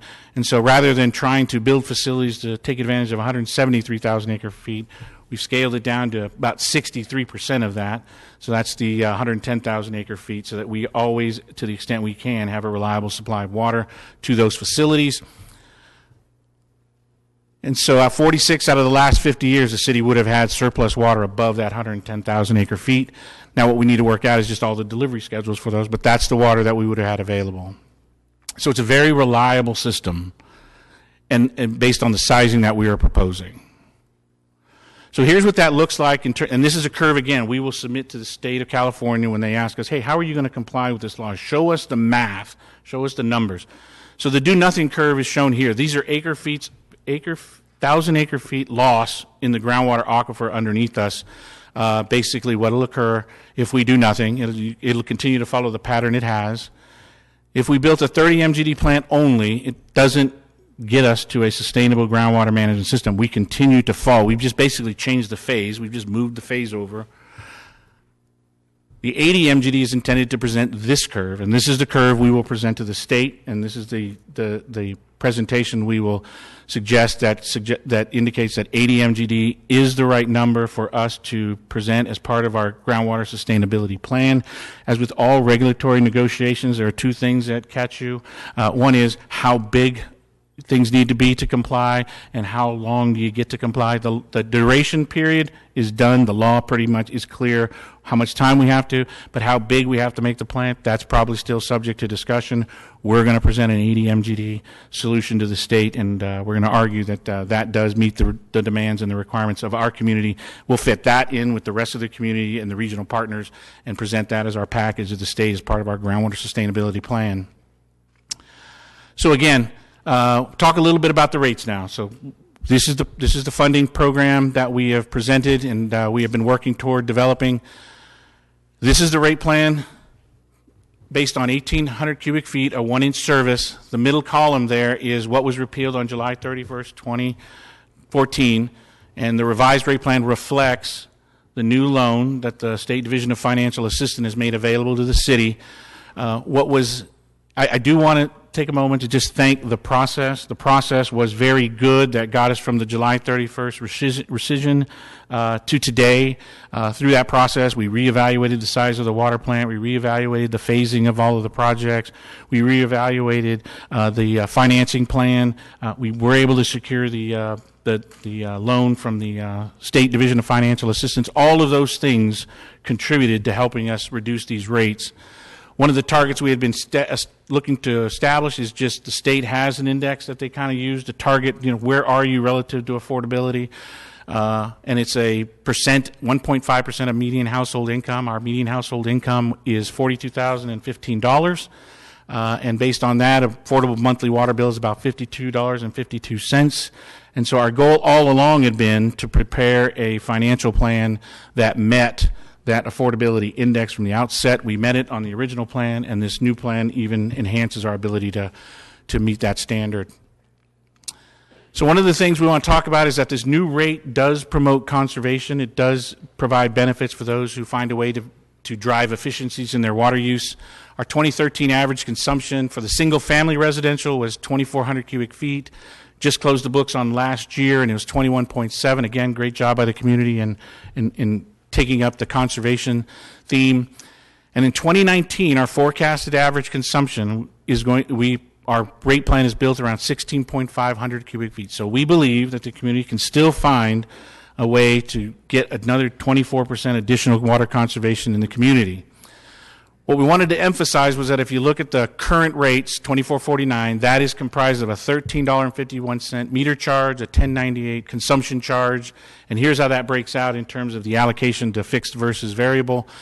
The meter charge is 55% of your bill. Can't do anything about it. It's just that's going to show up every month no matter how much you use or save, and the consumption charge is 44%. Our new rate plan that we've developed has 36% in the meter charge and 63.6% in the consumption charge. Again, gives people greater control of their monthly water bill so that they can they can identify opportunities to be more efficient. That'll translate into monthly water bill savings. And so here's what that would look like if we had a 20% conservation in water use. Again, our plan is built on 24% conservation in this customer class. But if individual finds efficiencies to get to 20% conservation over this rate period, the rate plan goes from $24.49 up to $42.96. So it's about an $18 swing versus the $25 we were looking at. Again, we wanted to give that control back to the ratepayers so that they can have an opportunity to identify opportunities for efficiency and then benefit from being more efficient with water. So here are our rates compare. These are our $49.22 is the rate. That rate will be in effect for 1,800 cubic feet through June 30 of 2019. So that's that rate will be effective. And as you can see, Orange Cove is right there with us today. Visalia is past us today. Stockton, Visalia, you can read the cities. The city of Fresno's water is very, very, very affordable. And again, we've used that index as another measure to make sure that we were affordable with regard to the median household income in the community. One of the things that's been talked about in the community is the fact that your bill is going to go up, double, triple. There's been a lot of different numbers that are out there. And so what we wanted to do was just share with people that, over this 5-year period, the only thing that's going to change is the total water charges. And you can see it's boxed out there in red there. $24.49 is the number now, and going forward it'll be $49.22. So that's the number that will change. So your utility bill, the total utility bill, will change by about 30%. So that's the part. All the other charges will remain fixed during that period, and so that would be through June 30, 2019. The only numbers that we will be looking to change are the total water charges from $24.49 to $49.22. One of the things I had a meeting with a resident who said, "Hey, did you ever look at the old 2011 Utility Advisory Committee recommendation?" And I said, "Well, I didn't. But I thought I should, and he thought I should, and so I did." And so here's what that looks like. And I was kind of fascinated by this because it was a financial plan and rate plan put together to fund basically what we're looking at doing now. And so if you look at the year 1 through year 5 of that 2011 recommendation versus what the recommendation we're making, we are year 1, year 2, and year 3. Year 1, we are less expensive. Year 2, we are less expensive. Year 3, we're about close, 75 cents. Year 4 and year 5, we start to separate, but we're about $6% difference over that period versus what was recommended in 2011. And so I thought that was pretty fascinating that we were able to, without trying, I can tell you we didn't try this, but we came pretty close to matching what had been put together by the UAC back in 2011.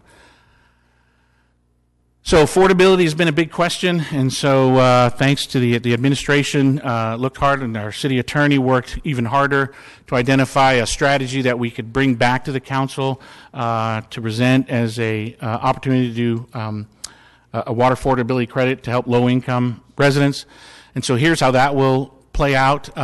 Monthly water bill cost against $24.49. What we're doing is the monthly water bill cost for the first 12 months. Again, this first 12 months will straddle 2 different rate increases, so that's what you see reflected there. So it'll be $30.45. So the monthly water bill impact will be $5.96 over that first 12 months. Water affordability credit, $5, and so the net impact to a single-family residential customer, again, is about 96 cents over that first year. So we've been really trying to do something to make sure we were addressing the affordability question and making something available to the community. We had nothing available for the water utility, and so now that we do, and I want to thank the council for bringing that to our attention and asking us to put something together and prepare it. And I do want to thank the city attorney's office for yeoman's work in trying to help us find a suitable revenue stream to cover that cost. So here's the schedule we're working on, the Frank Kern Canal Pipeline. So July 2015, just after July 2015, we're going to be looking to finish the design and start the construction. Southeast Surface Water Treatment Plant, we will bid that here in, let me give you this other schedule. So here's the schedule for the next 6 months. So on March 5th of 2015, we're going to bring the applications to you for the balance of the projects for state financial assistance.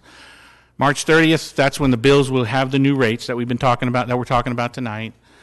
May, June, we expect to receive the loan agreement for the pipeline projects, the draft of those, what those kind of look like maybe. On July 15th, the low income credit will go into effect. And that will be also the month that we advertise for bids for the Southeast Surface Water Treatment Plant. And in October, we will award construction contract for the Southeast Surface Water Treatment Plant.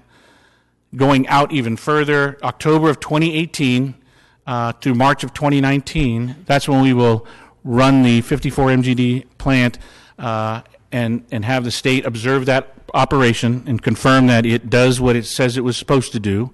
From March 2019 to May 2019, we will take one set of filters and we will operate them at a rate equivalent to 80 million gallons a day.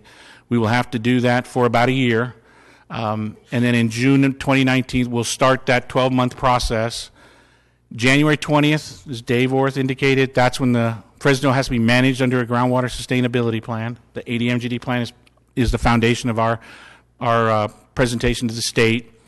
In June 2020, we'll have completed the 80 MGD demonstration And on July 2020, we expect to receive the permit to operate the Southeast Surface Water Treatment Plant at 80 million gallons a day, right in time for the summer when it's really hot and we're needing lots of water.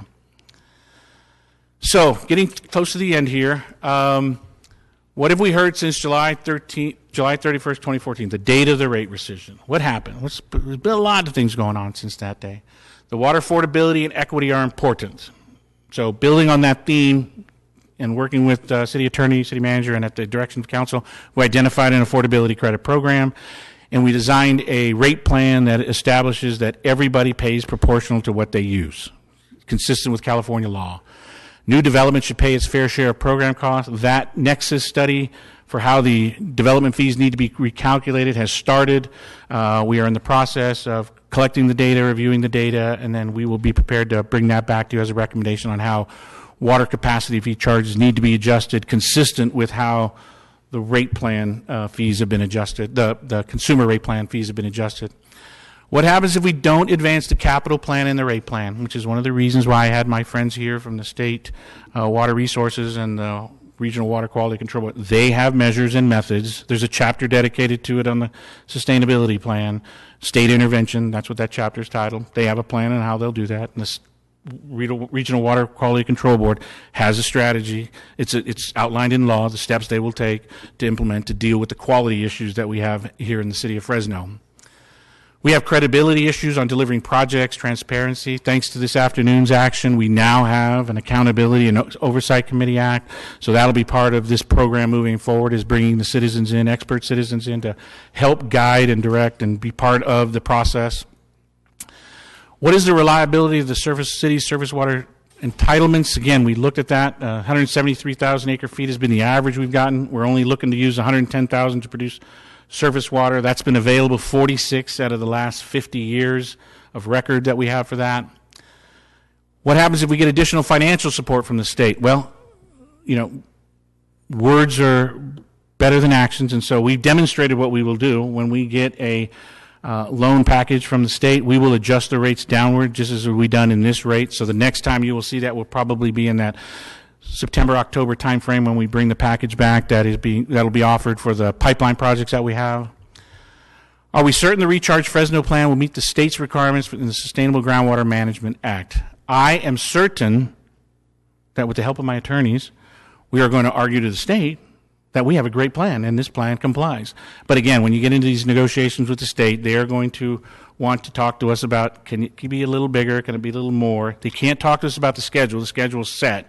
But we have a plan in place, and I think we have the data to demonstrate that this plan will meet the requirements of the Sustainable Groundwater Management Act. What is the status of the conveyance agreement? So the status of the conveyance agreement, I'm going to ask Gary Serrato to come up and share a few thoughts, and I'll share a few. Have him come up now, and we will.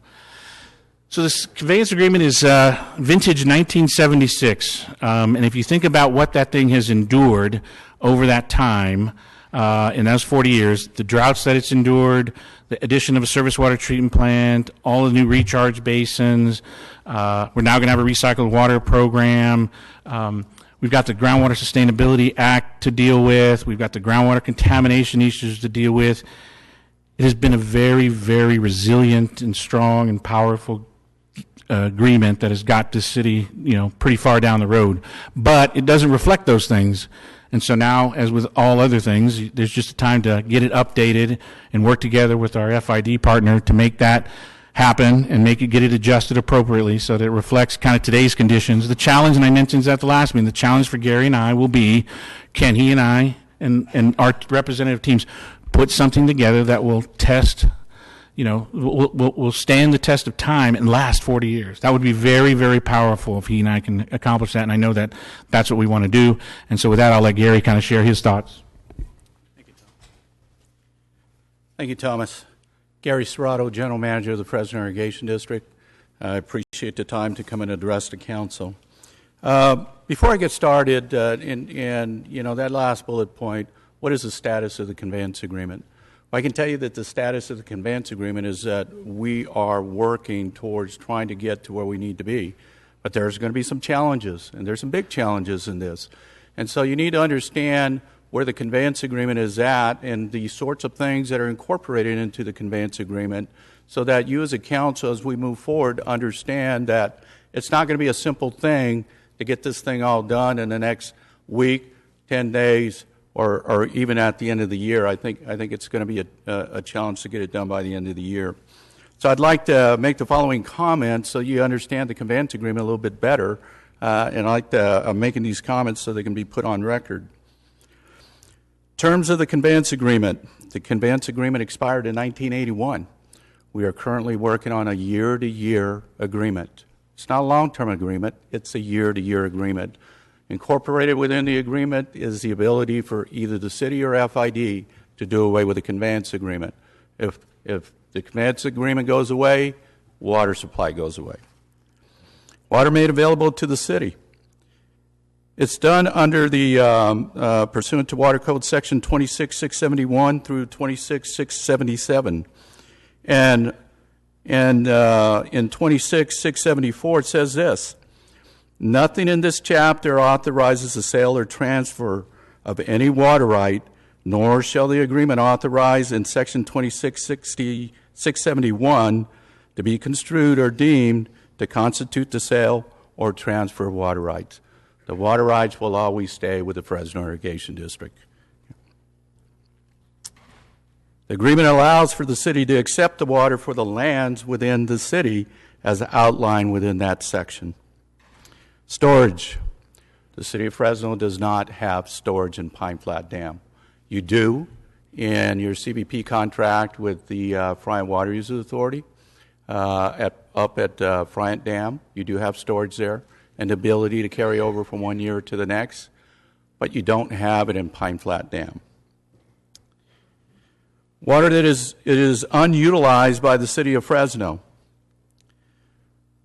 I have to clarify this because we've heard it over and over again, and my farmers, my phone hasn't stopped ringing. The water does not go down the river and is lost to this area. It does not. What the conveyance agreement allows is for that water to be captured by FID. That water is then delivered to either our growers for irrigation purposes, or we can do groundwater recharge with it. It accomplishes two things. It does this, that if we deliver surface water to our growers, it shuts off the pumps that are adjacent and affect the city of Fresno or groundwater supply, and so they're not competing for the same groundwater supply. So it is a source of groundwater recharge as well. And then obviously the second thing it does is that it does replenish the groundwater aquifer, because anything that the farmer or the plant is not utilizing, that water goes down to the groundwater and it continues to recharge the groundwater. So,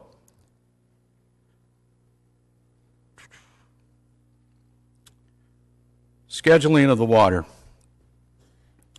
The way the conveyance agreement reads currently is that any water that the city of Fresno is entitled to, that water, if we schedule it and you're not able to receive it, then the water comes back to the district and we deliver it to our growers. The water is also required to be delivered in the same period that we're delivering water to the rest of our constituents, which essentially means we're delivering that water to the rest of our growers. So if we're delivering for 2 months, the way the conveyance agreement reads currently, that you'll receive water for 2 months. And so I bring all these things up to you because I want you to understand what the conveyance agreement currently states. And if you don't have a copy of it, I'd be more than willing to provide that copy to you. But the renegotiating of the conveyance agreement is going to be a process. It's not going to happen overnight. There's a number of issues that we're going to have to get through, a number of issues that we're going to have to address within the conveyance agreement. And there are some things in there that probably both of us on either side are not going to like. But as Tommy stated, the conveyance agreement that was done back in 1976 really did its job for the 40 years that it's been in place. Those, and it was in conjunction with the city, conjunction with the irrigation districts, our forefathers really put a lot of thought and effort into that conveyance agreement, and it's worked. Obviously, the conditions have changed, and as the conditions change, Those are the sorts of things that we're going to renegotiate in the conveyance agreement. We're obligated to be part of the Groundwater Sustainability Act. We're partner in that. We're already at the table having those discussions. And so we're going to need to partner with the City of Fresno and FID to make sure that we attain those goals, and with a number of other folks. We're already working with the County of Fresno, the Consolidated Irrigation District, FID, and the two cities, Clovis and Fresno. So there's a commitment by FID to get us there as well, too. So I state all these things so that you understand that the conveyance agreement is a complex agreement, and it's going to take some time to get through it. I'd be more than willing to answer questions when the time comes. Thank you very much. Thank you, Gary. So, where do we want to get to? Public health and safety. Safe, reliable water system for the community. That's really what we're trying to target here. Sustainable and resilient water supply. That's now the law of the land. We have to do that with the Sustainable Groundwater Management Act. Equitable and affordable rate plan, and that we make sure that people pay proportional to what they use, and that we find a way to help those who might need a little assistance to get through some of these adjustments in the water plan, in the water rate plan that we have established. And with that concludes our presentation, and I will leave it to the Council President.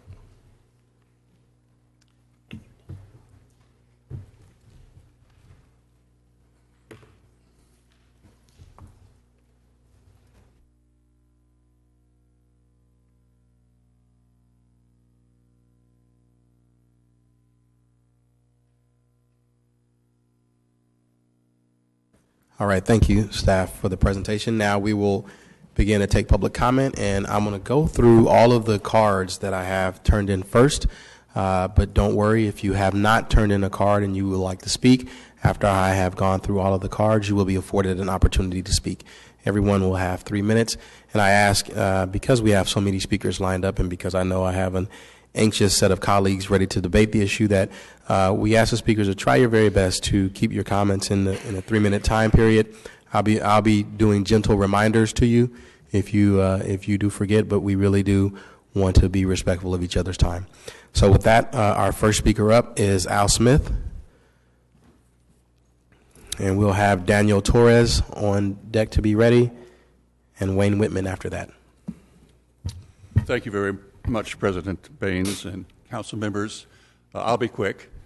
We have talked about this issue on a number of occasions, so there's nothing new that I can bring to you today that you haven't already heard from the Chamber of Commerce, so I'll go back and not rehash that. I do think that what we're doing and what we have here in front of us tonight is a better thing than where we started. A lot of people came together, they brought concerns together, they modified the plan, and I think all in all we have got a better plan here tonight. So the only thing I would say is we know about sustainability, we know about infrastructure, we know about taking care of those who are less fortunate in our community. But this city has had a history. It's had a history of taking major projects and looking far down the road and trying to solve them early. Measure C, I think, is a perfect example. We bit the bullet. We raised our taxes, but we needed something that was very, very important to our community, and that's a viable infrastructure. We all agree that this needs to be done. We don't know when it will be done. We all agree, I think, that if we put it off till later, it will be more expensive. This is a can, in my view, that has a lot of dents in it. And we have kicked this can for so long, and it's time to quit kicking it. I hope you'll pass it. Thank you. Daniel Torres, and after that we will have Wayne Whitman.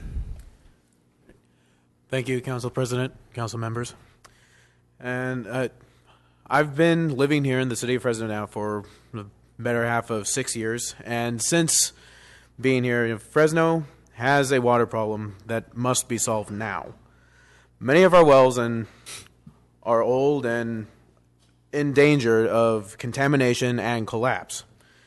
Our groundwater levels are dropping and fast, and now the state of California has placed new restrictions on overcharging groundwater. That places us in our current water situation in jeopardy. The city of Fresno is paying $3.5 million a year for access to mountain water, but we cannot use that water because there is no infrastructure to capture and treat that water. This plan will repair the pipelines and build a water system that will supply Fresno with clean, safe, reliable water for our children and our grandchildren. So I stand before you tonight to please vote yes on this plan tonight. Wayne Whitman. And next we have Tom Thiessen.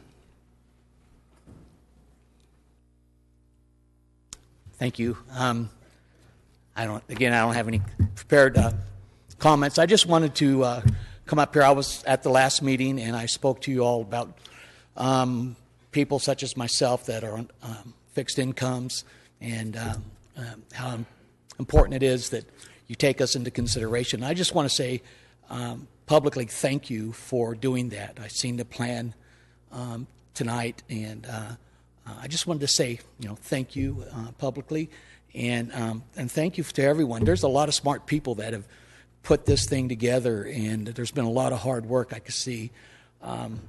I wish I'd have been a little more involved a little sooner, so I didn't know more about it. But just from the last couple of meetings, I see that there's been a lot of thought put into this, and I just want to say thank you. I know it's not always easy being in leadership. I've led some smaller ministries and stuff, but it's, there's people on both sides that don't always agree.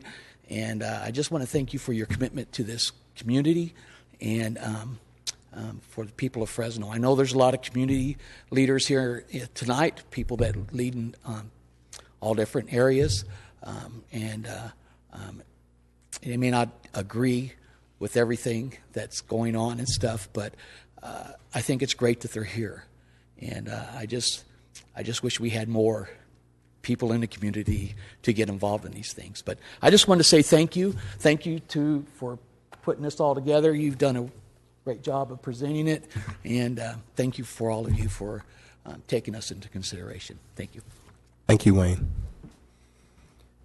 Tim Thiessen.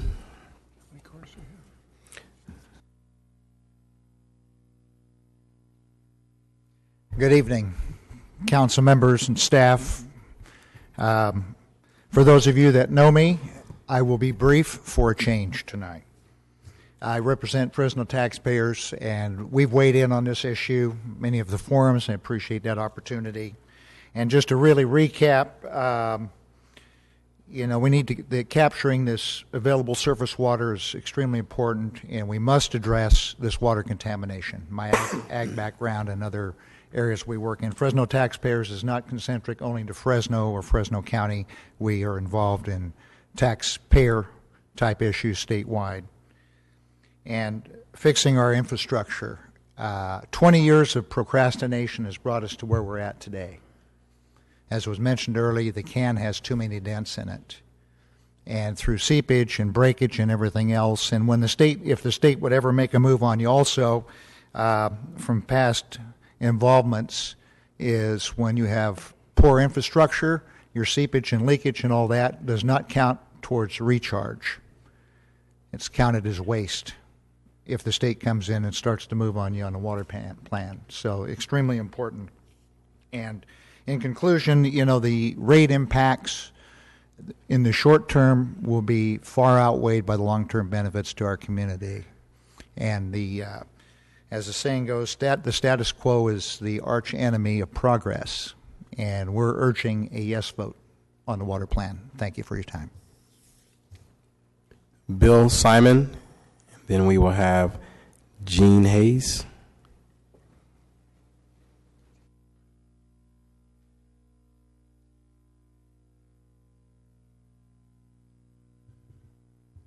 Many times over the last several years, I have come to the city council to tell you what to do. You haven't seen me in several months because I declared myself retired when I realized I couldn't see very well anymore, couldn't breathe very well anymore, and can't walk very far anymore. But tonight, there is one thing I can clearly see, and one last thing I need to tell you to do, and that is to pass this water rate plan. If you don't, in the near future, all of us, rich and poor, will suffer.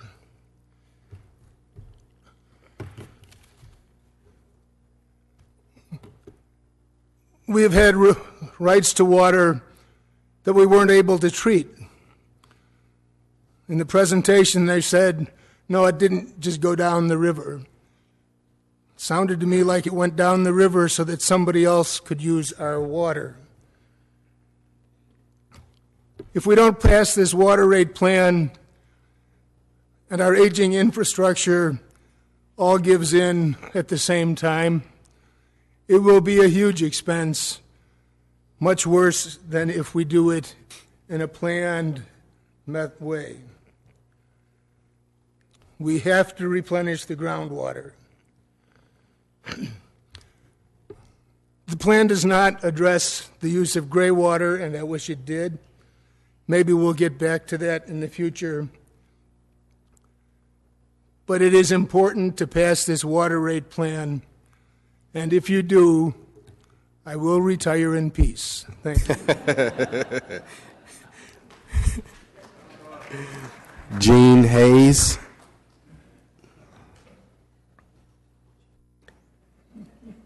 And afterward, we would have Jay Hubble.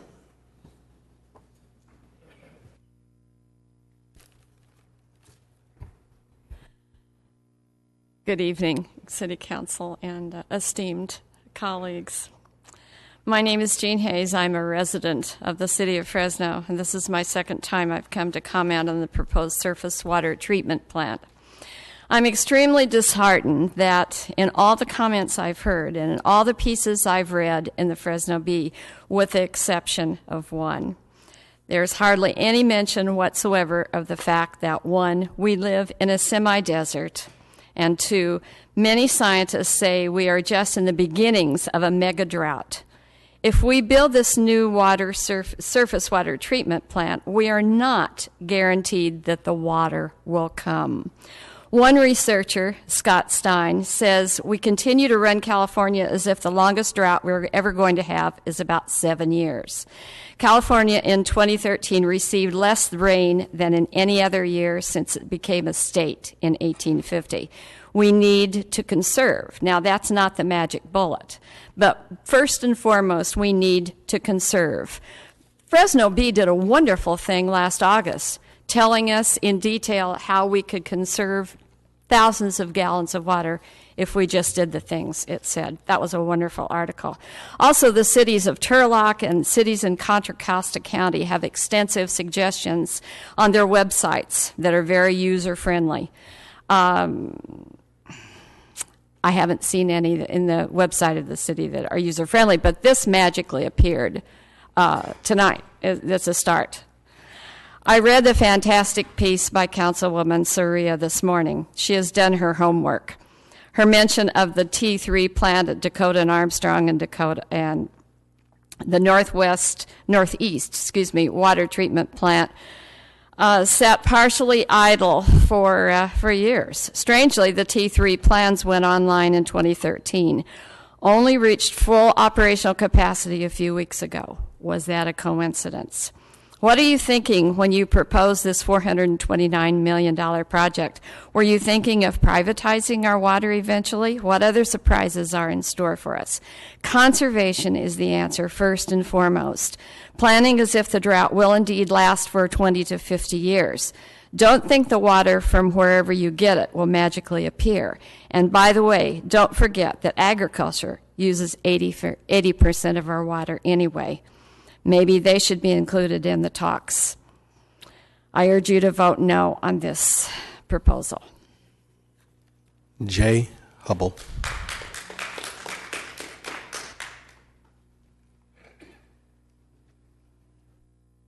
And after Jay, we'll have Gladys Denise. I would urge the council to vote no on this because there is a problem of within the city of Fresno that we build things and saying they will come. We're building a infrastructure that does not take into account a conveyance agreement that needs to be renegotiated. I would ask the council to postpone this until we have that conveyance agreement in hand, and then proceed from there. Because everything is really predicated on an assumption of 180,000 acre feet from the Kings River, which may or may not be there. So this is building a house on quicksand. I ask you to vote no. Gladys Denise.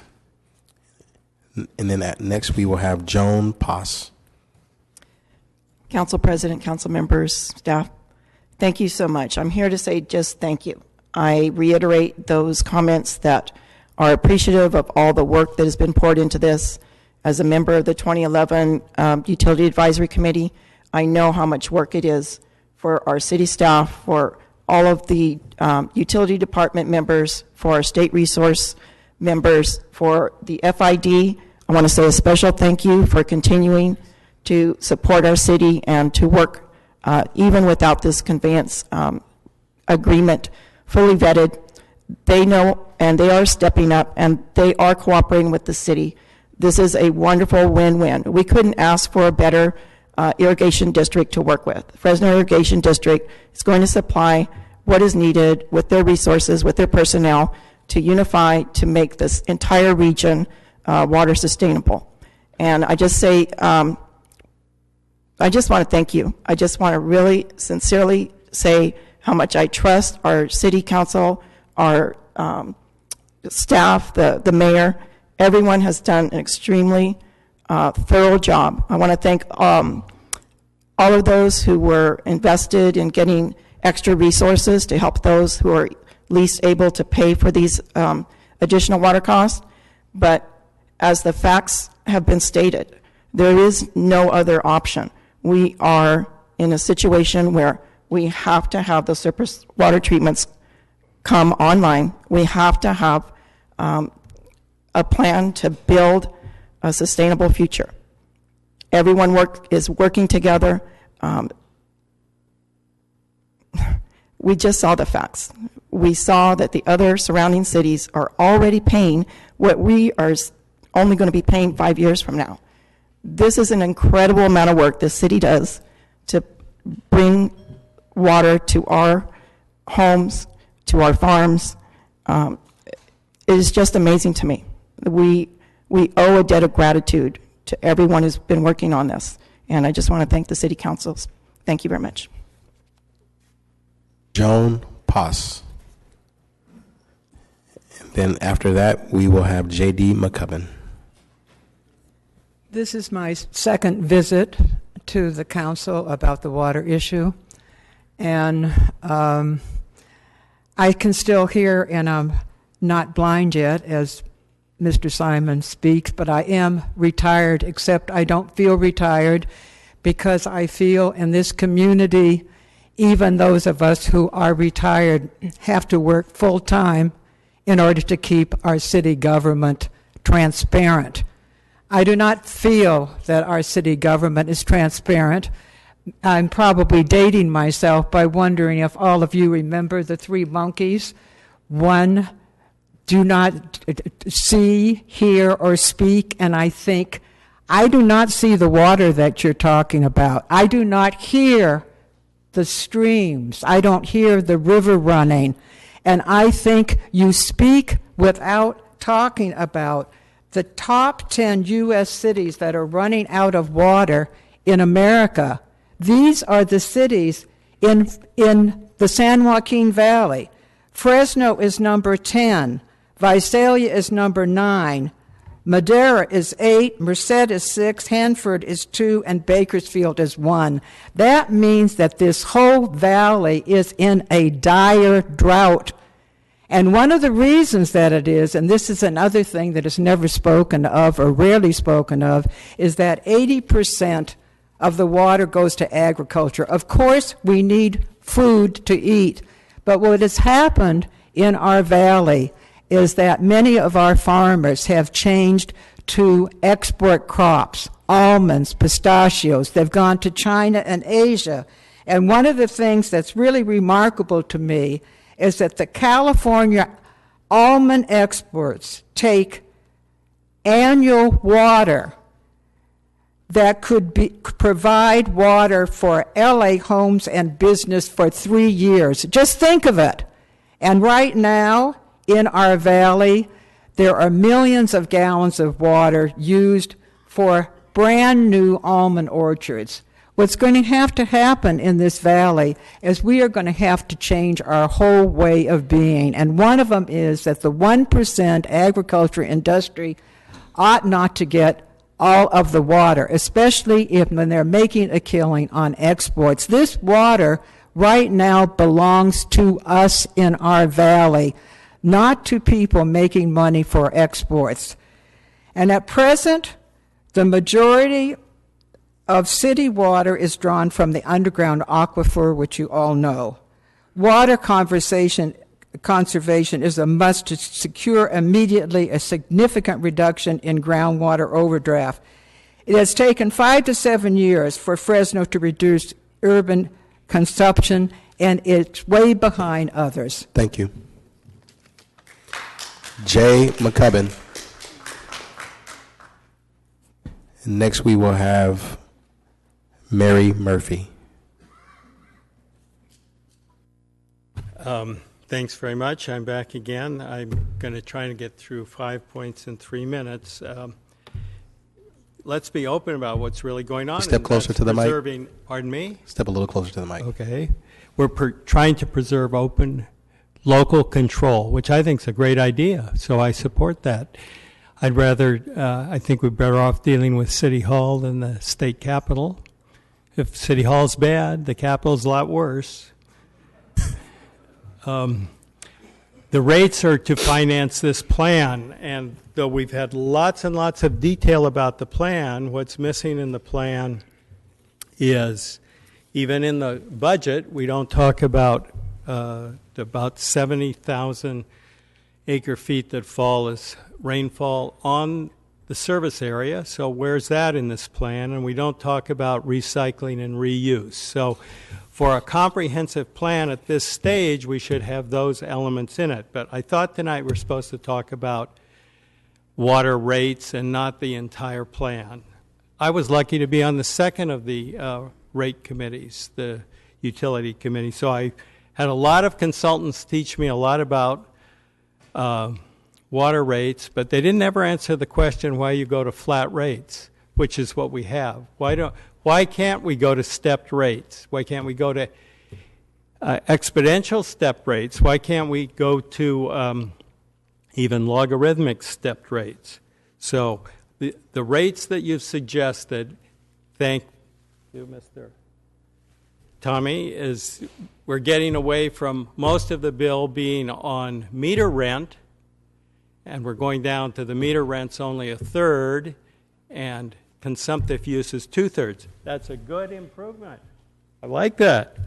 But I don't believe that consumption is price sensitive under this set schedule of increased rates. When I was on the committee, we wanted to get up to about $3 a gallon, or $3 a billing unit rather than $1.75. I think water's too cheap in Fresno, and I'd be up for lots more. But I think it's premature to decide this at this time tonight, because you need another year of data off your meters to really fine-tune your rates. So that's a reason to delay it. And you should have presented to you an analysis of step rate billing and the proper rates that will maintain the cash flow to run the department, but will encourage conservation use, because these rates, where we have such an inelastic demand for water, that these rates will not in themselves drive down use. You should include conservation, you should include stormwater, and you should include reuse. Thank you. So I think I got through it. All right, Mary Murphy. So I ask you to delay the decision until you get that information. Thank you. Mary Murphy. And then after Mary Murphy, we will have Gregory Barbarian.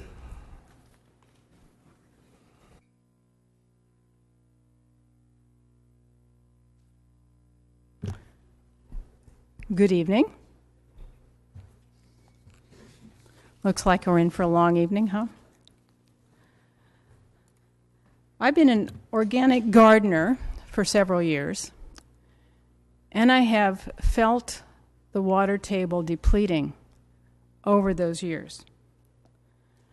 I listened to your quandaries, and I don't think that we have a clear definition of the problem.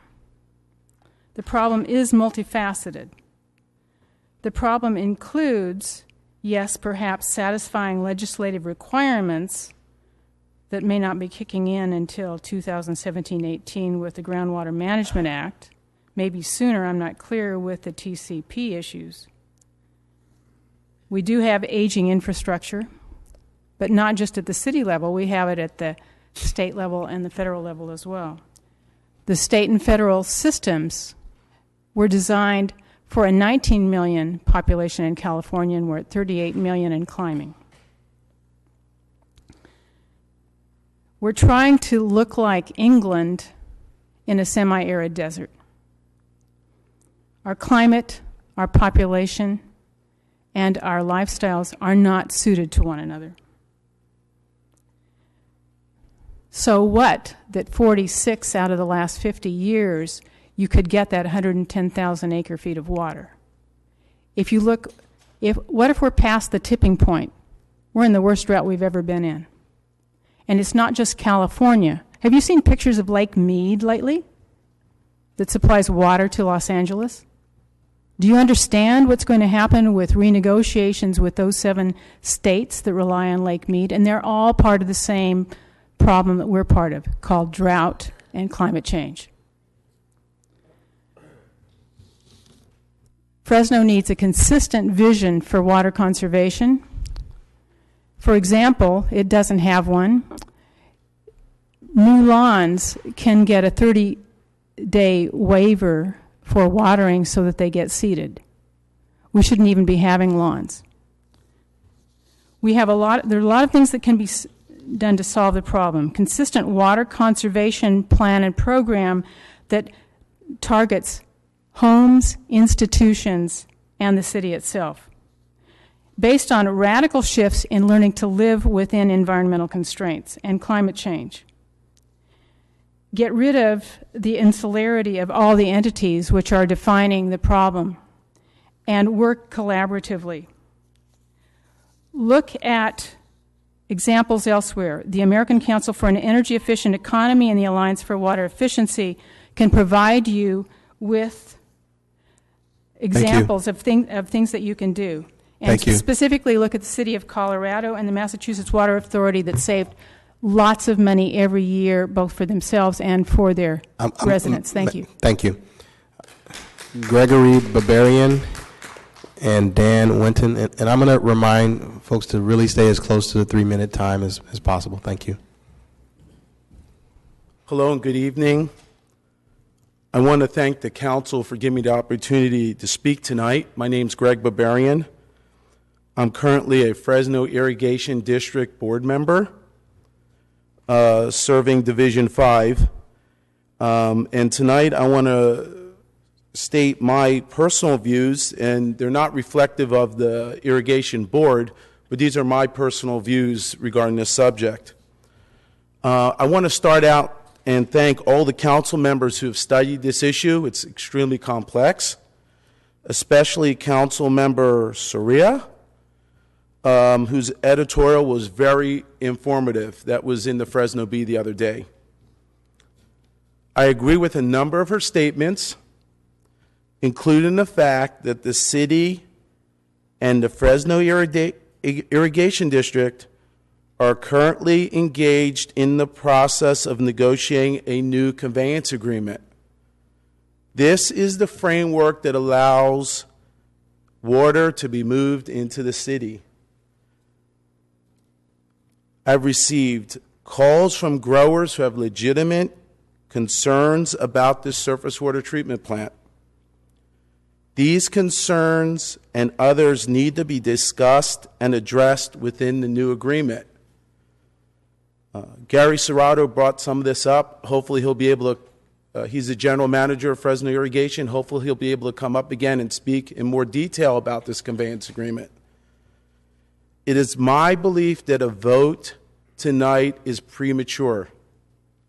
At best, it should be delayed until the FID board approves an agreement that balances the needs of the city with its growers.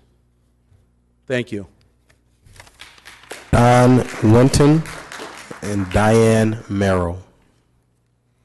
Don Winton.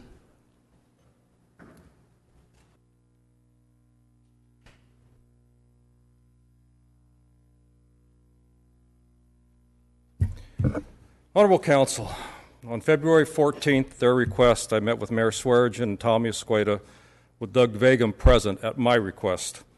Contrary to what the mayor is spreading, the only consensus we came to was information sharing by the city, which to date has not been forthcoming. Other than that, we pretty much agree to disagree. I keep hearing about this one-way leak-proof bowl underneath the city of Fresno. Maybe you guys can ask the mayor and Tommy Escueda where its boundaries are. They either couldn't or wouldn't answer me.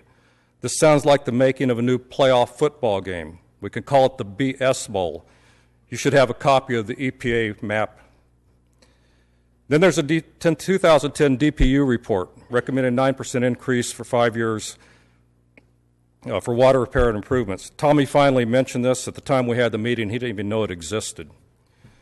Then we have the mystery math. 1.86 divided by 0.61 equals 100% increase, or with the possibility of a state loan, a 60% increase.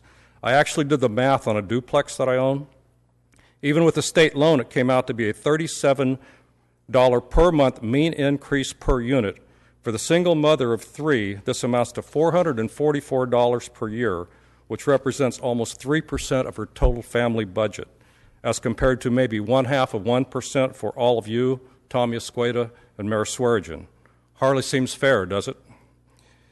Then we have the protest fiasco. Lee Brand said, if this was an election and you win 70-30%, that would be a blowout.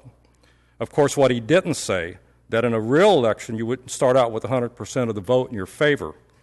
Mayor Swearigan said a vast majority supported. No, Mayor, a vast majority simply didn't vote. And someone, I think it was Oliver Baines, said, it's good to see that the democratic process works. What should have been said was, it's good to see that a mockery of the democratic process works for us. The truth is that almost 51,000 households submitted protest ballots. At 2 adults per household, that's 100,000 potential voters, almost 25,000 more than ever voted in a general election, and 60,000 more than voted for Mayor Swearigan in 2012. All done by social networking at no cost to the taxpayers. So, Lee Brand, you're right. In a real election, it would have been a blowout, just with a different outcome. If you're so positive it would have been a blowout, why don't you put your money where your mouth is and make a motion to put this issue to a real ballot? I live in a county island and wouldn't be able to vote, but I'm confident that city residents would make the right decision. Aren't you? One recurrent argument and fear tactic is if we don't do something, the state will. At least maybe that wouldn't be a local Band-Aid for a statewide problem. I don't think in the long run it's really going to make any difference how you all vote tonight. I hope you can all remember 3,850. Total number of signatures required to put this back to square one with 6 months to do it. You may, however, guarantee 2 things: the largest voter registration drive and the highest voter turnout in the next election. Thank you. Thank you. Diane How come Merrill I can't is get next. as much time as Tommy Escueda? You can't. I'm sorry. Diane Merrill is next. And then Gary Serrato.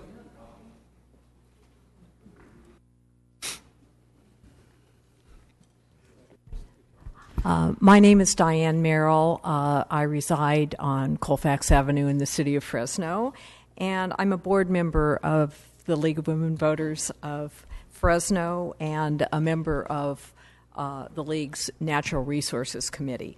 And I'm going to deliver comments on behalf of the League.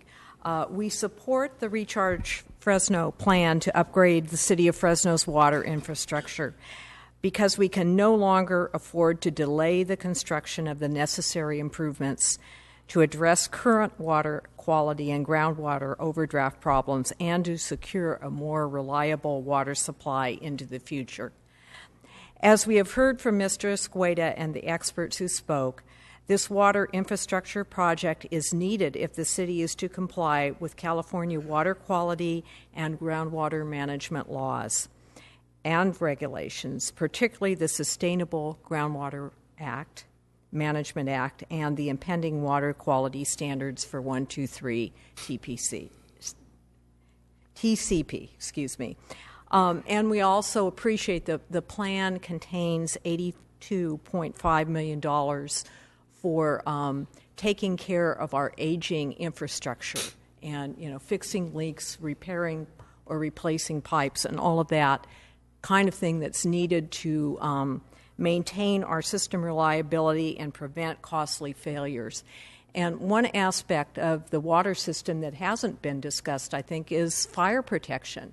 I mean, we really need a reliable water system to provide that safety benefit for our community that is essential to us. It's important to note that the city has put policies in place through the Enterprise Accountability and Oversight Act to enhance construction and fiscal management so that large construction projects like this are completed on time, on budget, and that they deliver the benefits that are expected for the ratepayers. And we acknowledge the city's efforts to encourage water conservation by adjusting the rate plan, the proposed rate plan, and the programs that the city has in place to encourage conservation. And finally, we appreciate the development of the water affordability credit for low-income residents of single-family homes, and the fact that the city has really sought out state funding to help keep this project affordable. Thank you very much. Gary Serrato. Next.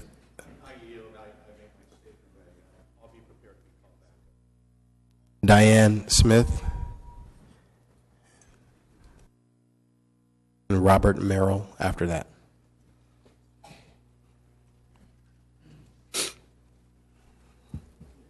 My name is Diane Smith, and I live in Southwest Fresno, and I'm a member of HEAT.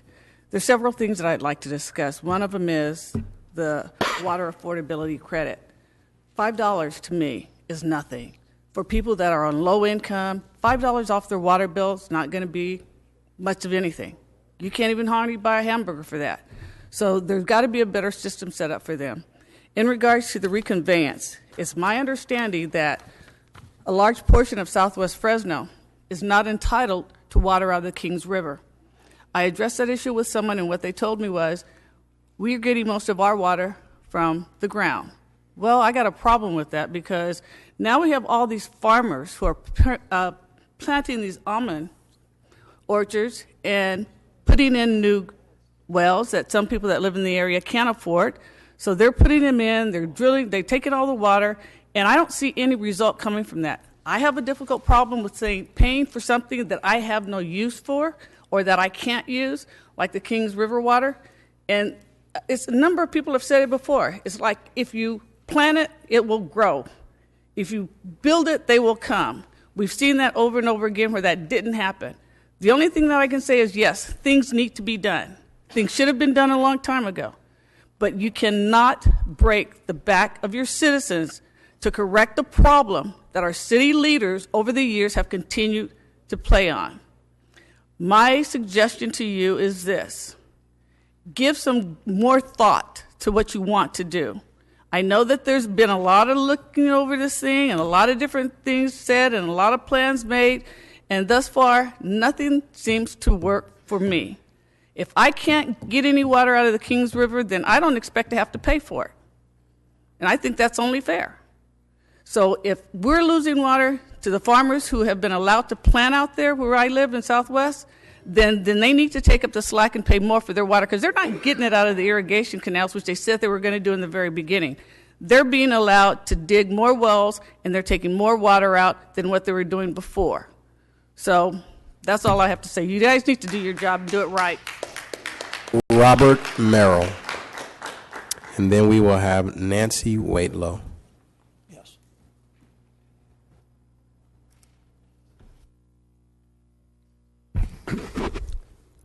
Good evening, council members. My name is Robert Merrill. I'm a retired geology professor from the university, and I live in Council District 6.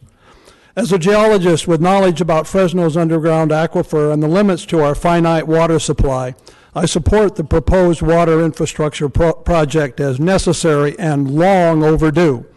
We must act now to protect our groundwater for the current generation and for the future. The current overdraft is not sustainable, and we must act to clean up those parts of the aquifer where the water has become contaminated.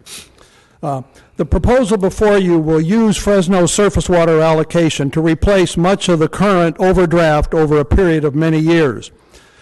Though that surface water allocation may vary with the climate, especially in drought years. The surface water available will allow the city to reduce groundwater pumping and to shut off those contaminated wells.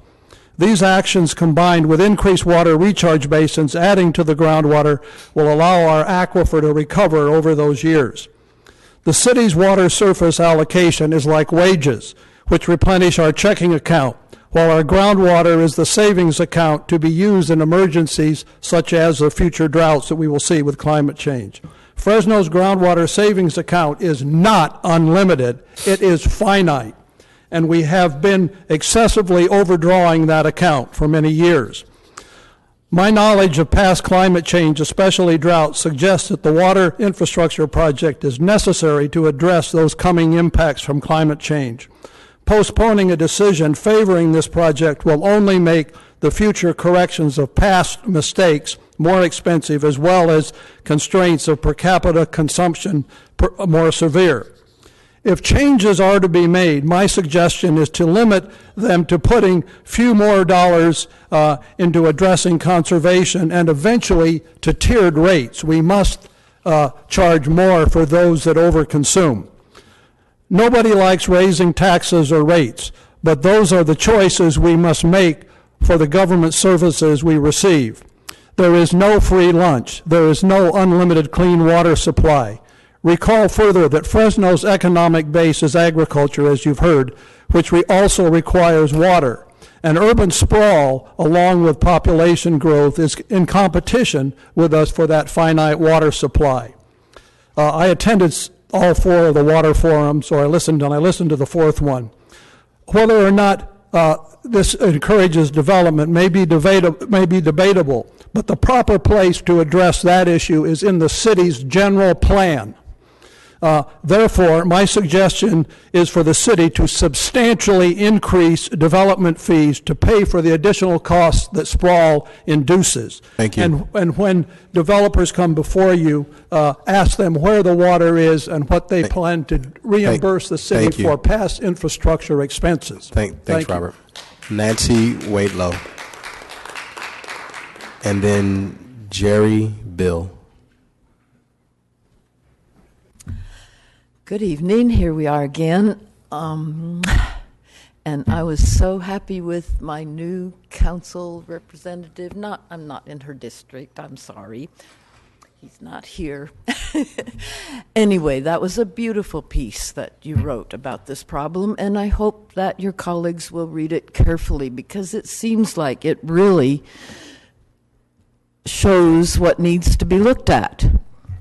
Okay, now I'm going to go to my specialty, which is conservation. I don't see how we get new water if there isn't any. So we have to save and reuse, recycle, do everything we can with the water we actually have. And the drought might last, forever from now on. So we're going to build treatment plants with lots of money, and it's not going to get us any more water if the drought continues, and it very well could. That's what I think. And let's see if I have anything else that I'm supposed to be saying here. The gray water thing, there's this little thing that says what you heard in the 4 sessions plus, and the gray water, the conservation is almost not even mentioned, and it's just the most important thing there is. So again, I'm going to ask you also to delay this vote until you have really got it down. This is too important to do because you're tired of hearing about it. I would want to say, let's vote on it now and get this over with. This has been too much. You've had to hear the same thing over and over again, even more than we have, and say the same thing. We've been saying the same thing over again, and you get only 3 minutes from each of us. And again, the last time we were here, I said how proud I was of the people who get up here and really know what they're talking about. I just know that we have to conserve if we're going to have this water. We have to make it affordable for people who otherwise can't afford it. We can't just give it away to people just because they have money. They get to have lawns and, all that. And 25 seconds. Thank you. Jerry, Bill, and then Steve Waite.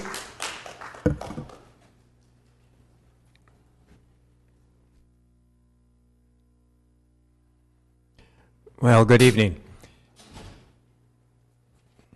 I'm generally a very strong supporter of infrastructure projects, provided that they're the right infrastructure projects and provided that they're paid for in the right way. And I think the plan you have before you, unfortunately, is the wrong infrastructure for a very real problem, but it's the wrong infrastructure. And it's being paid for in the wrong way. And let me explain what I mean. What should we be doing instead?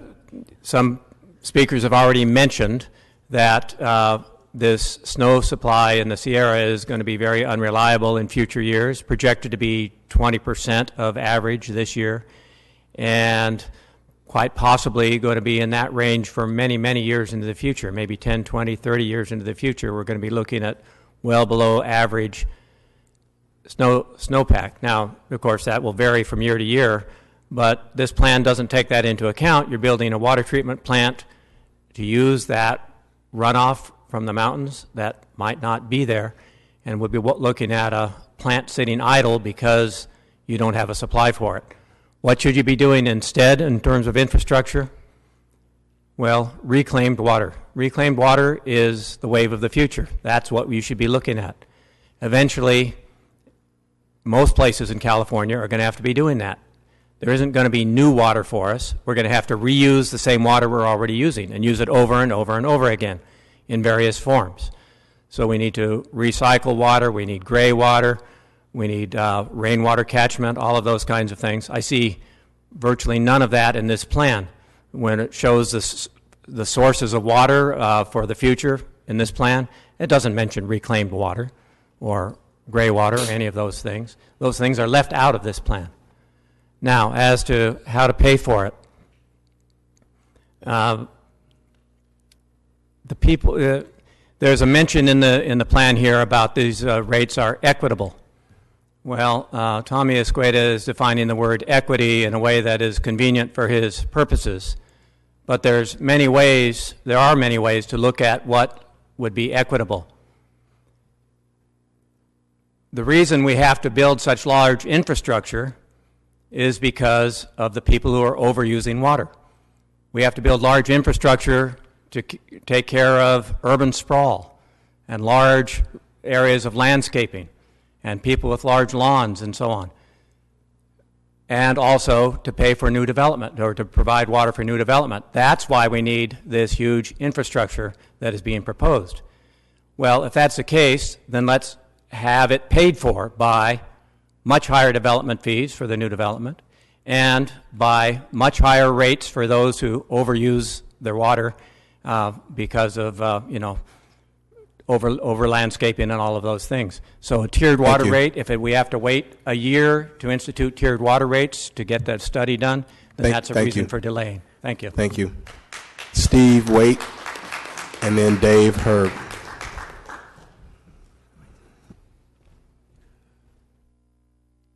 Good evening, Council. Steve Waite, 9400 block of Garden Avenue. I stood here about 18 months ago and told you that we would beat you using the state constitution and constitutionally limited principles before you spent $500,000 suing Doug, Diane, and myself. Now I get my 3 minutes to speak. It's never been our contention that we didn't need surface water or infrastructure upgrades, but we don't need another surface water treatment plant that doesn't give the city one more drop of water or one more gallon of water storage. Instead, this acts as a solution to a government-caused problem, a government that is intent on keeping the needs of a non-indigenous fish and a salmon run that will never return ahead of the citizens of the city of Fresno and the agricultural community of the valley. We have a surface water treatment plant in northeast Fresno that cannot run to capacity due to design issues. We also have a plant constructed at Armstrong and Dakota that sits idle due to poor planning. And now the city leaders are suggesting that we spend $429 million on a new plan that will solve our future needs, ignoring the elephant in the room. Anything government touches, it becomes more expensive, regulatory, and incompetent. We really need to look no further than the last two water plants, the Metropolitan Museum, Granite Park, and the downtown baseball stadium, to see that the Fresno City Council has no problem passing on their mistakes to the taxpayers of the city of Fresno. You guys presented a curve up here that shows an aquifer that is going to be replenished. But as long as the west side farmers are cut off from their water for the delta smelt and the river run for a salmon that's never going to return, that aquifer is never going to recharge. It is going to get continually depleted because we are not sitting on a monolithic lake. It is a river, and it flows to the west. Thank you. Dave Herb, and then Doug Vagum. Good evening, Mr. President, members of the council. My name is Dave Herb, long-term resident of the downtown portion of Councilman Quintero's district and a neighborhood advocate. I'm here this evening in some ways to make a confession. When this issue first surfaced many months ago, I was one of the people who signed Mr. Vagum's petition. I did this, I suppose, for two reasons. One, the petition was being carried by a friend and neighbor, and I was aware of the, what I'll call, populist rhetoric that accompanied the issue at the time, and I thought it was enough to raise some red flags and take a closer look at the issue. The council has responded very constructively and very professionally to those red flags, and I'm here tonight to tell you that after having attended each and every one of the public forums that the city organized throughout the community, my questions have been answered. And I'm also here tonight to encourage you to move forward with this plan. I consider ourselves to be very fortunate to have such a straightforward solution to such a critical and complicated issue. I encourage you to not delay, to move forward, and to ensure the long-term health of our citizens and our economy, which this plan will do. Thank you. Doug Vagum. Jonathan Sawickel is afterward, if I said that correctly. There we go. Thank you. Mr. President, Doug Vagum, members of the council, City of Fresno resident. Let me just say an overview of, we've come a long ways from the time that we started here in June 2013, and we've moved the ball all over the field, and we've scored some points about the ability to get the Conservation Act, the Affordability Act, the Accountability Act, the conservation credits. So you guys moved a lot. I'm thinking that we probably, if we didn't bring this to the attention of everyone in 2013, none of that would have happened. So we've done something. I want to encourage you, though, to please put this new noticing procedure in an ordinance form. Right now it's in a settlement form. Only you folks can put it in an ordinance so it lasts until another council wants to redo it and take it away. They have that privilege, but it'll go away in 10 years unless the settlement by itself will go away in 10 years.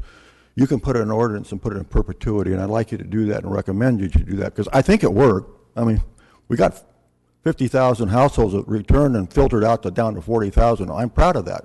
I think you folks should be proud of that. The fact that we have a plant that we disagree with that shouldn't be up first because you have all the building costs already embedded in that plant. Chemicals treatment plant, the reverse osmosis, all were built in plant 1, so you can build plant 2 as a fraction of the cost. You've got pipeline already just open, a 36-inch pipeline, which, by the way, is the size of the pipeline that flooded UCLA, 75,000 gallons a minute. So you could move a lot of water through that plant, and that Mr. Escueda showed that line coming all the way down to be able to relieve those wells. It can do that, but that's a technical issue that has to be for another day. Soraya and I got commented on by the city council or the city's website, but I haven't heard anything about a response for the Board of Supervisor letter anywhere. And it's a public document, it's a public request from another body, and I hope you guys can publicly respond to it. And if it's out there and I haven't seen it, I'm sorry, but I haven't seen it. So, look, there's a lot of issues on the table here. I'm urging you to cut the ordinances and the conveyance agreements that were stressed by Gary Serrato and the other board member and the board member from FID are very important, because if you pass this plan and then you depend on their conveyance agreement contracts to deliver you the water, you'll be representing the citizens of this community in a very weak way, because you pass something and you have to have it.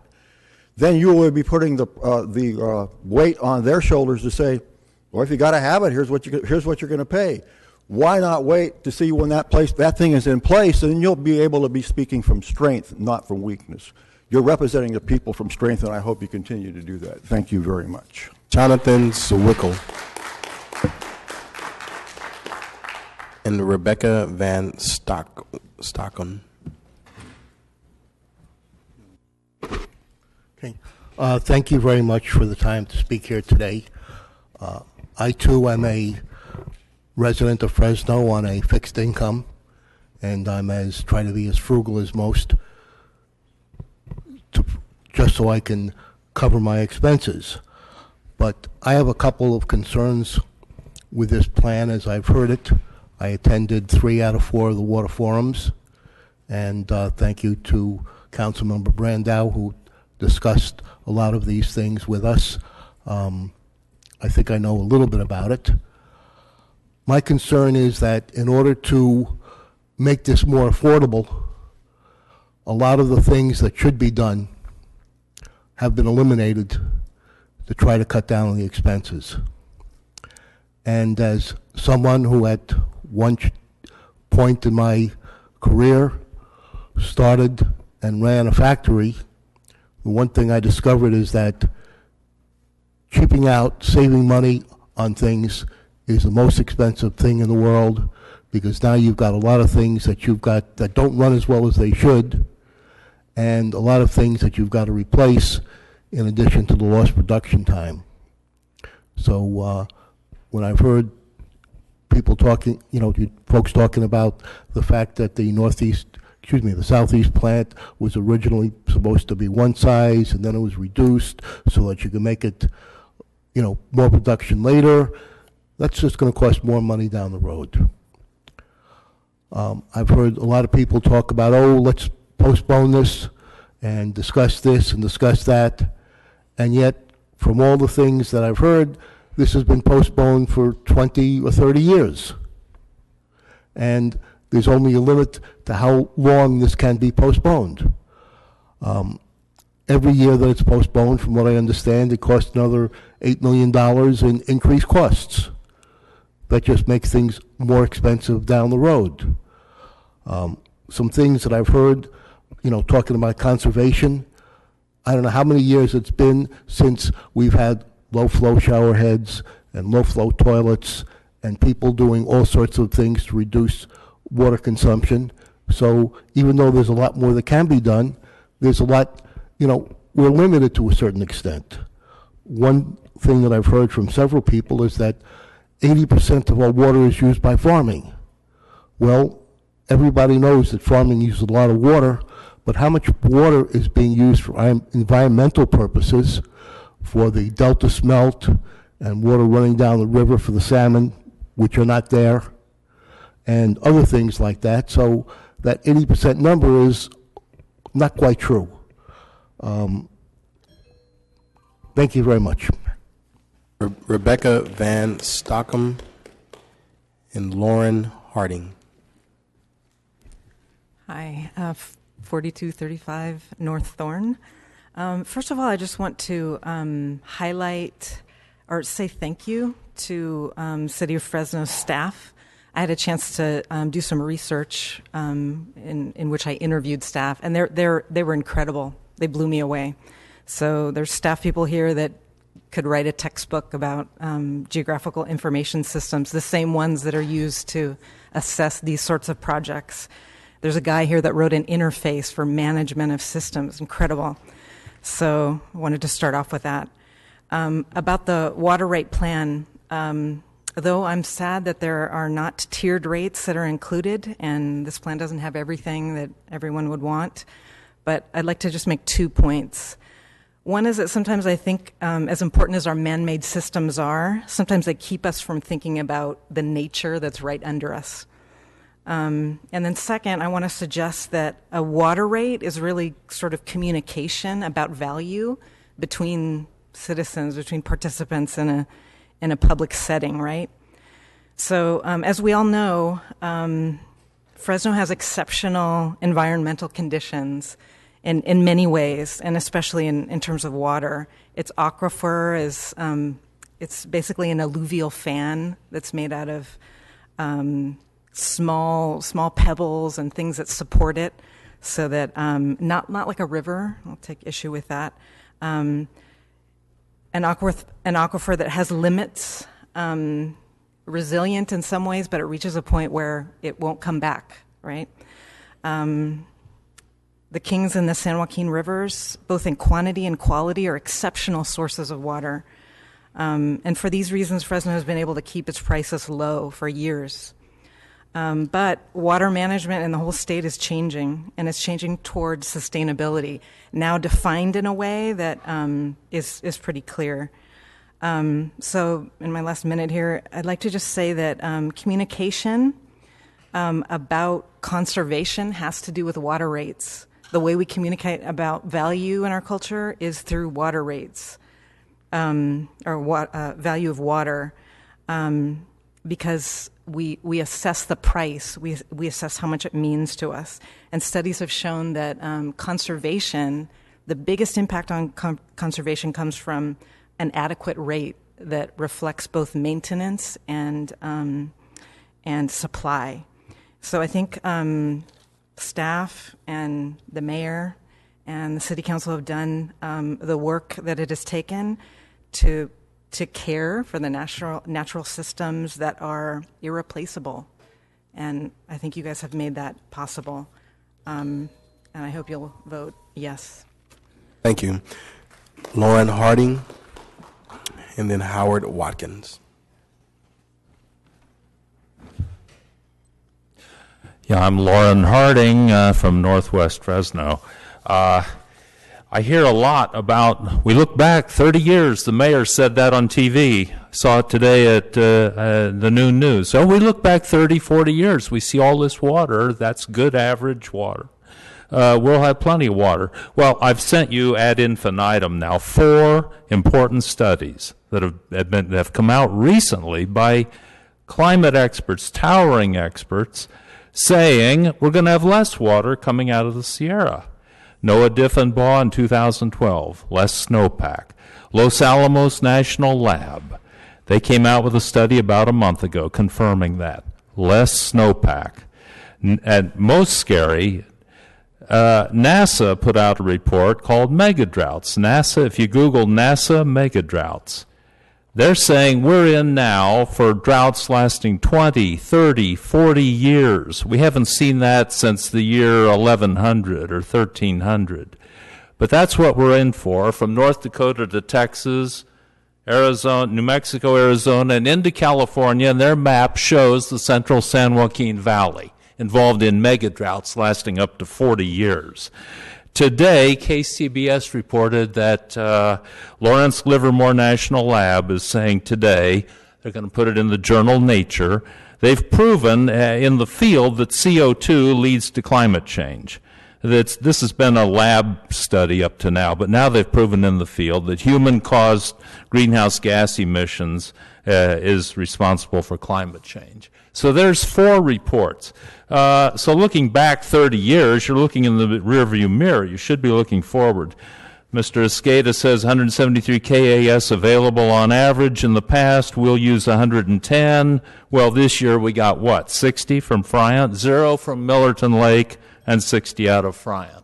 So we're now in the 4th year of a severe drought. 93% of California is in a severe drought now.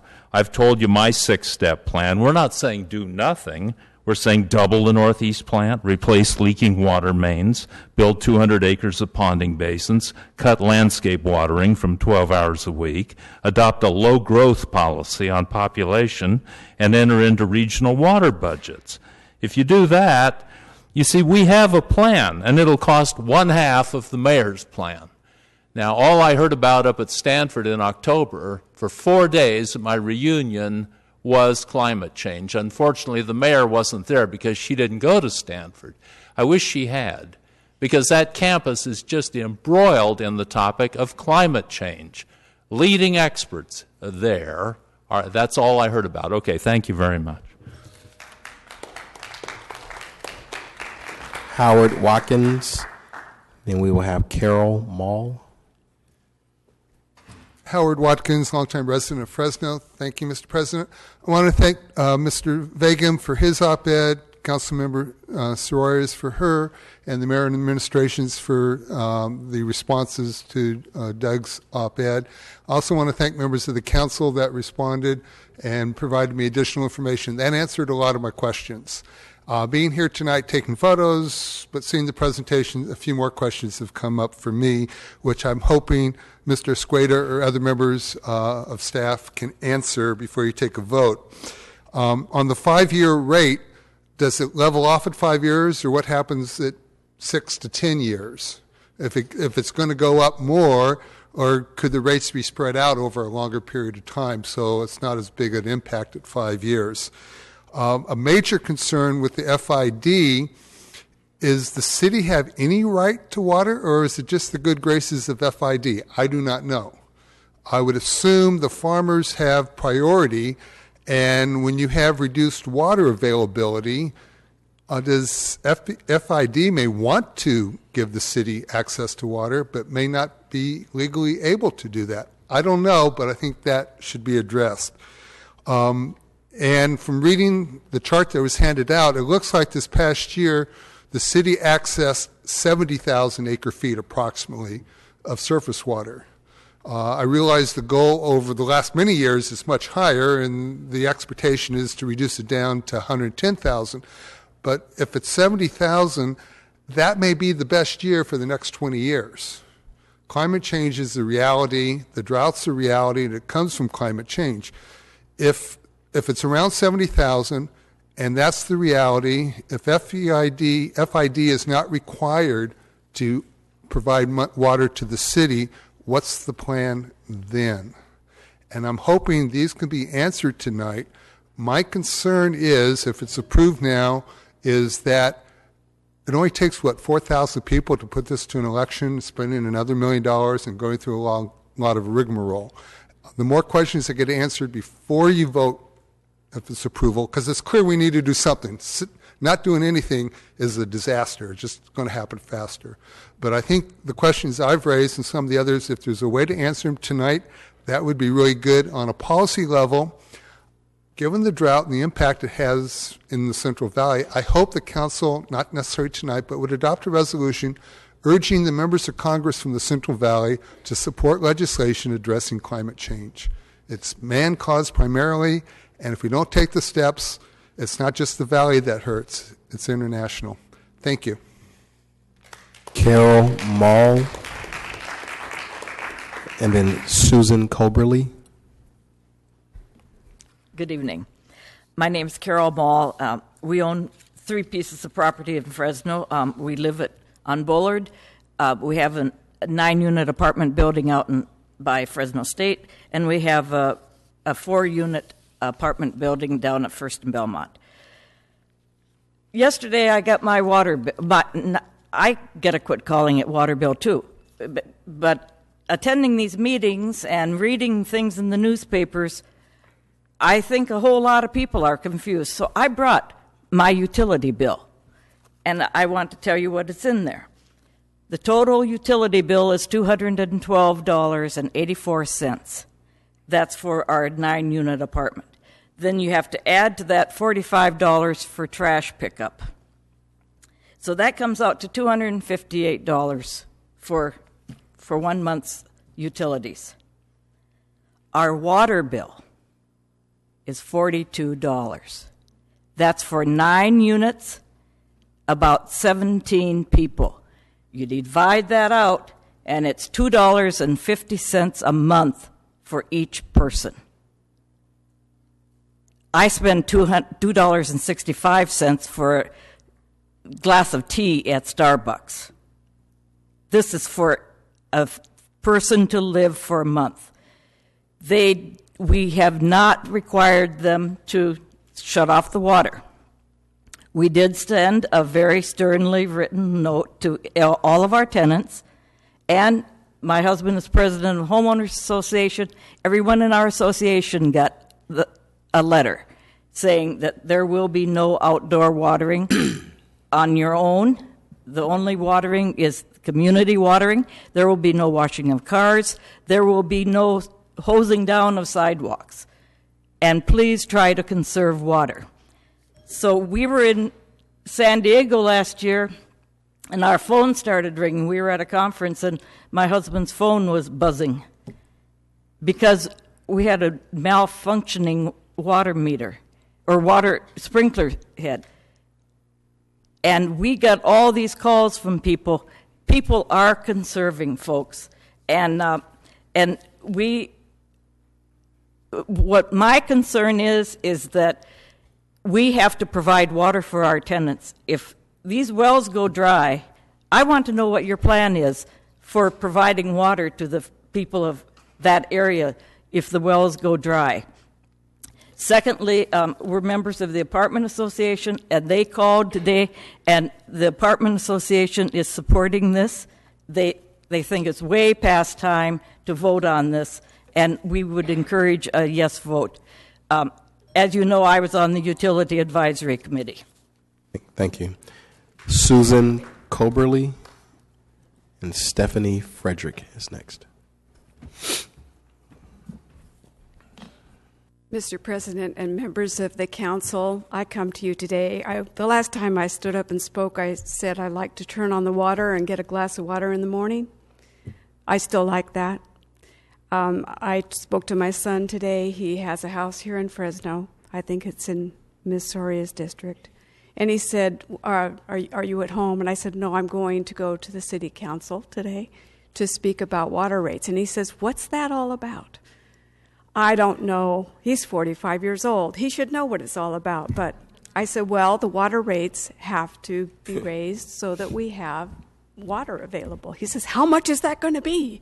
And I said, oh, about 30%. He says, oh, my goodness. I said, well, that's really not very much money if you go to Starbucks. Of course, I stopped going to Starbucks a long time ago, but I'm sure I can save up enough money to pay for my water. Anyway, I encourage you to pass this plan of the water rates. Thank you. Stephanie Frederick. Martin McIntyre next.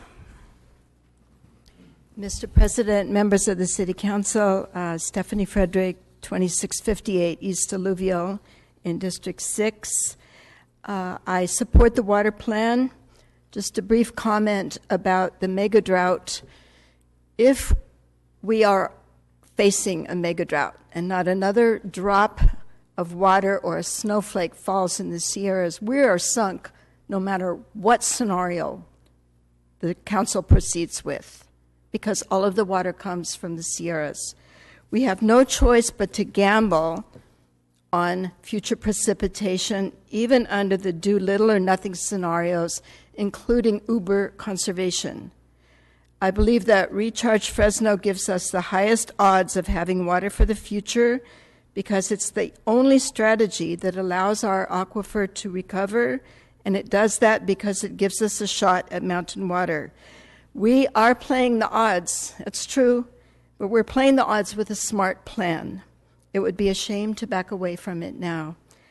I think the odds are good that in a few years from now, we're going to be very proud of our plan.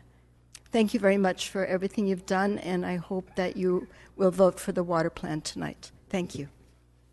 Martin McIntyre. And then Tyler Mackey.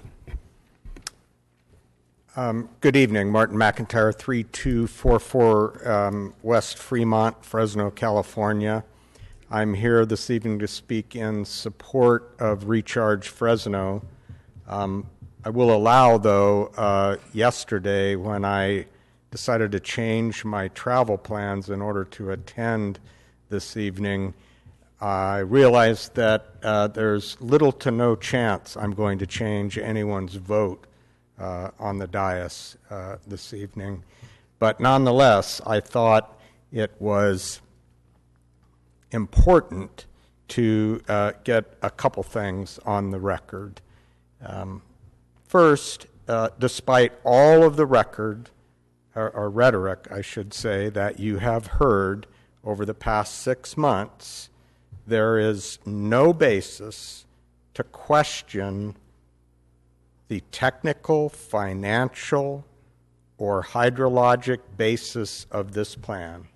It is essentially the same plan, updated, but the same plan that has been developed over the last 25 to 50 years and at least 3 different independent efforts by hundreds of experts. It has variously been adopted or endorsed by the County of Fresno, the City of Clovis, the City of Fresno, Fresno Metropolitan Flood Control District, and the Fresno Irrigation District. I do wish that this conversation were occurring in an environment where I could magically peel back the mantle of the earth. We have this conversation with the ability to look down into that hole, and what we would see was a shockingly depressed aquifer. We would see high-value assets, infrastructure hanging above the groundwater table. And we would see groundwater contaminants migrating into drinking water wells that are being overpumped because we're not making adequate use of our surface water. I just want to thank the mayor and every one of the council members who've put all this time into this process, but especially on behalf of people in Fresno, I want to thank those of you who are willing to support a safe, reliable water supply for families and businesses in our community. Thank you. Tyler Mackey.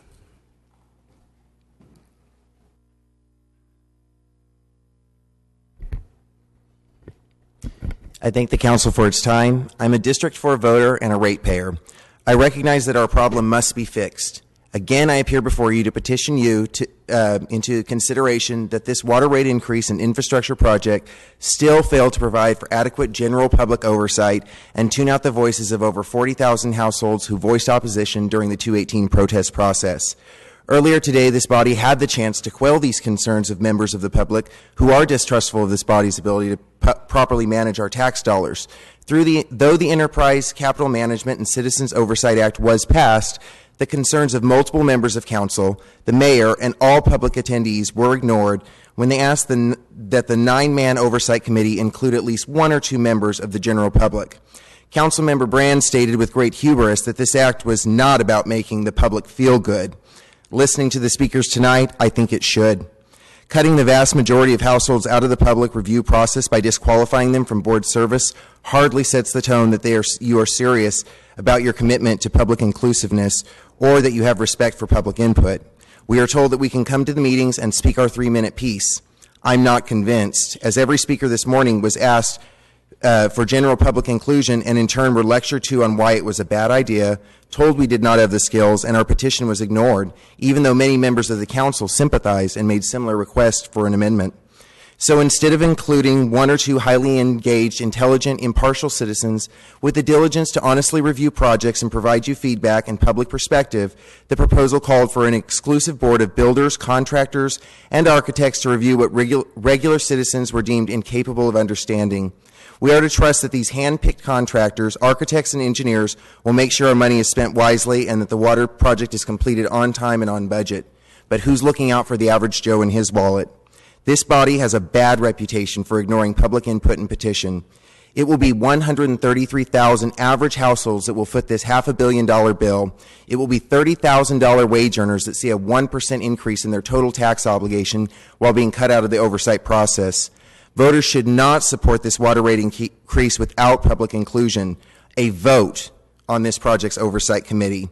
This is the one way that the voice of the people can carry equal weight with that of industry experts.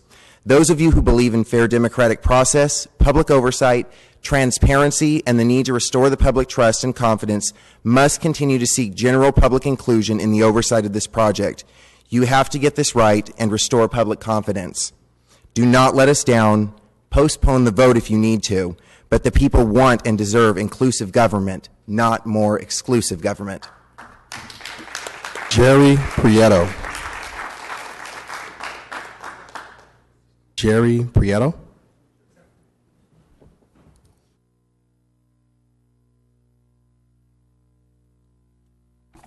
Good evening. I'm Jerry Prieto, 2517 North DeWolf Avenue, Fresno, California.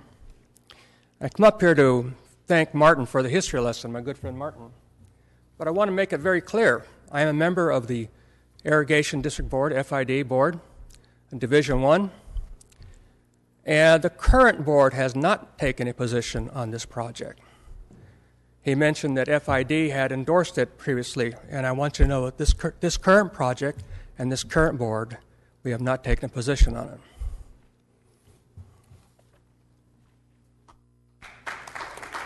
We are now out of cards that were submitted. However, as I stated, if you did not submit a card and feel as if you want to make a comment to council, now would be the time to come down. You are free to come to the lectern and state your name and address for the record.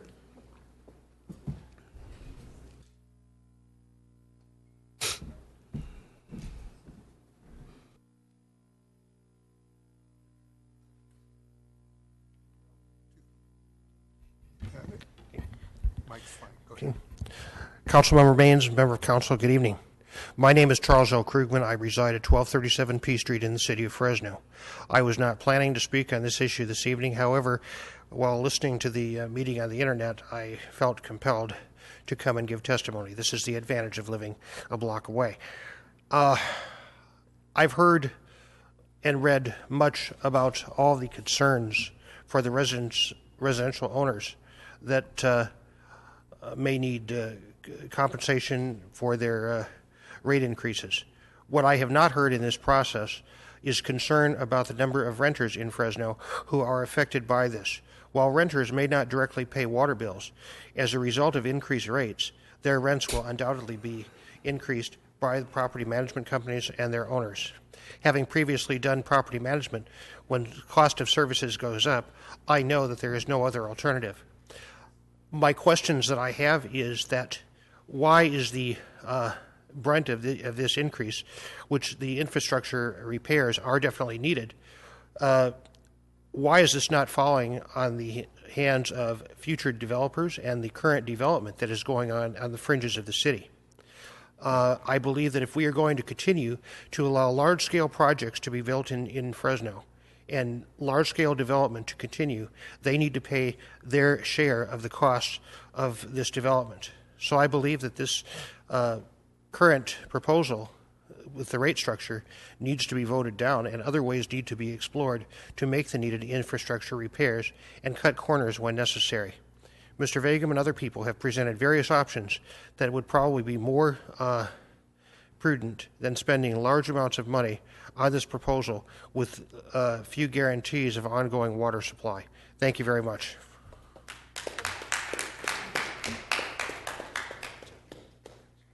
Do we have any other members of the public that would like to make a comment? Step to the lectern and state your name and address for the record. President Barnes, council members, mayor. My name is Mark Reynolds. My address is 166 West Peace River Drive. I've lived in this area for about 39 years. I've lived in Fresno just for 2 years. I'm not an expert in water. I didn't plan on coming down here and speaking tonight. I probably am an expert in construction. I work for Span Construction and Engineering. So my main focus is on business development, and I have a great concern about job growth, bringing business back to Fresno and back to California. But that can be discussed at another time. I've heard tonight discussed about the drought. I've heard conservation, climate change, even the almond growers. Come up here and talked about the almond growers. Well, I think conservation is a separate issue. I think the gray water program is a separate issue. There's things that you don't have control over. You don't have control over the drought, the climate change, and probably not growing almonds. I also brought my water bill with me tonight. I do believe that this is a good plan from what I've seen of it. I think it's going to help the community. You have control of this, and I would urge all of you to vote yes. And I'll look forward to seeing you at another time. Thank you.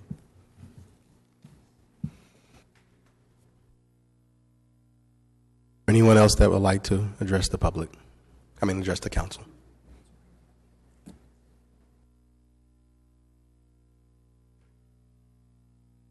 Down and state your name and address for the record.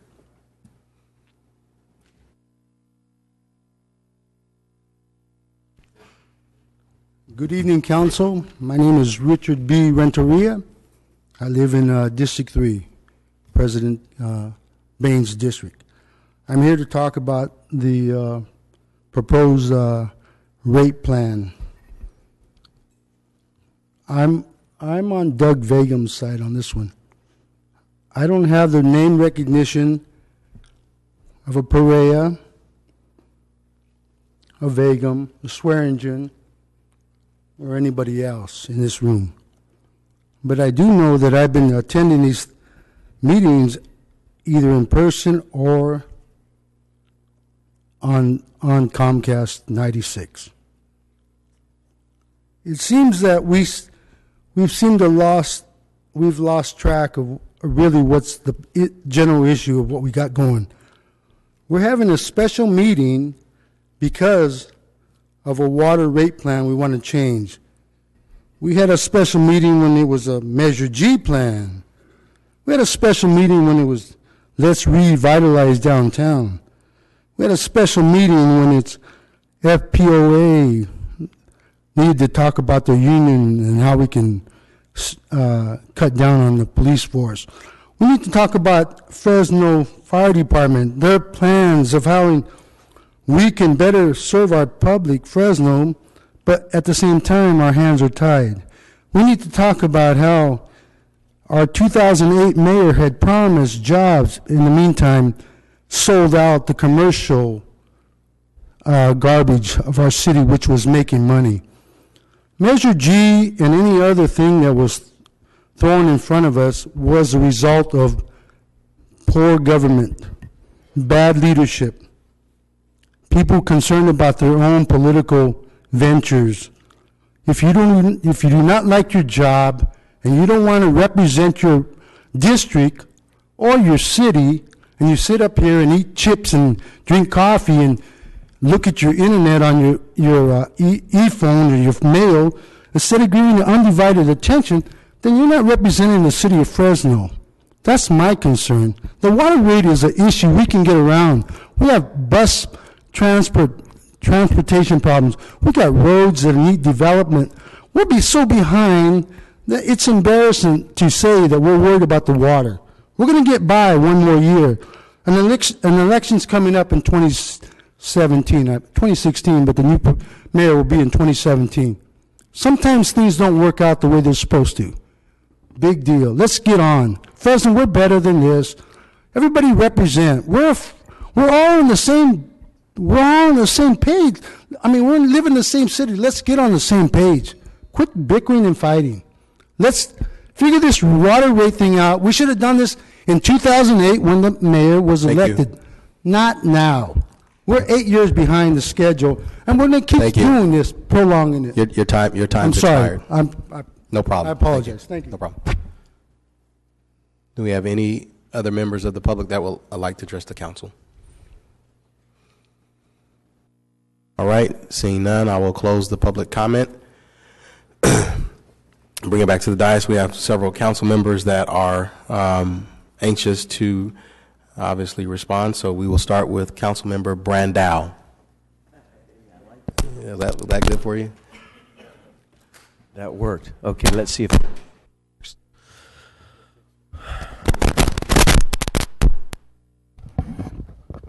How about now? Okay, there we go.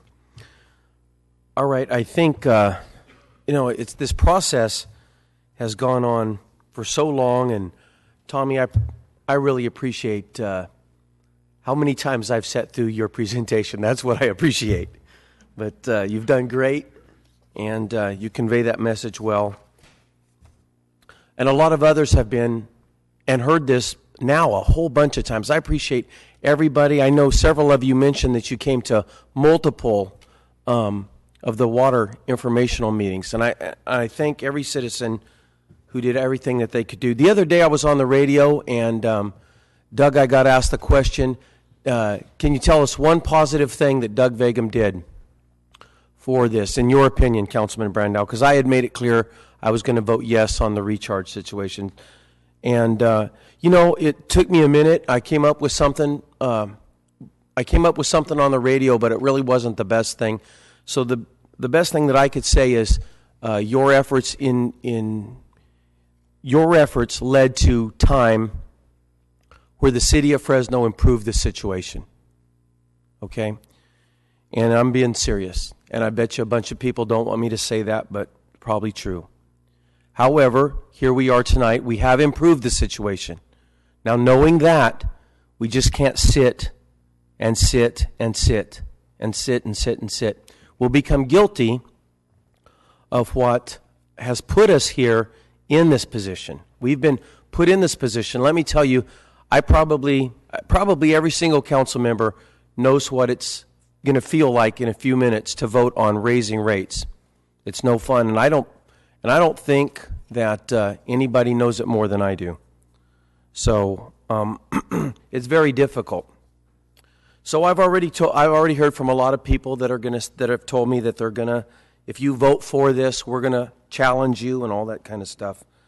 But at the end of the day, I'm just doing my little part, and I'm going to make a motion here in a second.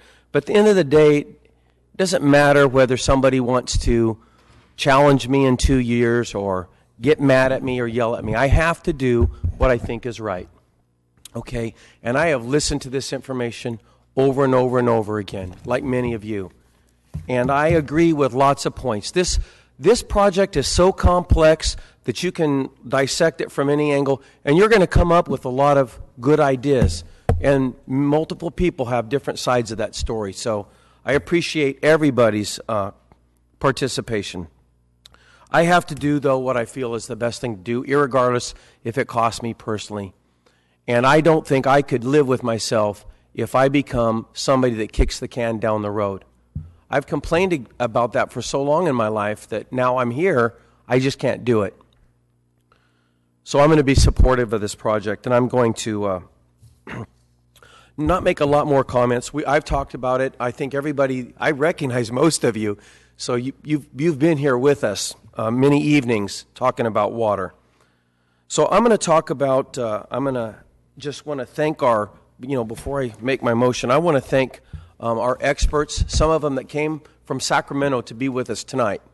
And so I want to thank, Dave Orth is more local than that, but Cassie and Darren, and then Gary Serrato, I want to thank you for showing up tonight.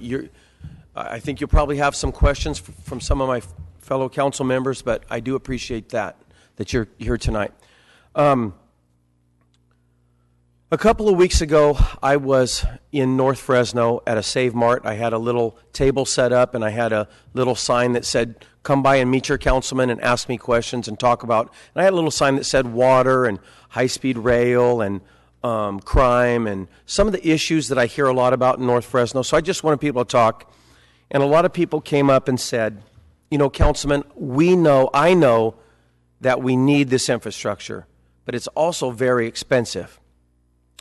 And that was in North Fresno. I was hearing that in North Fresno. And they asked me, several of them asked, that was the consensus message that I was getting, and several of them would look me in the eye and say, is this the best deal for Fresno? So, after thinking about it a couple of days, I thought, can I tell them that I know that it's the best deal for the city of Fresno? So I put the brakes on this project about 1 month ago today, I think it was. And we were supposed to vote on this last month, but I put the brakes on the project to ask if it was the best deal that we could get. And I challenged our mayor, actually. And I challenged our state legislatures that come in to Fresno and represent parts of Fresno, because the city councilman doesn't have that much pull in Sacramento. But I challenged our state legislatures, and surely our mayor has some pull. And so they got busy, and the result of that was we saved an additional 12%. Now I heard 12% on our rates when we stalled that item. We had a lot of help. We had a meeting here in the room next door, and Councilwoman Soria was there with me, and so was Councilman Baines, and we entertained some of the folks that came from Sacramento tonight and others. And the result was that it was 12% less and $104 million savings to Fresno ratepayers. And I heard on the radio yesterday, that's not enough. For some, it's just never enough. You can't ever do good enough, I guess. So I was happy to participate with that. I've been happy to see some of the things that my other council members have got involved in. Just this morning, most of you weren't here in the room this morning, but this morning, Councilman Olivier and Brand passed an act that puts a committee together that oversees all projects in Fresno. I can't remember if it's this is a $429 million plan, and this one for $20 million or more. Any project, there's a lot of projects of $20 million or more. Now they're going to have a review board, a review process. So I appreciate that. And Councilman Olivier, that was an outstanding idea. And Councilman Brand, I appreciate you doing all the heavy lifting, drafting that document. Very valuable. And I've heard that we've got other valuable amendments to this plan tonight as well that I'm going to let others talk about. So we are trying, folks. We're trying to be different from what you've seen in the past, okay? I remember I grew up in Selma, and I remember picking up the Fresno Bee and reading about council members spending more time and energy fighting each other than trying to advance the city. So I appreciate all of our council members and our staff for putting all the time in on this one huge issue. I'm going to make a motion tonight to approve the staff recommendation to draft Recharge Fresno. In other words, a yes vote. I'll second. Yes. Did you stop me? Oh, I thought I heard something. Councilman Olivier seconded. Thank you. I want to add a few things that are not currently on the vote in my motion. One is what I call a poison pill. I don't know what you call it, but I call it a poison pill. That means this project absolutely cannot go $1 over the $429.1 million projected. And I know that's a lot of money, but I know there's several of you that made talks about how government costs always go over. Well, on this plan, especially with what Councilman Olivier and Brand passed this morning, that's got a review committee that can review the project as it moves. Well, with this poison pill, I'm going to, inside the motion, this project cannot go over that price. So if it begins to go over that price, instead of going over, that means the project will be cut short somehow. All right? I would also like to add... Okay, thank you. I'd also like to add that for the life of the 5-year rate increase, okay, it's 5 years, every year, we're going to have it go up a little bit more, 8%, 8%, 4%, 4%, something like that. And for the 5-year life of this rate plan, there will be no additional utility bill rate increases. And one of these ladies brought up her whole utility bill, and that's what I'm talking about. Not just this water, but the utility bill. We have to respect our ratepayers. So I'm going to add that into this motion. And then also, I'd like to add, and this is what I spoke about the other day when we went back to the water tower, that the administration shall provide to council a rate review and reconciliation report prior to each annual rate increase. So this plan increases the rates once a year, a little bit more, 8%, 8%, so on. But every year before that rate increase, I'm asking for a review of the rates and a reconciliation. And now the rates cannot go up, but they can go down. From when we vote on them tonight, they can't go up, but they can come down. And I'm still very interested in bringing them down. As a matter of fact, the way we brought them down in the 4 weeks since I put the brakes on this project was we got a large, low-interest loan from the state of California. We have other opportunities to do exactly that all over again.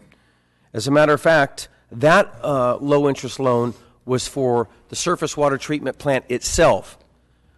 And that turned out to be $186 million at 1.2% instead of 4.5% or something like that. But we have another opportunity almost as big, and that's an application for the pipes part of this project. And that's $154 million. And I'm keeping my fingers crossed that the state of California can help us equally with that part of the project. And we could realize another several dollars off per month per person, maybe another 12%. To staff, I would like to direct that next week we come back with that application for the pipes part of this project. And that will take months to see that application through. But I'd like to begin that as soon as possible so that before the rates go up next time, we can maybe reconcile and maybe the rates won't go up as much. There are also opportunities inside of the water bond.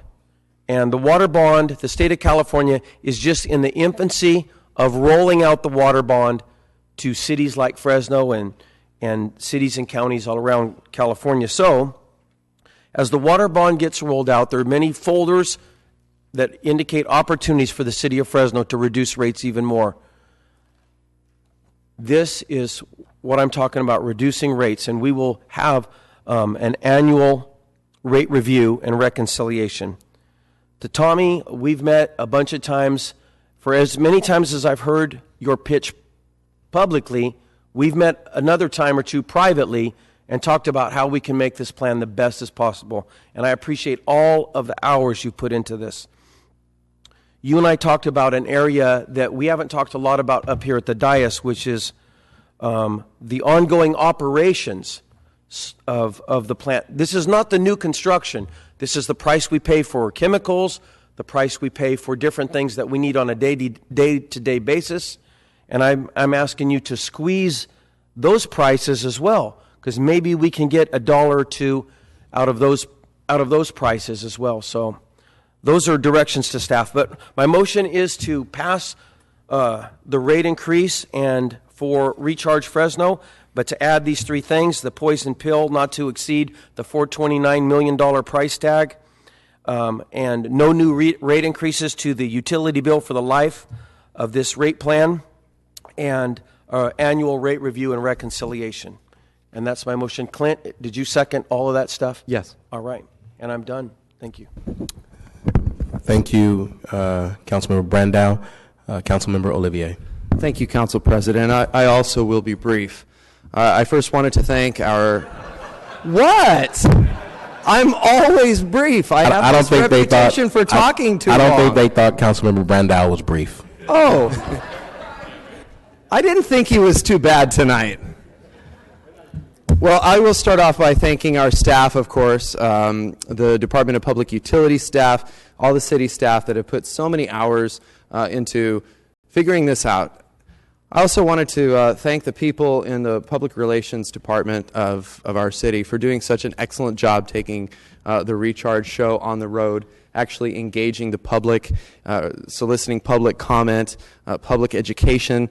I thought the outreach that they did, especially coming from a public communications background, I thought that the work they did was very admirable, so I wanted to extend a special thanks to them, and also to the city manager and Mayor Swearingen. Thank you for your commitment to this, to seeing it through, to making it better the second time around. I appreciate that. As some of you may know, the first time this came to us, I voted against it. And the reason why I voted against the project was because I believed at that time that the rate increases were too much for my constituents to bear. In the 7th District, as in many other parts of our city, of course, it's no secret that people are dealing with, or we have areas of high concentrated poverty, and folks on fixed income, folks with other income problems. And I didn't think they'd be able to absorb that kind of rate increase. So I voted against it. Since then, the proposal has improved in 3 major ways, and it seems like whoever speaks adds something in to make it a better proposal.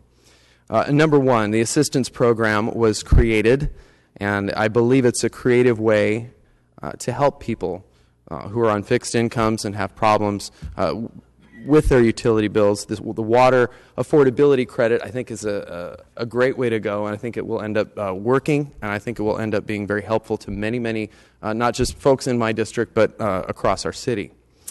I also wanted to talk about the loan that was recently confirmed from the state of California.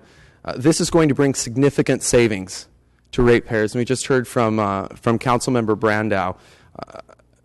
It's $104 million total savings because we asked, and because we worked, and because we got in touch with the right people and made this happen. So I wanted to thank Councilmember Brandow for his work on this. I wanted to thank you for standing up and standing tough and hanging tough and standing alone for intervening and demanding action from the state of California, saving us 12%.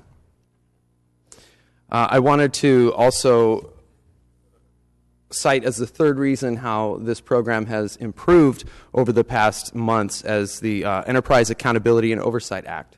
This was passed by this council this morning unanimously. It will require the city to specifically name the construction projects to be financed by any bond. Just to name a few other requirements, it will require that money left over at the conclusion of a project be used to reduce rates in the case of Department of Public Utilities projects, and that's something that we all can enjoy. It will require that city departments identify projects totaling more than $1 million and come to the city council for final approval before work is begun. And it also establishes that 9-member citizen oversight panel, 1 appointee per council member and 2 by the administration, to meet twice a year to evaluate major projects like the one before us tonight. You know, this building has a bad reputation with many people because how many projects have come forward to the city council, and they begin, and it just doesn't turn out right. We're all afraid of that happening, not just with this project, but anytime we push the button on a high ticket or a big ticket item, that's the fear we all have. This act, this Enterprise and Accountability and Oversight Act, and I wanted to thank Councilmember Brand for approaching me to partner on this, and I wanted to thank him for throwing in so many of these great items to prevent mistakes like that from happening. So that won't happen again. We won't find out 3 or 4 years into this thing that we're way behind schedule and we're going to go way over budget. This council and this administration have prevented that from happening. I'm very confident in that. I'm very confident that our ratepayers are well served by what these public servants have all done. I know the committee will do a good job, and I know that these regulations on us and regulations on the way we're going to build this project are going to deliver it in a reasonable way, and hopefully on time and under budget. With the rate assistance, with the significant savings from the state of California, and with the robust oversight, I believe the project will be a success, so I will be voting for it tonight. I've had a chance to talk with some of my constituents over the past couple days, and whenever there's a big vote like this coming up, we get a lot of phone calls in the office, and I played phone tag with you, Nancy, but I know that we almost were able to hook up. But I wanted to share with you one of the phone calls I had. And it was an older gentleman who called, and he told me, my wife and I are retired. We live in your district, Clint. We're really concerned about this. Our rates are going to go up, and we don't know if we're going to be able to do this. And so I chatted with him a little bit, and he told me, I know we need to do this, and I voted no.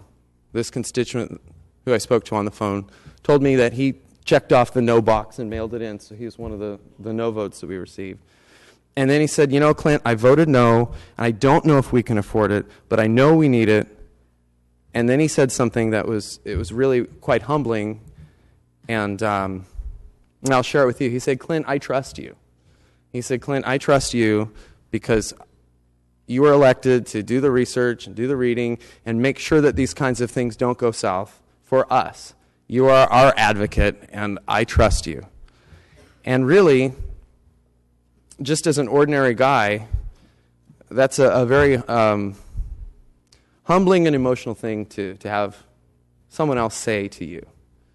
And I know the seriousness of this, I know the price tag, but it's for this constituent and others like him that I'm taking this vote very seriously, and I would not vote for it if I were not confident that we had a good plan in place and that we wouldn't be letting him down.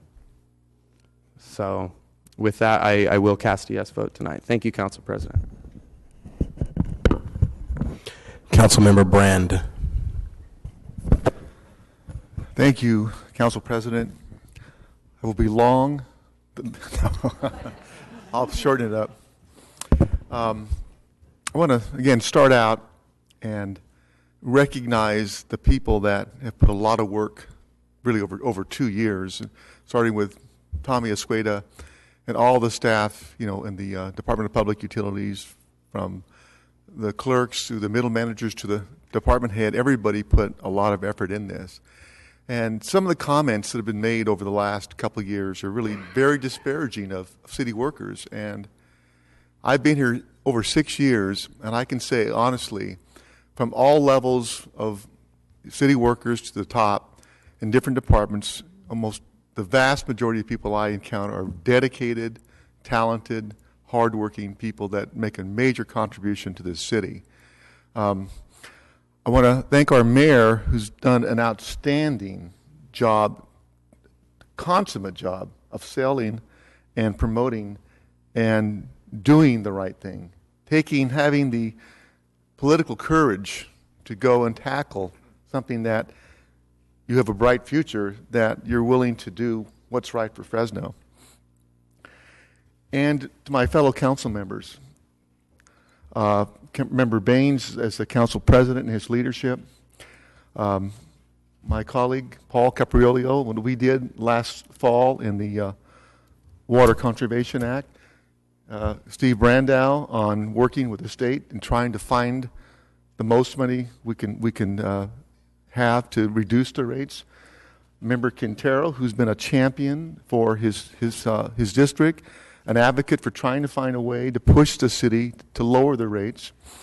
My colleague, Mr. Olivier, who's worked with me recently and has been here for 4 years on all these things we've worked together, and especially to our new member, Soria, who I have met and discussed, and am very, very impressed on how she approaches things. And yes, there are people who put more than 100 hours beside me into these items. She's put 200 hours, and I believe she has. She has been very thorough, and she's going to make a great addition to the Fresno City Council. This vote tonight, I've said this before, well, it's an historic vote. It's probably the most important vote I will take in my 2 terms on this council. And as with the mayor and as with the council members who vote on this item, it's a very courageous vote because you're putting public stewardship ahead of political ambition. And that's something that a lot of politicians can't claim. You know, adopting this program, this $429 million program that Mr. McIntyre has said has been in the works for really 25 years, and had we did it 25 years ago or 10 years ago, it would have been a lot less money. But I can say today, if we don't adopt it today, if it's $429 million now, 10 years from now, it'll be $829 million. You know, we can't continually kick the can down the road, but adopting this program will address a major crisis in the city of Fresno, which is overdrafting our aquifer that does have a finite resource to it, and put Fresno into a position of leadership on water management and having not only for my kids and my grandkids, a long-term, sustainable, safe water supply. And some of the stuff I want to talk about has already been addressed, because the 3 major things I got from all the hearings that we had and the public testimony were reducing the rates, finding a way to have lower income people have reduced rates. That's been done. Finding all sources of funds to reduce the rates, which Member Brandow has done. Member Soria is working on some other stuff. And we have 5 years to find those things that can reduce rates, including what Clint and I did today on the the Enterprise Accountability Act.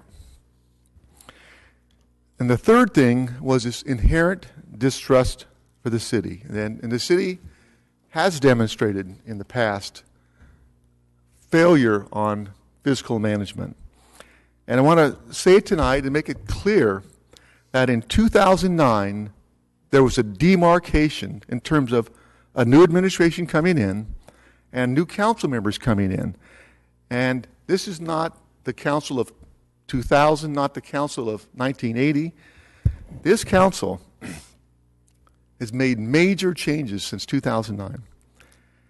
I have drafted 16 legislative acts. Most of those were fiscal reform acts that build a foundation of fiscal stability in the city of Fresno. The mayor, back in 2012, did the Fiscal Sustainability Act, which says the city is going to have, every budget has to be balanced. We're not looking at just 1 year. We're now looking into the future for 5 years. And this is something I don't know any other city that does. These are things that are cutting edge. These are things that are forever changing the course of Fresno. This is not the Fresno of the past. This is the Fresno of the future. And I believe that on the second go-around, I will publicly thank Mr. Vagum that his work, whether at times I definitely were at odds with and was angry with, but in the end, the final product is a better product. And we are never going to have a perfect, it's absolutely impossible. There's just too many things, from bond markets to political changes, regulations, and so on, that we can't control. But I feel that this effort has been above and beyond normal standards, even for private sector contracts. This has been a very successful effort. I've heard tonight and in the past that water conservation is a solution. And water conservation is important for this city and any city in a drought, but it won't resolve the issue of overdrafting, and it won't solve the problems of contamination in wells. It's good, but it won't solve those major problems. I'd like to have Mr. Escueda come up, please, and address some of the issues that were raised by some of the speakers on the FID and the conveyance and our contract. Yes, I'd like to do that. I might call you up, Gary, so be ready. I might call you up. So, again, I'll just reiterate a few things what I said before, that, it's a 40-year-old agreement, beautiful agreement. I mean, again, it's carried us through to this point. Never anticipated we would have a surface water treatment plant, but we adjusted. We built a Northeast surface water treatment plant, and FID has been a fabulous partner in helping us to accommodate that. Along with that is the city of Clovis. They service the city of Clovis water treatment plant. Mm-hmm. So really it is, though, and I'm trying to think, Bruce took me and Gary to lunch downtown, and we sat down and got introduced, and as we were walking away, Gary said, "Hey, you know what? We gotta work on that conveyance agreement. It's kind of a little bit outdated and needs to be updated." What I wanted to do was read a couple of just pieces from this, because from the existing conveyance agreement, and one of the items is, whereas it is recognized by the district and the city that both are charged with the protection and preservation of underground water supply. That will not change. That has not changed. That remains the thing that we have to work together on. So it's not what we have to accomplish, it's how we have to accomplish it. We have new facilities, we have new regulations, we have new assets that we have to manage, and so consistent with the spirit of what this current agreement has, we've got to find a way to now work together to accommodate that, but still remain true to the spirit of what this agreement really is. And Gary and I have met on several occasions. He's been waiting for me to get past this. He's been waiting for Bruce and I and Georgianne to be because we're going to be the ones working with him on doing this, to get through this thing so that we can get started on this thing, which is similar to the comment we had with Darren over here. Darren wants to get the loan documents prepared, but he can't do that until we get past this thing, which is the approval of the rate. So I'm confident, again, they have made every accommodation for us the last 40 years as we have changed facilities, changed direction, changed our operational needs. They've always been there for us. They're always going to be there for us. And we know what we got to do. We just got to take the time to get together and work on making the mechanics of how do we work together on this. So you feel confident we will find the solution? Yeah. Gary, are you confident we can find a solution? Yes, I have every confidence that we will find a solution. Again, we remain consistent with what we need to do. This groundwater supply thing is a mutual responsibility for both of us. This document contemplated that. What it didn't contemplate was we were going to have change conditions, and we got to accommodate for that now. Right. Thank you. And I want to, convey to the board directors and to the director of FID our sincere commitment and appreciation and hope that we will, find an equitable solution. And we take nothing for granted. We appreciate our partners in this deal. And there's been talk of delaying this item, and that's what the city's good at, is not doing things, delaying things. But again, I believe we've put the time into it, so what are the consequences if we delay? And I know financially that if we just, for some reason, said, let's forget this thing, let's kick it down the road, that within 12 months, we'll be running out of money on an operational basis. Within 12 months, we'll be in technical default on our bonds, which means, does the general fund have to step in to subsidize a general fund that is still struggling to recover, a general fund that still needs to hire police officers and firefighters and parks workers and fire trucks and all the stuff we have, that we can't afford to do that. The contamination of these wells is not going to go away. It's going to get bigger, and it'll cost millions of dollars to do it at a later date. And we'll continue to overdraft our aquifer. That won't solve that. And the cost, as I said earlier, will get higher. It's a simple truth of time and money. And the longer it goes, the more expensive it gets. in fact, every month we delay, and correct me if I'm wrong, Tommy, is about roughly $1.2 million in higher cost. I think it's come time for us to do it. Let me just conclude by kind of giving a different version of an old saying of the tale of two cities. The old Fresno, this Fresno of perpetual high unemployment, perpetual poverty, and a new Fresno that is in the top 5 in growing jobs and one of the top cities in the United States.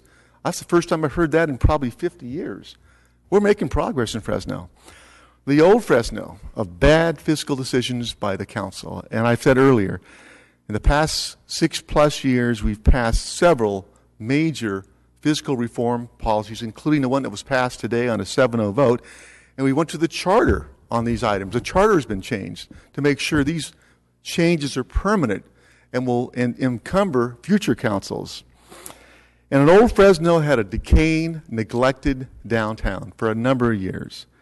And a new Fresno that has the seeds of recovery, that has over 500 units built in the last 5 years. It has a tech hub that now is going to go to like 50,000 square feet.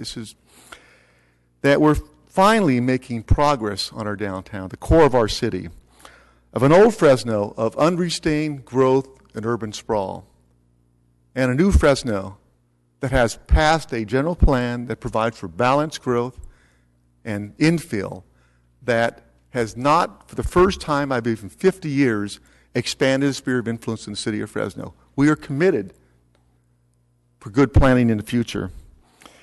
And finally, the city of negativity, and what's the old axiom? I've met the enemy, and the enemy is me.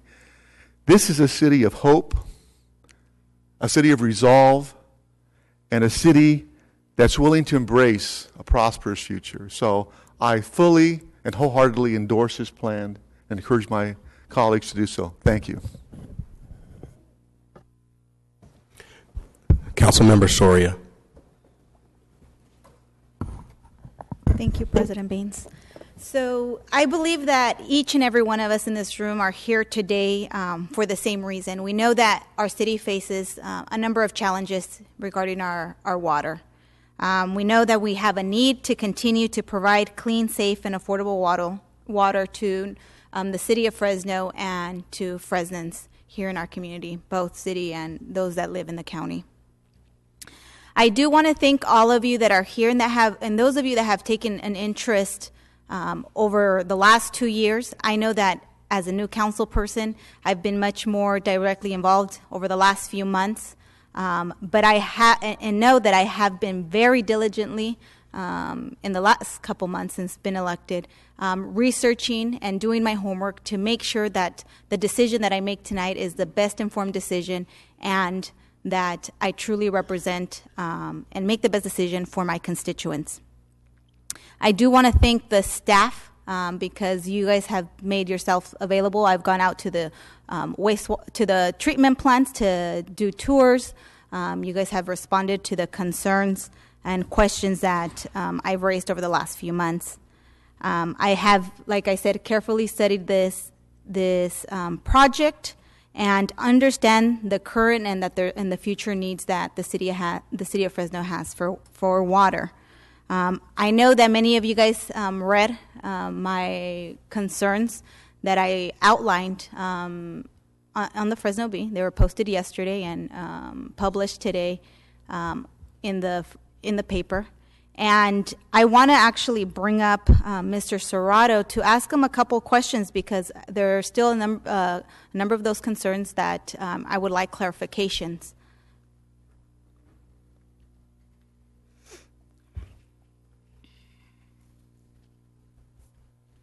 And for those of you that didn't have an opportunity to read what I outlined in the Fresno Bee, I did state publicly some of my concerns with the appropriate sizing of our facilities and as it directly related to our water conveyance agreement, which has been partly a conversation that we've had today, but I do believe that it warrants additional questions so that we're all clear as to what this project means and what the water conveyance agreement means as it relates to the new facility we're proposing to build. So I just want to ask you, Mr. Serrato, if you could just explain to us. I know that we're in the middle of negotiations, or we're going to start negotiations to get this conveyance agreement done. But can you just help me understand the components of the agreement, how that would be necessary to determine the optimum size that is proposed for a treatment plant that will meet the demands of the city, but also given the entitlements that we do have and that we have had a discussion about over the last few years? Let me start out by saying this, that FID has been at the table 3 different times with city staff to take a look at the conveyance agreement and try to start the process of looking at the things that were going to need to be addressed. That's why my comment to Tommy, and Tommy, I hope you didn't take it the wrong way, we just didn't have a lot of success. But I think with Tommy, I think if we can sit down, because I think he's sincere in trying to accomplish something, I think we can sit down and have a meaningful discussion. But there are some huge components in this conveyance agreement that are important to the Fresno Irrigation District. And number one, we love the conveyance agreement the way it is. Okay, we don't want to change it. Okay, but we understand that the city needs something a little differently. Okay, the components in here that are going to be key is you don't have storage. You don't have storage in Pine Flat. You do have storage in Friant, and I've stated that before. But that Friant supply has been impacted by a number of things. CVPIA that passed in 1992 that took 800,000 acre-feet of water away from the CVP project and gave it to the environment. San Joaquin River Restoration Program that took an impact. We're all taking that impact. You heard somebody say there's water going down the river. Okay, wasn't going down there before. We don't think that salmon are going to make it back. But the fact of the matter is there's water going down there. We lost a lawsuit. Friant lost a lawsuit.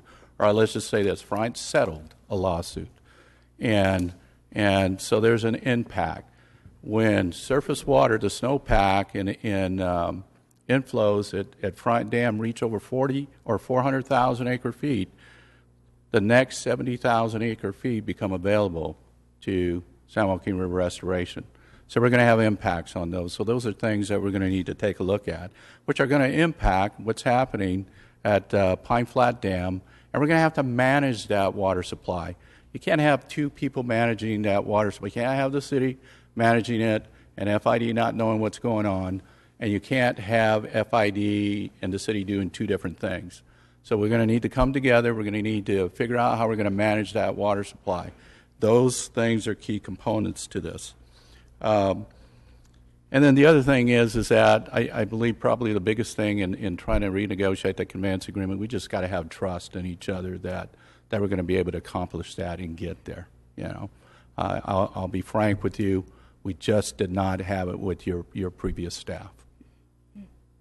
Okay, so you mentioned the storage capacity is a component, an important component for this conveyance agreement. So what does that mean?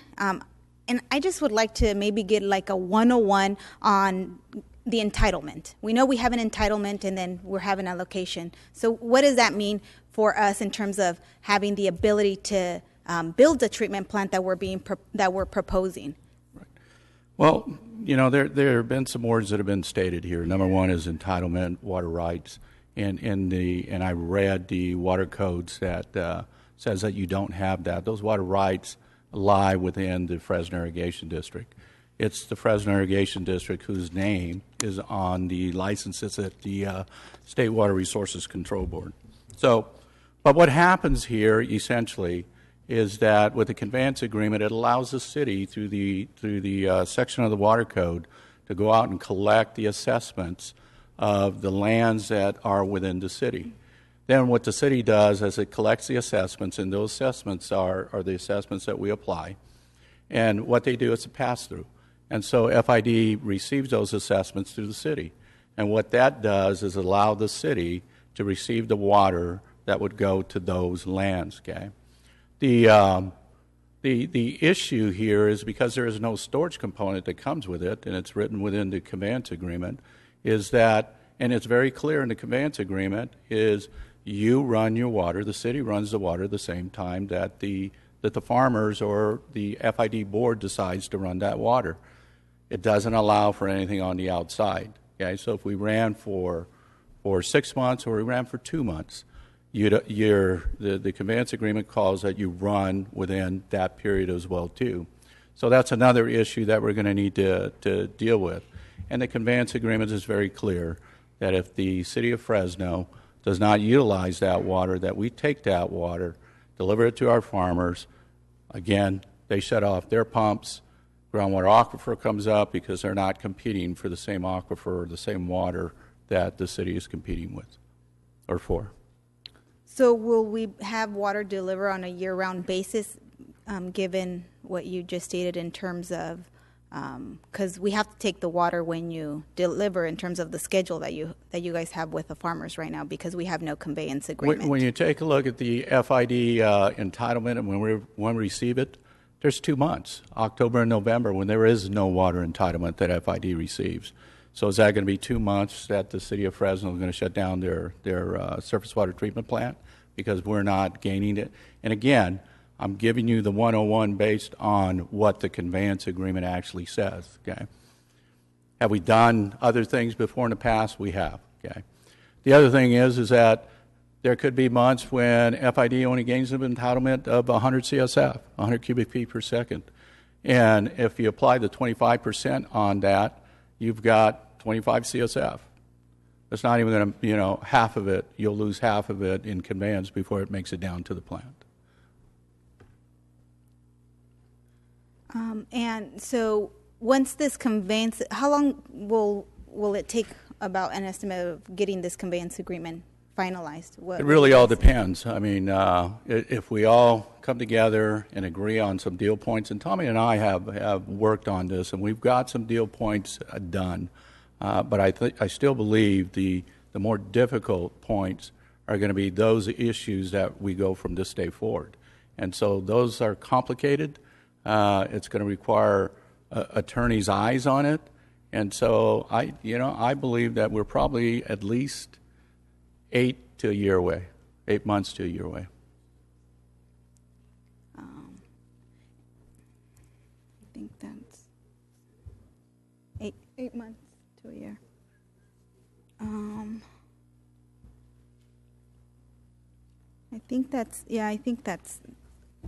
I think that's all the questions that I have for you. Okay. Thank you. You're welcome. I also have a question for Tommy, if you can. So, in regards to the conveyance agreement, I'm trying to be comfortable with this agreement and the fact that we're creating a plant that may not get the entire allocation, essentially, and that we may be proposing a plant that we may underutilize. And so that's something that I want to make sure that we have some safeguards so that we are being good stewards of our taxpayer money. And so I know that we just hear that it will take 8 to 12 months to finalize this agreement. And I don't know if the agreement will give us much more comfort in how much water and the reliability in terms of the amount of water that our city will receive, so that we can fully utilize these treatment plants that we have, because we know we do have a history of not fully running at capacity, and then most recently, as pointed, that our T3 was even not being operated until a few weeks ago. And so I've expressed these concerns. I express them again here publicly because I think that they're very valid and that we need to create some safeguards today if this project moves forward, so that this water conveyance agreement protects our taxpayer money, and that we build something that our residents can truly benefit, and that is the size that will help our city have a reliable source of water. So, I want to ask you in terms of just, what the comments that were made by Mr. Serrato, and, the fact that you made a comment about feeling confident that we would get to an agreement. I think putting some safeguards in the current proposed plant would be something that I think should be part of the discussion. So the question is... So I guess in terms of... I think I know the question, so let me answer it this way. I would say that actions speak louder than words. And so as an example, Gary Serrato and Bill Stretch, raise your hand, Bill, are currently delivering water to the T3 plant because we asked them to do it as a favor to us because we needed to get that thing up and running because of the groundwater contamination issues and the groundwater overdraft issues. And they stepped up like a good, true water supply partner would and started delivering water to that plant on January 29th? When did you? January 29th. They gave it to us the date. We started talking about it in December, and it came. So the actions of this organization, FID, have been outstanding. Doesn't talk about a water plant in here. Talks about delivery schedules. They deliver water to our plant 11 months a year. They deliver water to the Clovis water plant 11 months a year, 10 months a year. So it all goes back to this document was written to accomplish certain objectives 40 years ago. And as good water supply partners, we have been working together. And the time has just come now that we've got to really get it updated. So I think Gary talked about it, the confidence, I have confidence in these guys because they've been doing it. Their actions have spoken louder than any words I could speak to you right now in terms of how they're ready to serve us.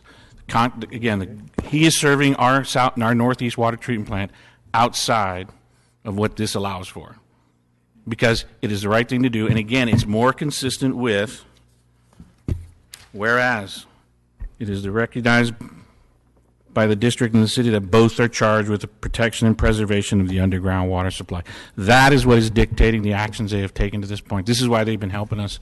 And I have every confidence they're going to continue to help us because they have. Again, I would like to, I don't have to think back in terms of I hope, I wish, maybe kind of, sort of, because he's been doing it.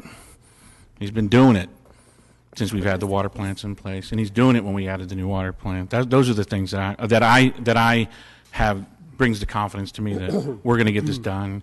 We got to make it consistent. Okay, I have an additional question. Actually, a couple more questions.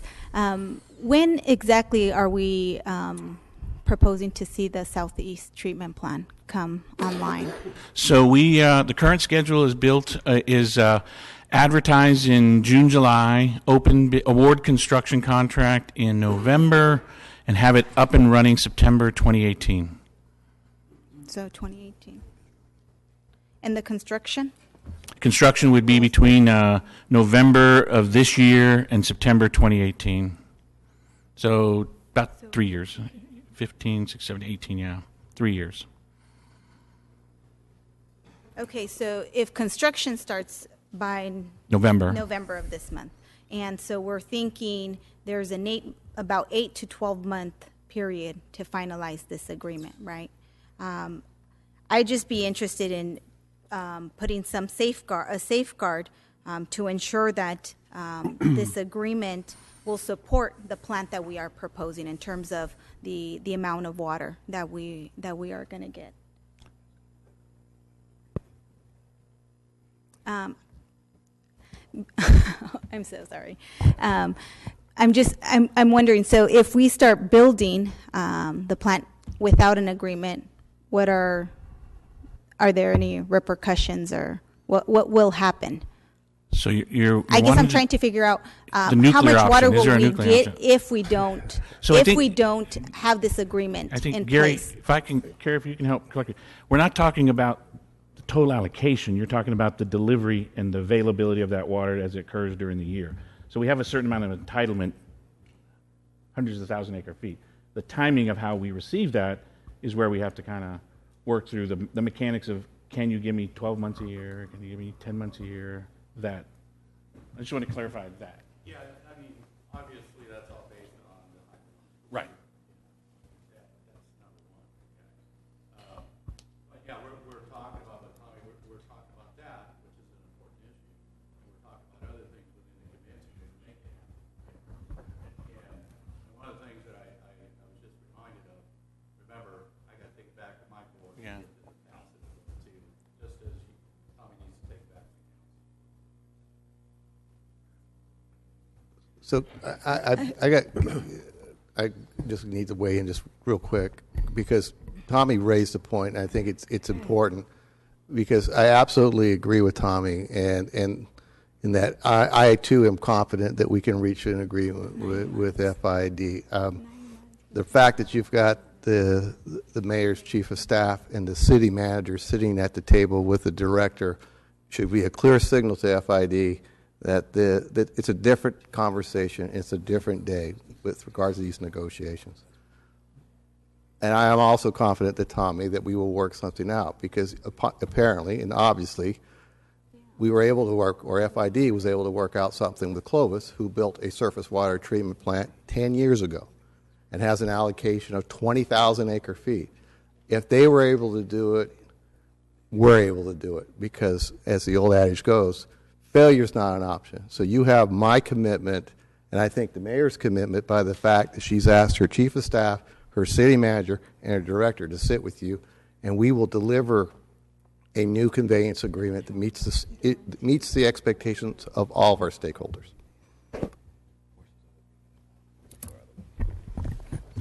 So I'm still trying to figure out how I'm going to propose the safeguard, but I would like to see a safeguard that regarding this conveyance agreement that go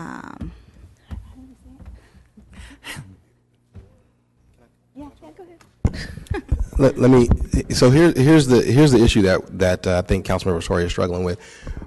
We're very concerned that we don't build the Southeast Surface Water Treatment Facility and not have actual water going to it, right? Not being able to serve that.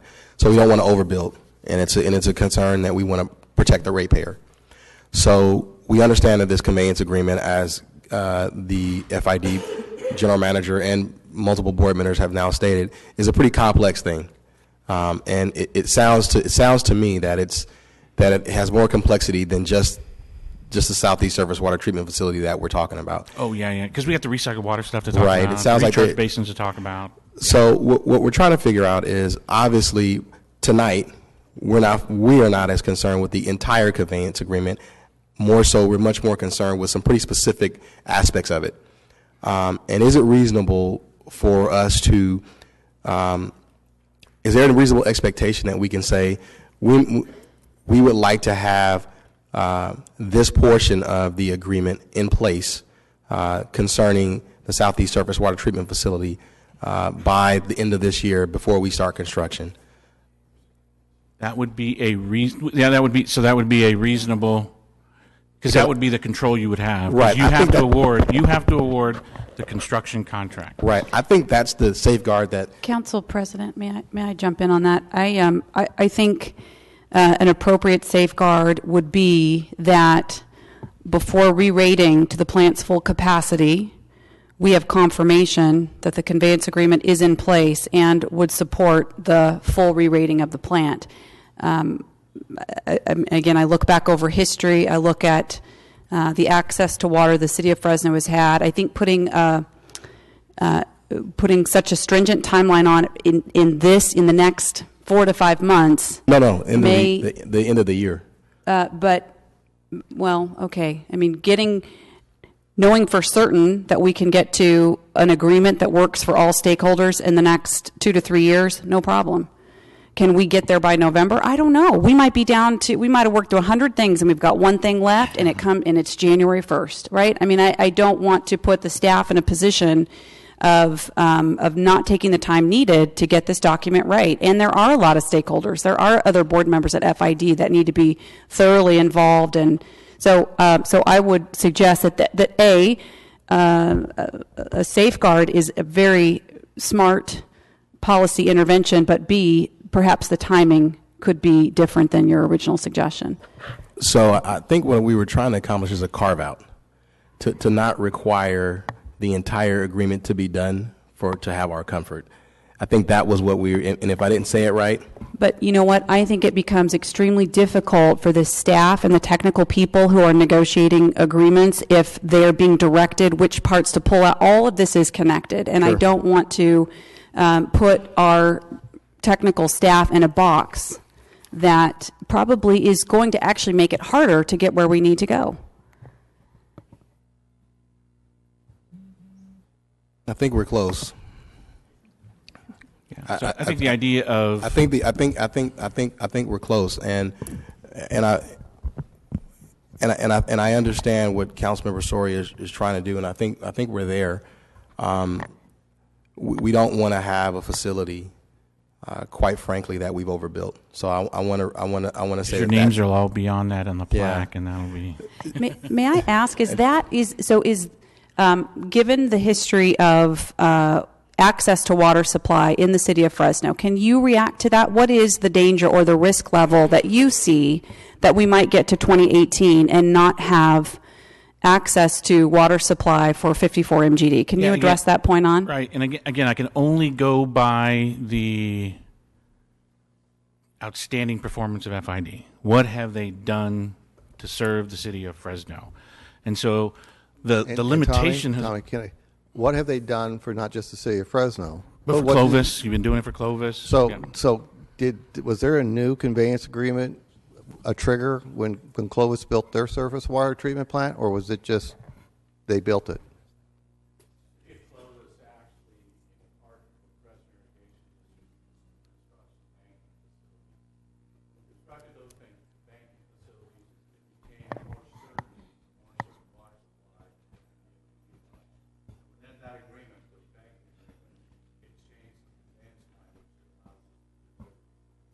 Okay.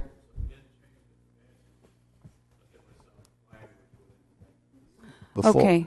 And so if you could please address the question. So what is the risk? It's a perfectly reasonable and acceptable question to say, is there a risk level that 2018 comes, we've carried through this process, will there be water there? Right. So the analysis based on the 50 years of data, we've taken the discount for stream restoration projects, for the San Joaquin restoration projects. We've taken some adjustment because people have talked about the climate change that we should be able to achieve 110,000. Now the difference between us and Clovis, the other difference between us and Clovis is we have CVP water. Right. So we add CVP water to our supply system. And so when you put the two of those together, the history has been 110,000 acre feet, 46 out of the last 50 years. Our problem has been we just can't use it. We just haven't been able to use that water. And so now we're going to put the facilities in so that we can take those deliveries and use those. And those will be on a year-round basis. So just again, Council President Baines and Councilmember Soria, on behalf of the administration, I appreciate the intervention that says we're going to put a trigger in place that's going to require the conveyance agreement to be completed. I think that creates the right sense of urgency, and I think it sends the right message to our partners that that is in fact the intent of this policy body. It's just simply my point that we need to put it in the right spot so that we can really have the most efficient and effective negotiations and get where we're all trying to go. I think that's exactly. I know that's what we want to do. We want to have that safeguard in there, and I appreciate you, Mayor, for weighing in. And I think we want to form this into an appropriate amendment. I think we had something in mind a little earlier, and I think we probably should talk that through because that probably will get us where we want to get and put the proper safeguard in there, Councilmember Soria. Possibly, yes. I would say that. Would you like? Are you suggesting a recess to discuss that, or? Yeah, if we can take 5 minutes.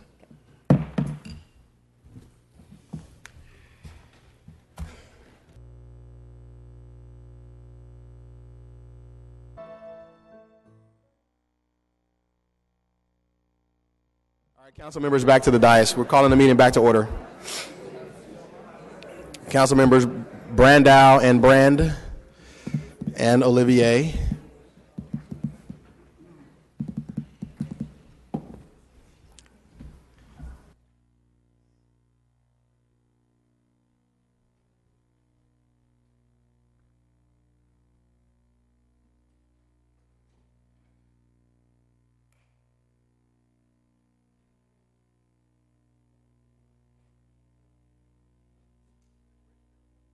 Councilmember Soria.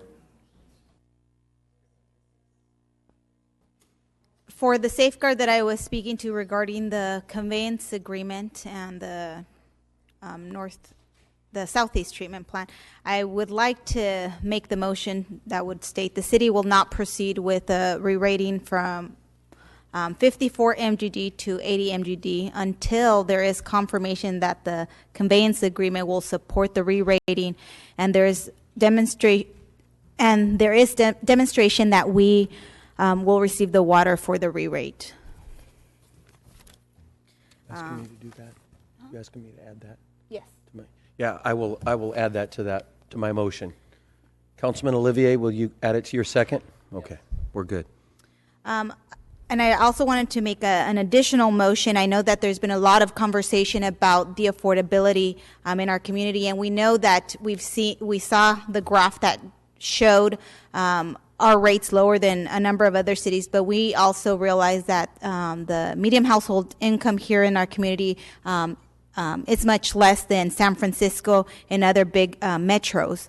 So I've identified another potential source that could help our community and add to the affordability, the affordability program that was proposed. So I would like to make a motion to amend that the water rate solution include a provision restricting the use of all net proceeds from any lawsuit settlements or judgments related to groundwater contamination for TCP, MTBE, or DBCP to be used for the low-income rate subsidies or to reduce future rate increases.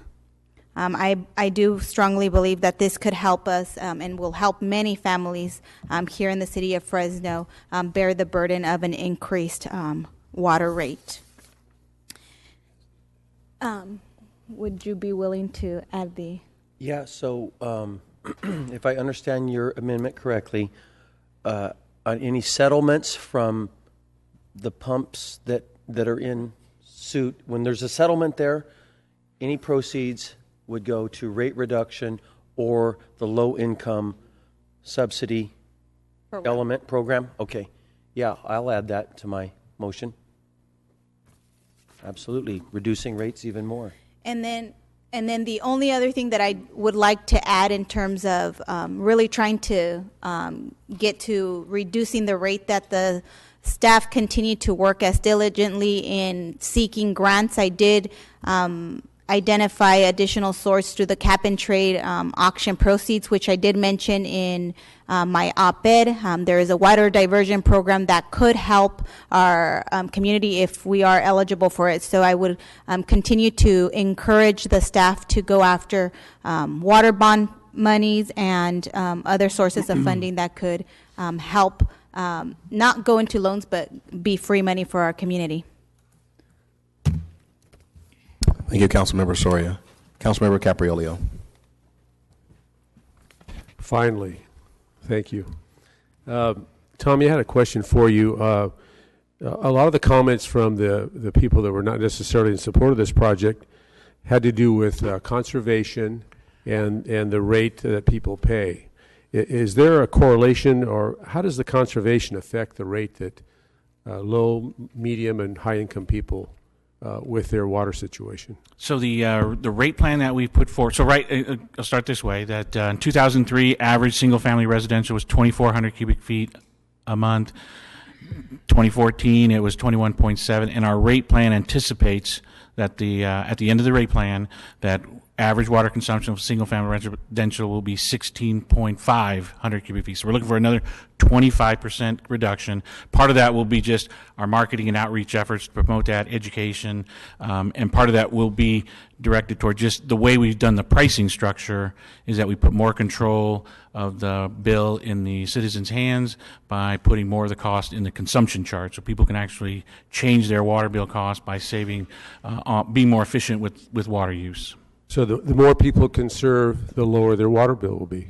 That's to exactly simplify right. it. That's sorry. Here, that's the that cleaner the way to bottom say line? it. Save water, save money. And then that affordable credit plan number would even get lower if people will truly try to conserve. That's exactly right. Thank you. Listen, I wanted to, I had a few notes here I wanted to address. And I agree with a lot of the comments of my colleagues. I think we've all done our due diligence. We're charged by our voters to do that. And this plan has been refined, and I'm very thankful for that. Although I think it's not perfect because everyone in this room is not totally satisfied. Some are, some aren't. But it takes care of our community for many, many years in the future, as opposed to our predecessors who actually kicked this can right on our doorstep, exactly on our doorstep. I'm really happy and proud to associate with this group of colleagues and council members because they're willing to take that vote, and they're willing to make a difference. And the political consequences matters not to any of us. It's the right thing to do. It's been long enough. We're ready to move on it, and tonight is the night. Again, this has been vetted at length. My comments have been the same throughout. I'm absolutely not going to kick the can down the road. I said that at the first meeting, and I am standing by that. Again, I've always said we must maintain local control of a local resource. It's absolutely critical. And I think Sacramento has said, if you don't get your situation under control, we will control it for you with our wisdom. If you've attended previous meetings, my definition of Sacramento legislators' wisdom is rules, regulations, hurdles, and taxes that burden us without addressing the specific needs of this community. I don't think we want to go down that road, and this plan will help us not do that. I wanted to draw another parallel, perhaps. We talk about our taxes, with property taxes and sales taxes. With our property taxes, for every dollar you're taxed, about 21 cents comes back to this community. The rest of it, gone. On your sales tax, approximately 10, 11 cents comes back to this community. Basically, 90 cents out of your tax dollar, gone. And I'm just really upset that we don't have the ability to bring that money back to us. And what Sacramento does is give us our pittance, and says, hope you make ends meet, and I hope you can take care of your problems. And I'm kind of tired of our money going to improve Sacramento, San Francisco Bay Area, Southern California. We're the Central Valley. We're the breadbasket of the world. We need that money just as much as anybody else. So, but I want to draw the parallel, the contrast to this. With this project, the fees that we pay, all of us pay, they will go directly to this project. They stay right here in Fresno. You get a dollar for dollar benefit from the fees that we're proposing in this particular project. It all is here for once, dollar for dollar, finally. And I think we kind of overlook the value of water. I hope not. But without water, there's no farmers. There's no valley economy. There's no job. I think a couple of citizens just frankly pointed out we have no city. We're back to way back when. So we must take care of this. We must take care of ourselves, and I think this is the way to do it. I mentioned it to Mr. Escueda, and I want to remind everyone that the success of this process depends on all the component parts. And a vital part of this process is conservation. And in conservation, remember, every drop of water counts. I'm going to say that a few times. Remember that every drop of water counts. So we were concerned with conservation. The Capriolio Brand Capriolio Water Conservation Act was passed November 10th of 2014. It included many, many incentives. The binder is kind of thick. and it's for our benefit that it is thick. And one of the, and those incentives, again, encourage us to save water because, remember, every drop of water counts.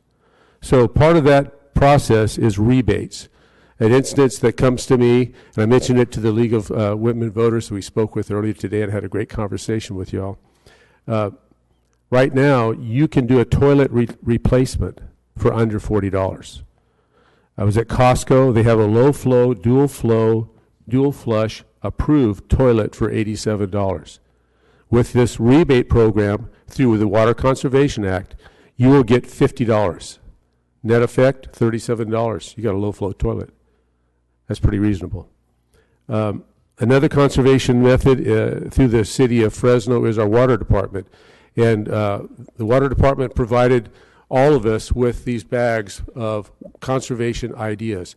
They're all laid out here, and I'd like to invite each and every one of you to grab a bag.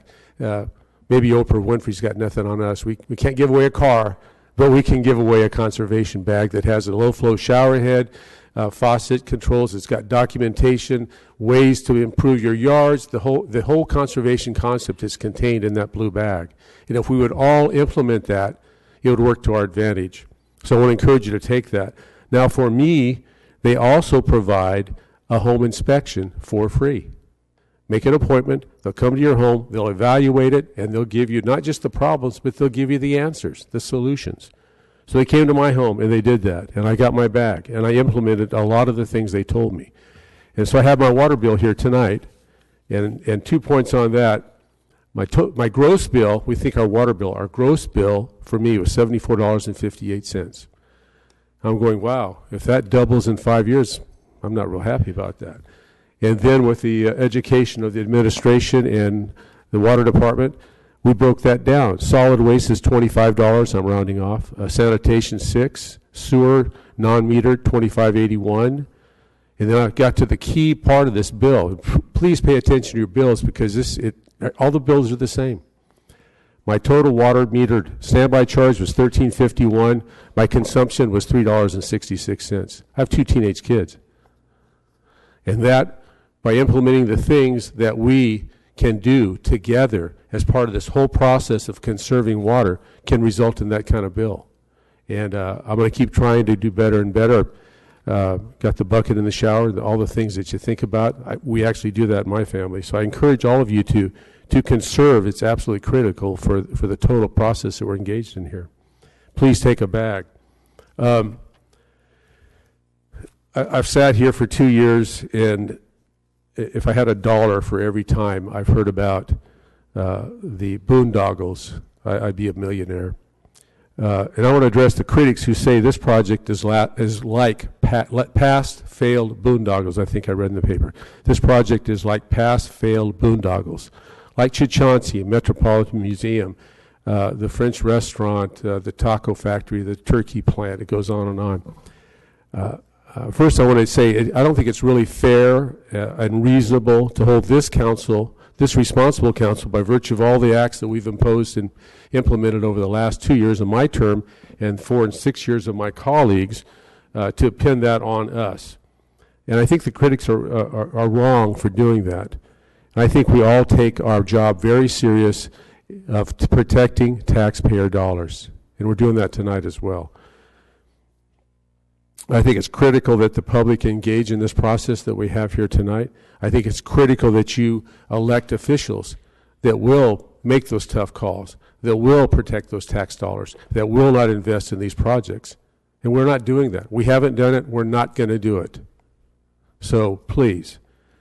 The second part of this is if we're comparing this present project to those past projects, it's like comparing apples to oranges. Why do I say that?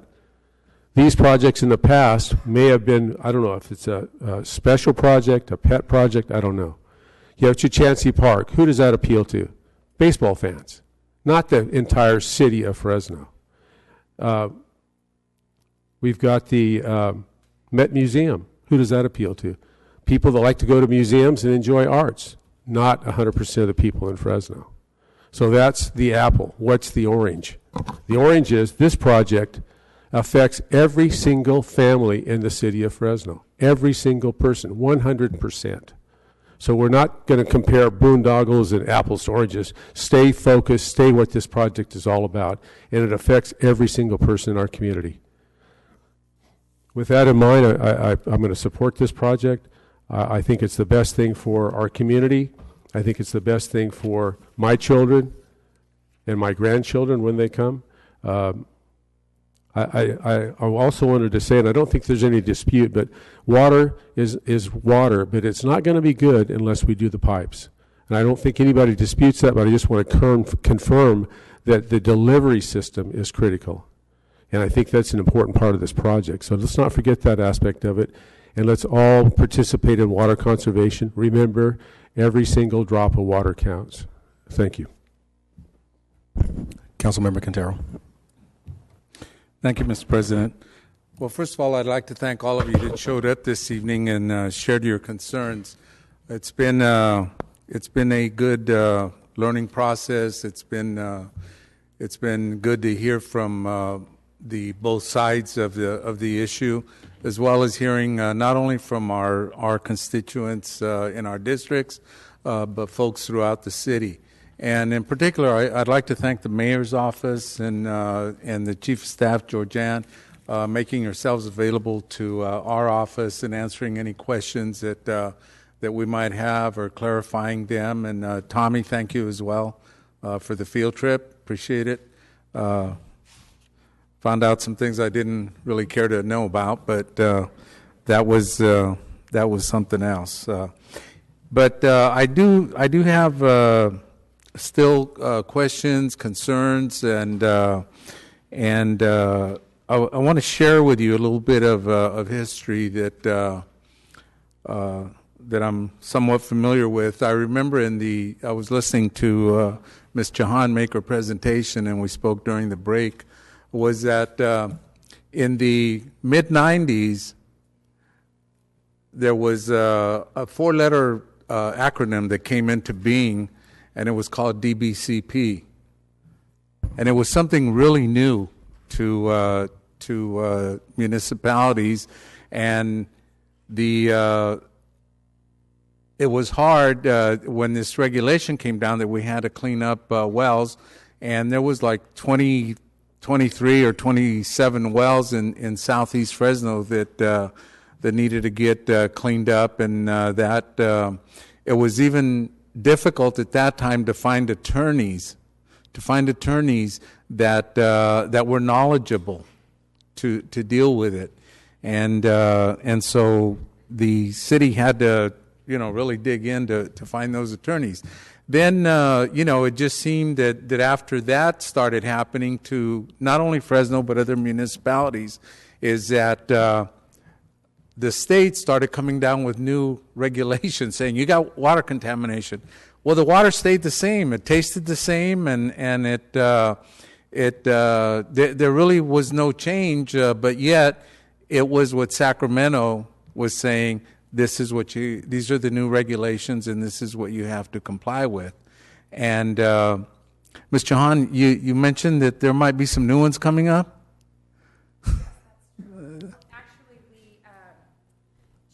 Adopted an MCL for hexavalent chromium. That was July 1st of 2014.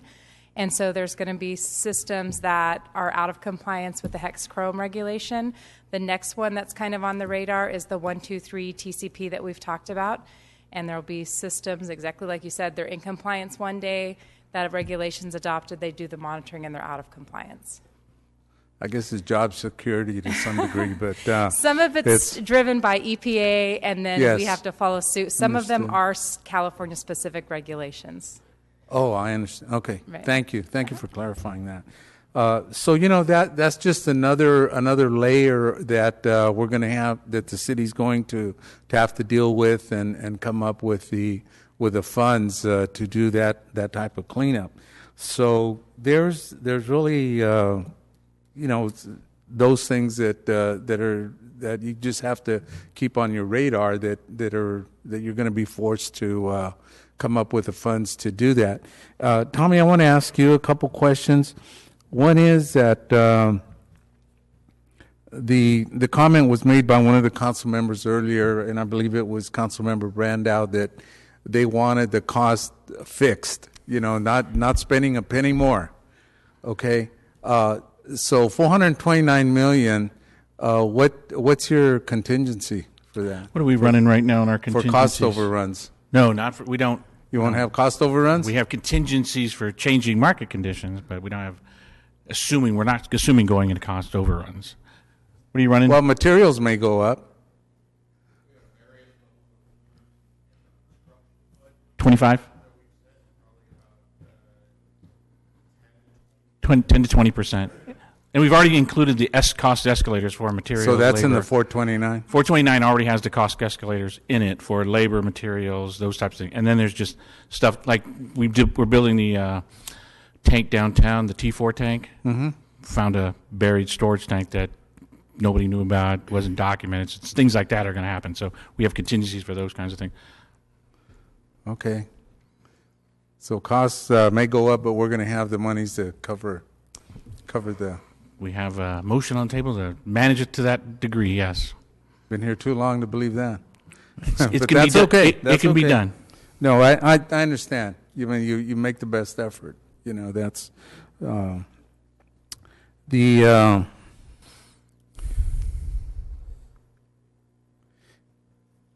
one of the questions that one of the speakers made was as far as looking at the costs that maybe new development pays its way, and not so much the buyer but the developer. How are they going to pay their way? So right now we just started the Nexus study for a capacity fee. So that'll be what we're going to call a water capacity fee. And now that we have the $429 million program, we have the operation and maintenance costs. We use that data to then design the rates that you're considering tonight. We will use that same data to calculate the rates that new connections or changed connections have to make to the system. To set, we had to just get what's the cost of the program. That's the 429. We have the O&M costs included. We take that data and now we use it to calculate what the capacity fee needs to be for new connections or changed connections. Same process we just went through to do this rate you're considering tonight. Okay. Can you talk to me a little bit about the surface water? The surface water. Uh-huh. I can talk to you a little bit about the surface water, yes. Okay. What's the specific? Well, what I understand is Fresno has surface water, outlying communities don't. There are, and I regrettably, I don't know who all the people Gary serves. I know he serves us, and I know he serves Clovis. Okay. I don't know what other local agencies that he serves. Okay. So I think, Tommy, the question is which communities around us right now are pretty much solely reliant upon groundwater? My understanding, and I'm going to look. Madera County, South Madera County. Oh yeah, Cassie probably knows. Okay. So you're wanting to know how many utilities rely strictly on surface water versus strictly on groundwater? Mm-hmm. Yeah, I would say the majority in Fresno County relies strictly on groundwater. Same is true with Madera County. So I've pointed out before, the city of Fresno is really in a unique position in that they have surface water that they could take advantage of.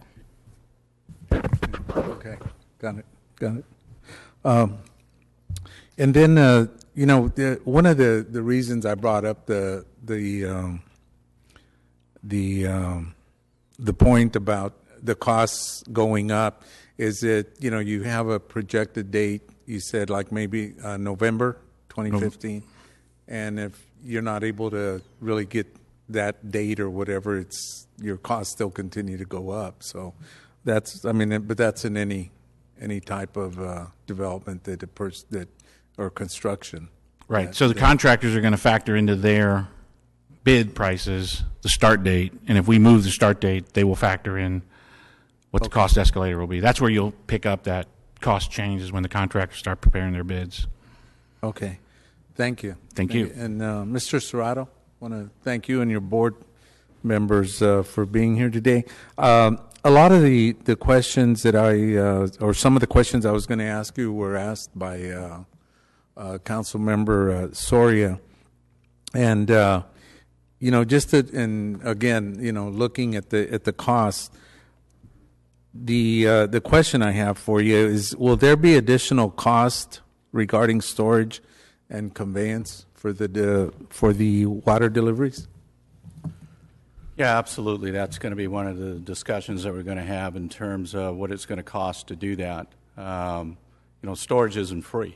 The city, just to give you an example, we entered into agreements with the city of city of Clovis to do storage and banking facilities with them, and it was upwards. It was probably somewhere around $10 to $12 million to complete those projects. 10 to 12? That's correct. To complete that. Okay. Now, you've heard all the discussion and everything. Was there anything else you think you might want to add or clarify? Gosh, seems like we've done a lot of things, but maybe one of the things that I'd like to leave you with and be very clear is that in our discussions we covered a lot of things, but understand that I wasn't standing here trying to negotiate anything with the council or anybody here today, right? Because we obviously that's going to occur in a different venue. But I do appreciate the opportunity to come here and address the council, because I think there's some issues here that are not just important to the city, but to our growers as well, our farmers that we represent. We understand that groundwater is a big issue. We understand the Groundwater Sustainability Act. We're part of a group that's advancing that and moving that forward. We were involved with legislation and trying to head off some of the things that we're going to have to deal with. But the only way we're going to get to sustainability is we're all going to have to come together and work together to get us there. And do you feel pretty good about reaching an agreement in 8 to 12 months?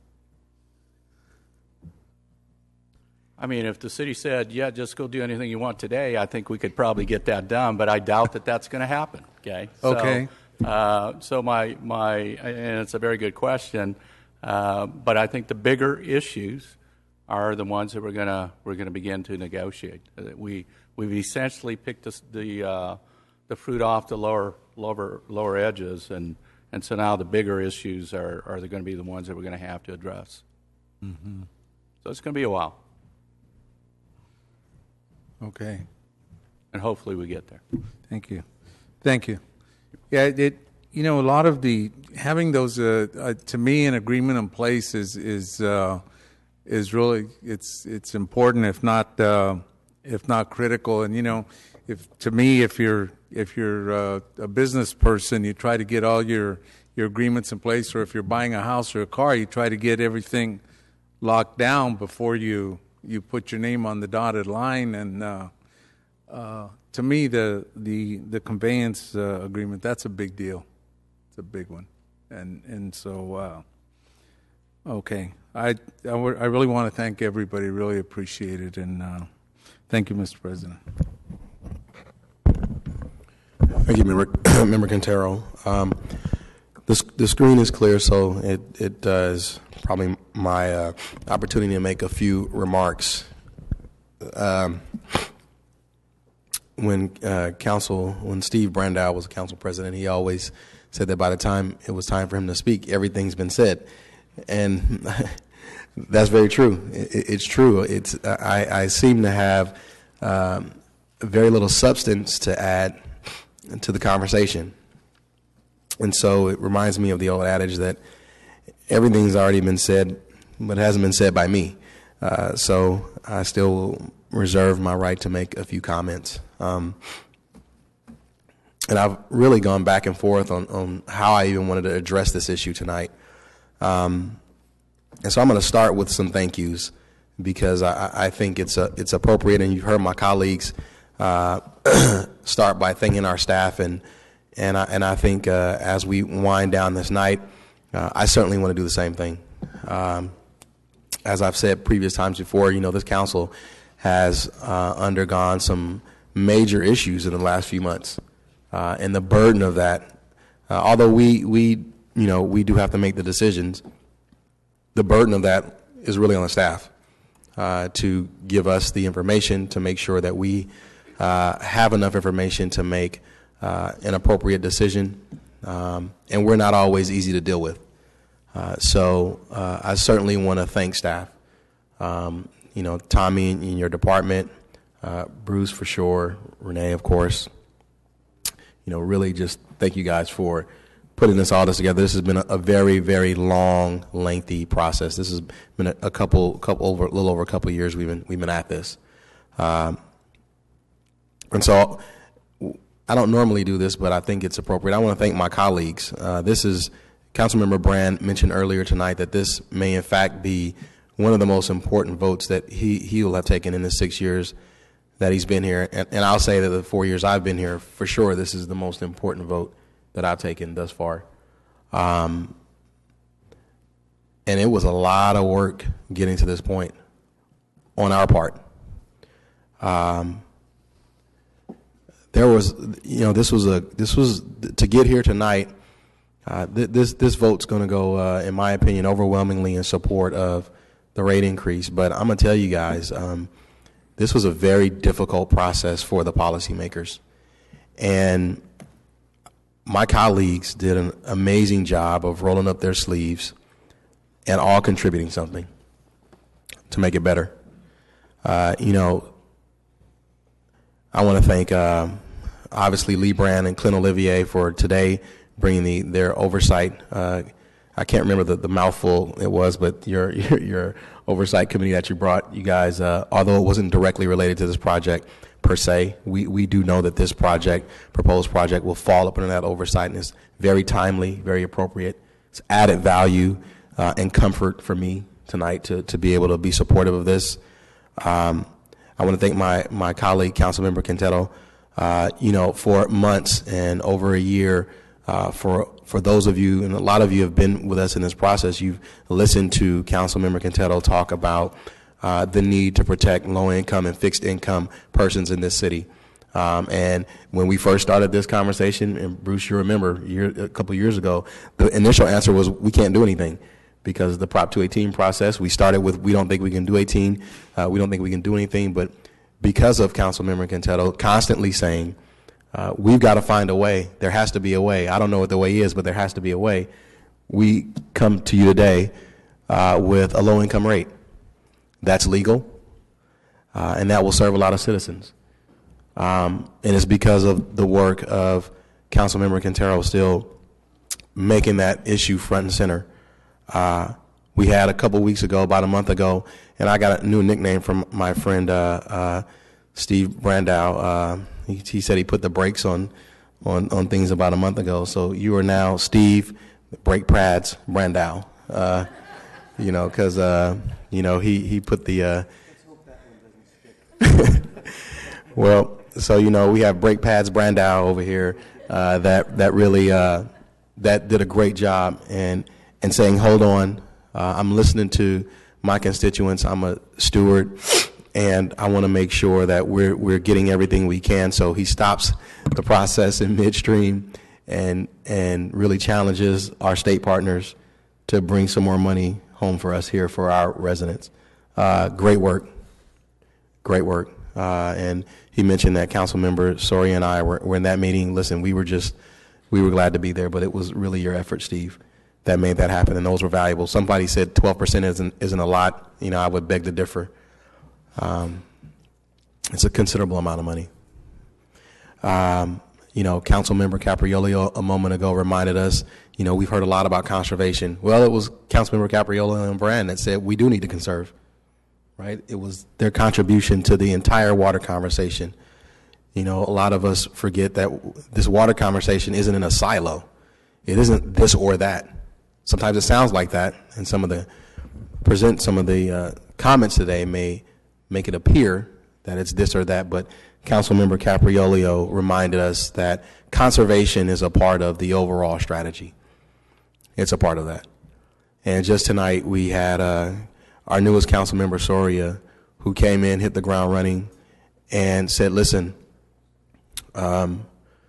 I have some concerns, and I want to make sure that when we size this project, it's sized right. And I want to make sure that we're protecting our ratepayers for the right size of the project. So are there safeguards that we can put in here to make sure that we're not overdoing it? Those are the right questions.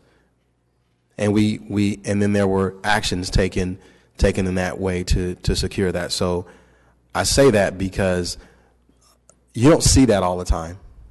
And the city of Fresno should be very proud of this. I'm very proud of my colleagues tonight to all the contributions that they have individually made in our entire water conversation over the last couple of years is pretty remarkable to me. And it doesn't happen every day.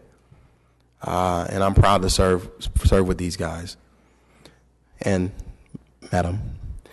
And last but certainly not least, I want to thank our mayor, who is the most resilient, tenacious person that I know, and was not going to take no for an answer. And she worked with us and worked with us and worked with us and stayed patient with us through this entire process to get us here today. It was a remarkable bit of leadership to do something that no council's done in over 40 years to get us to this point. It's remarkable leadership. And so I say all that today because what you saw, Fresno residents, was government that worked together. And we hear so much all the time about how awful government is, about how terrible things are, and no one gets along, everyone's fighting, and everything's bad, everyone's lying. Well, that didn't happen here. That did not happen here. It didn't happen in the city of Fresno. Our residents should be proud. Now, some of you may not agree with how we vote tonight. I will grant you that, and maybe you have some legitimate issues to take with that. But our residents should be proud of a city government that's trying to work together, that has legitimate disagreements on issues. And don't misunderstand that we legitimately do disagree with one another, but yet this council and this administration and this staff found a way to incorporate the ideas of its citizens, our individual concerns, along with the staff needs and concerns, to bring to you a better product. And everyone had some input. So that's my contribution to tonight's conversation. I could go on, and I could listen. I could talk about how sacred water is, and I love how our water director. I promise I won't. How our water director talked about our water issue being a public health issue. Thank you for reminding us. Thank you for reminding us of that, because we forget. So in the interest of time, and because everything that could have been said has been said, and I will see you guys see all the notes I have up here. You guys should be happy. I'm going to make one additional amendment, Councilmember Brandow. It's very minor. I was been informed that we actually have Councilmember Soria made an amendment regarding future settlement payments to go down to buy down rates for our ratepayers. I would like to expand that to current. If there are any current settlement funds that are available to buy those rates down, I would like to expand that to that. Settlements for what? To buy down the rates for our ratepayers. What kind of settlements? Other lawsuit settlements? Yeah, we have some other ones. The city attorney informed me that we actually have some settlements that are available to us. The city manager confirmed that there may be some that we can use for that. Yeah, I think the question is on the affordable program. In the event there's an overprescription, there are other dollars. I've discussed this with the city attorney that would be available to backstop that program. Right. All right. To the extent those funds haven't already been committed Right, to haven't something been else. And to take down the rates. Mm-hmm. Yeah. Just to expand it so we don't have to wait for future settlements. We can use the funds that already exist now. Yeah. Thank Definitely. you. I'll add that. And better ask Councilman Olivier. Councilmember. I am okay with that. All right, that's great. So with that additional final amendment, that has been my now contribution to the water discussion for tonight. I will actually call for the vote. Well, I'm sorry. I want to allow our mayor to give any final comments in this, as you're our guest tonight in the council chambers. You know, I don't know that I can possibly add much to this discussion.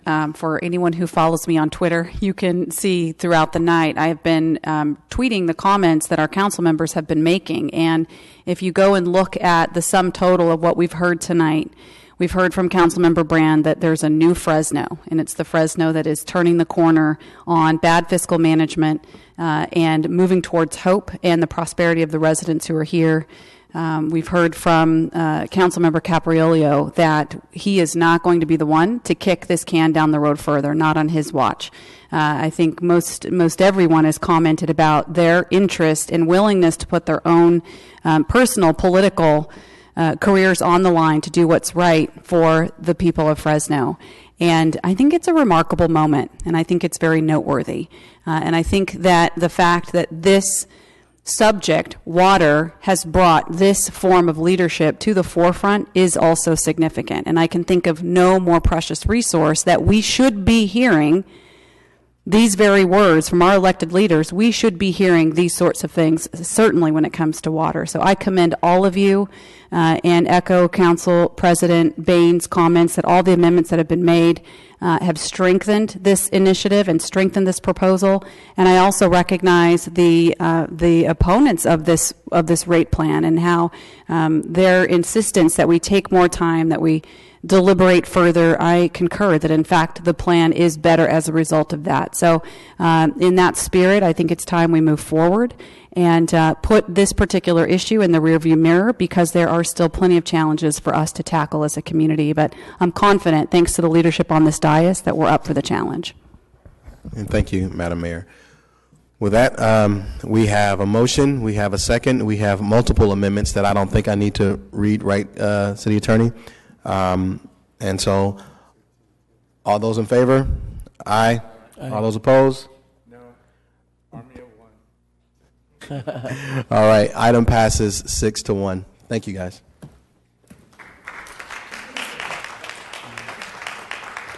This is an historic. Can we have a quick group photo on the dais?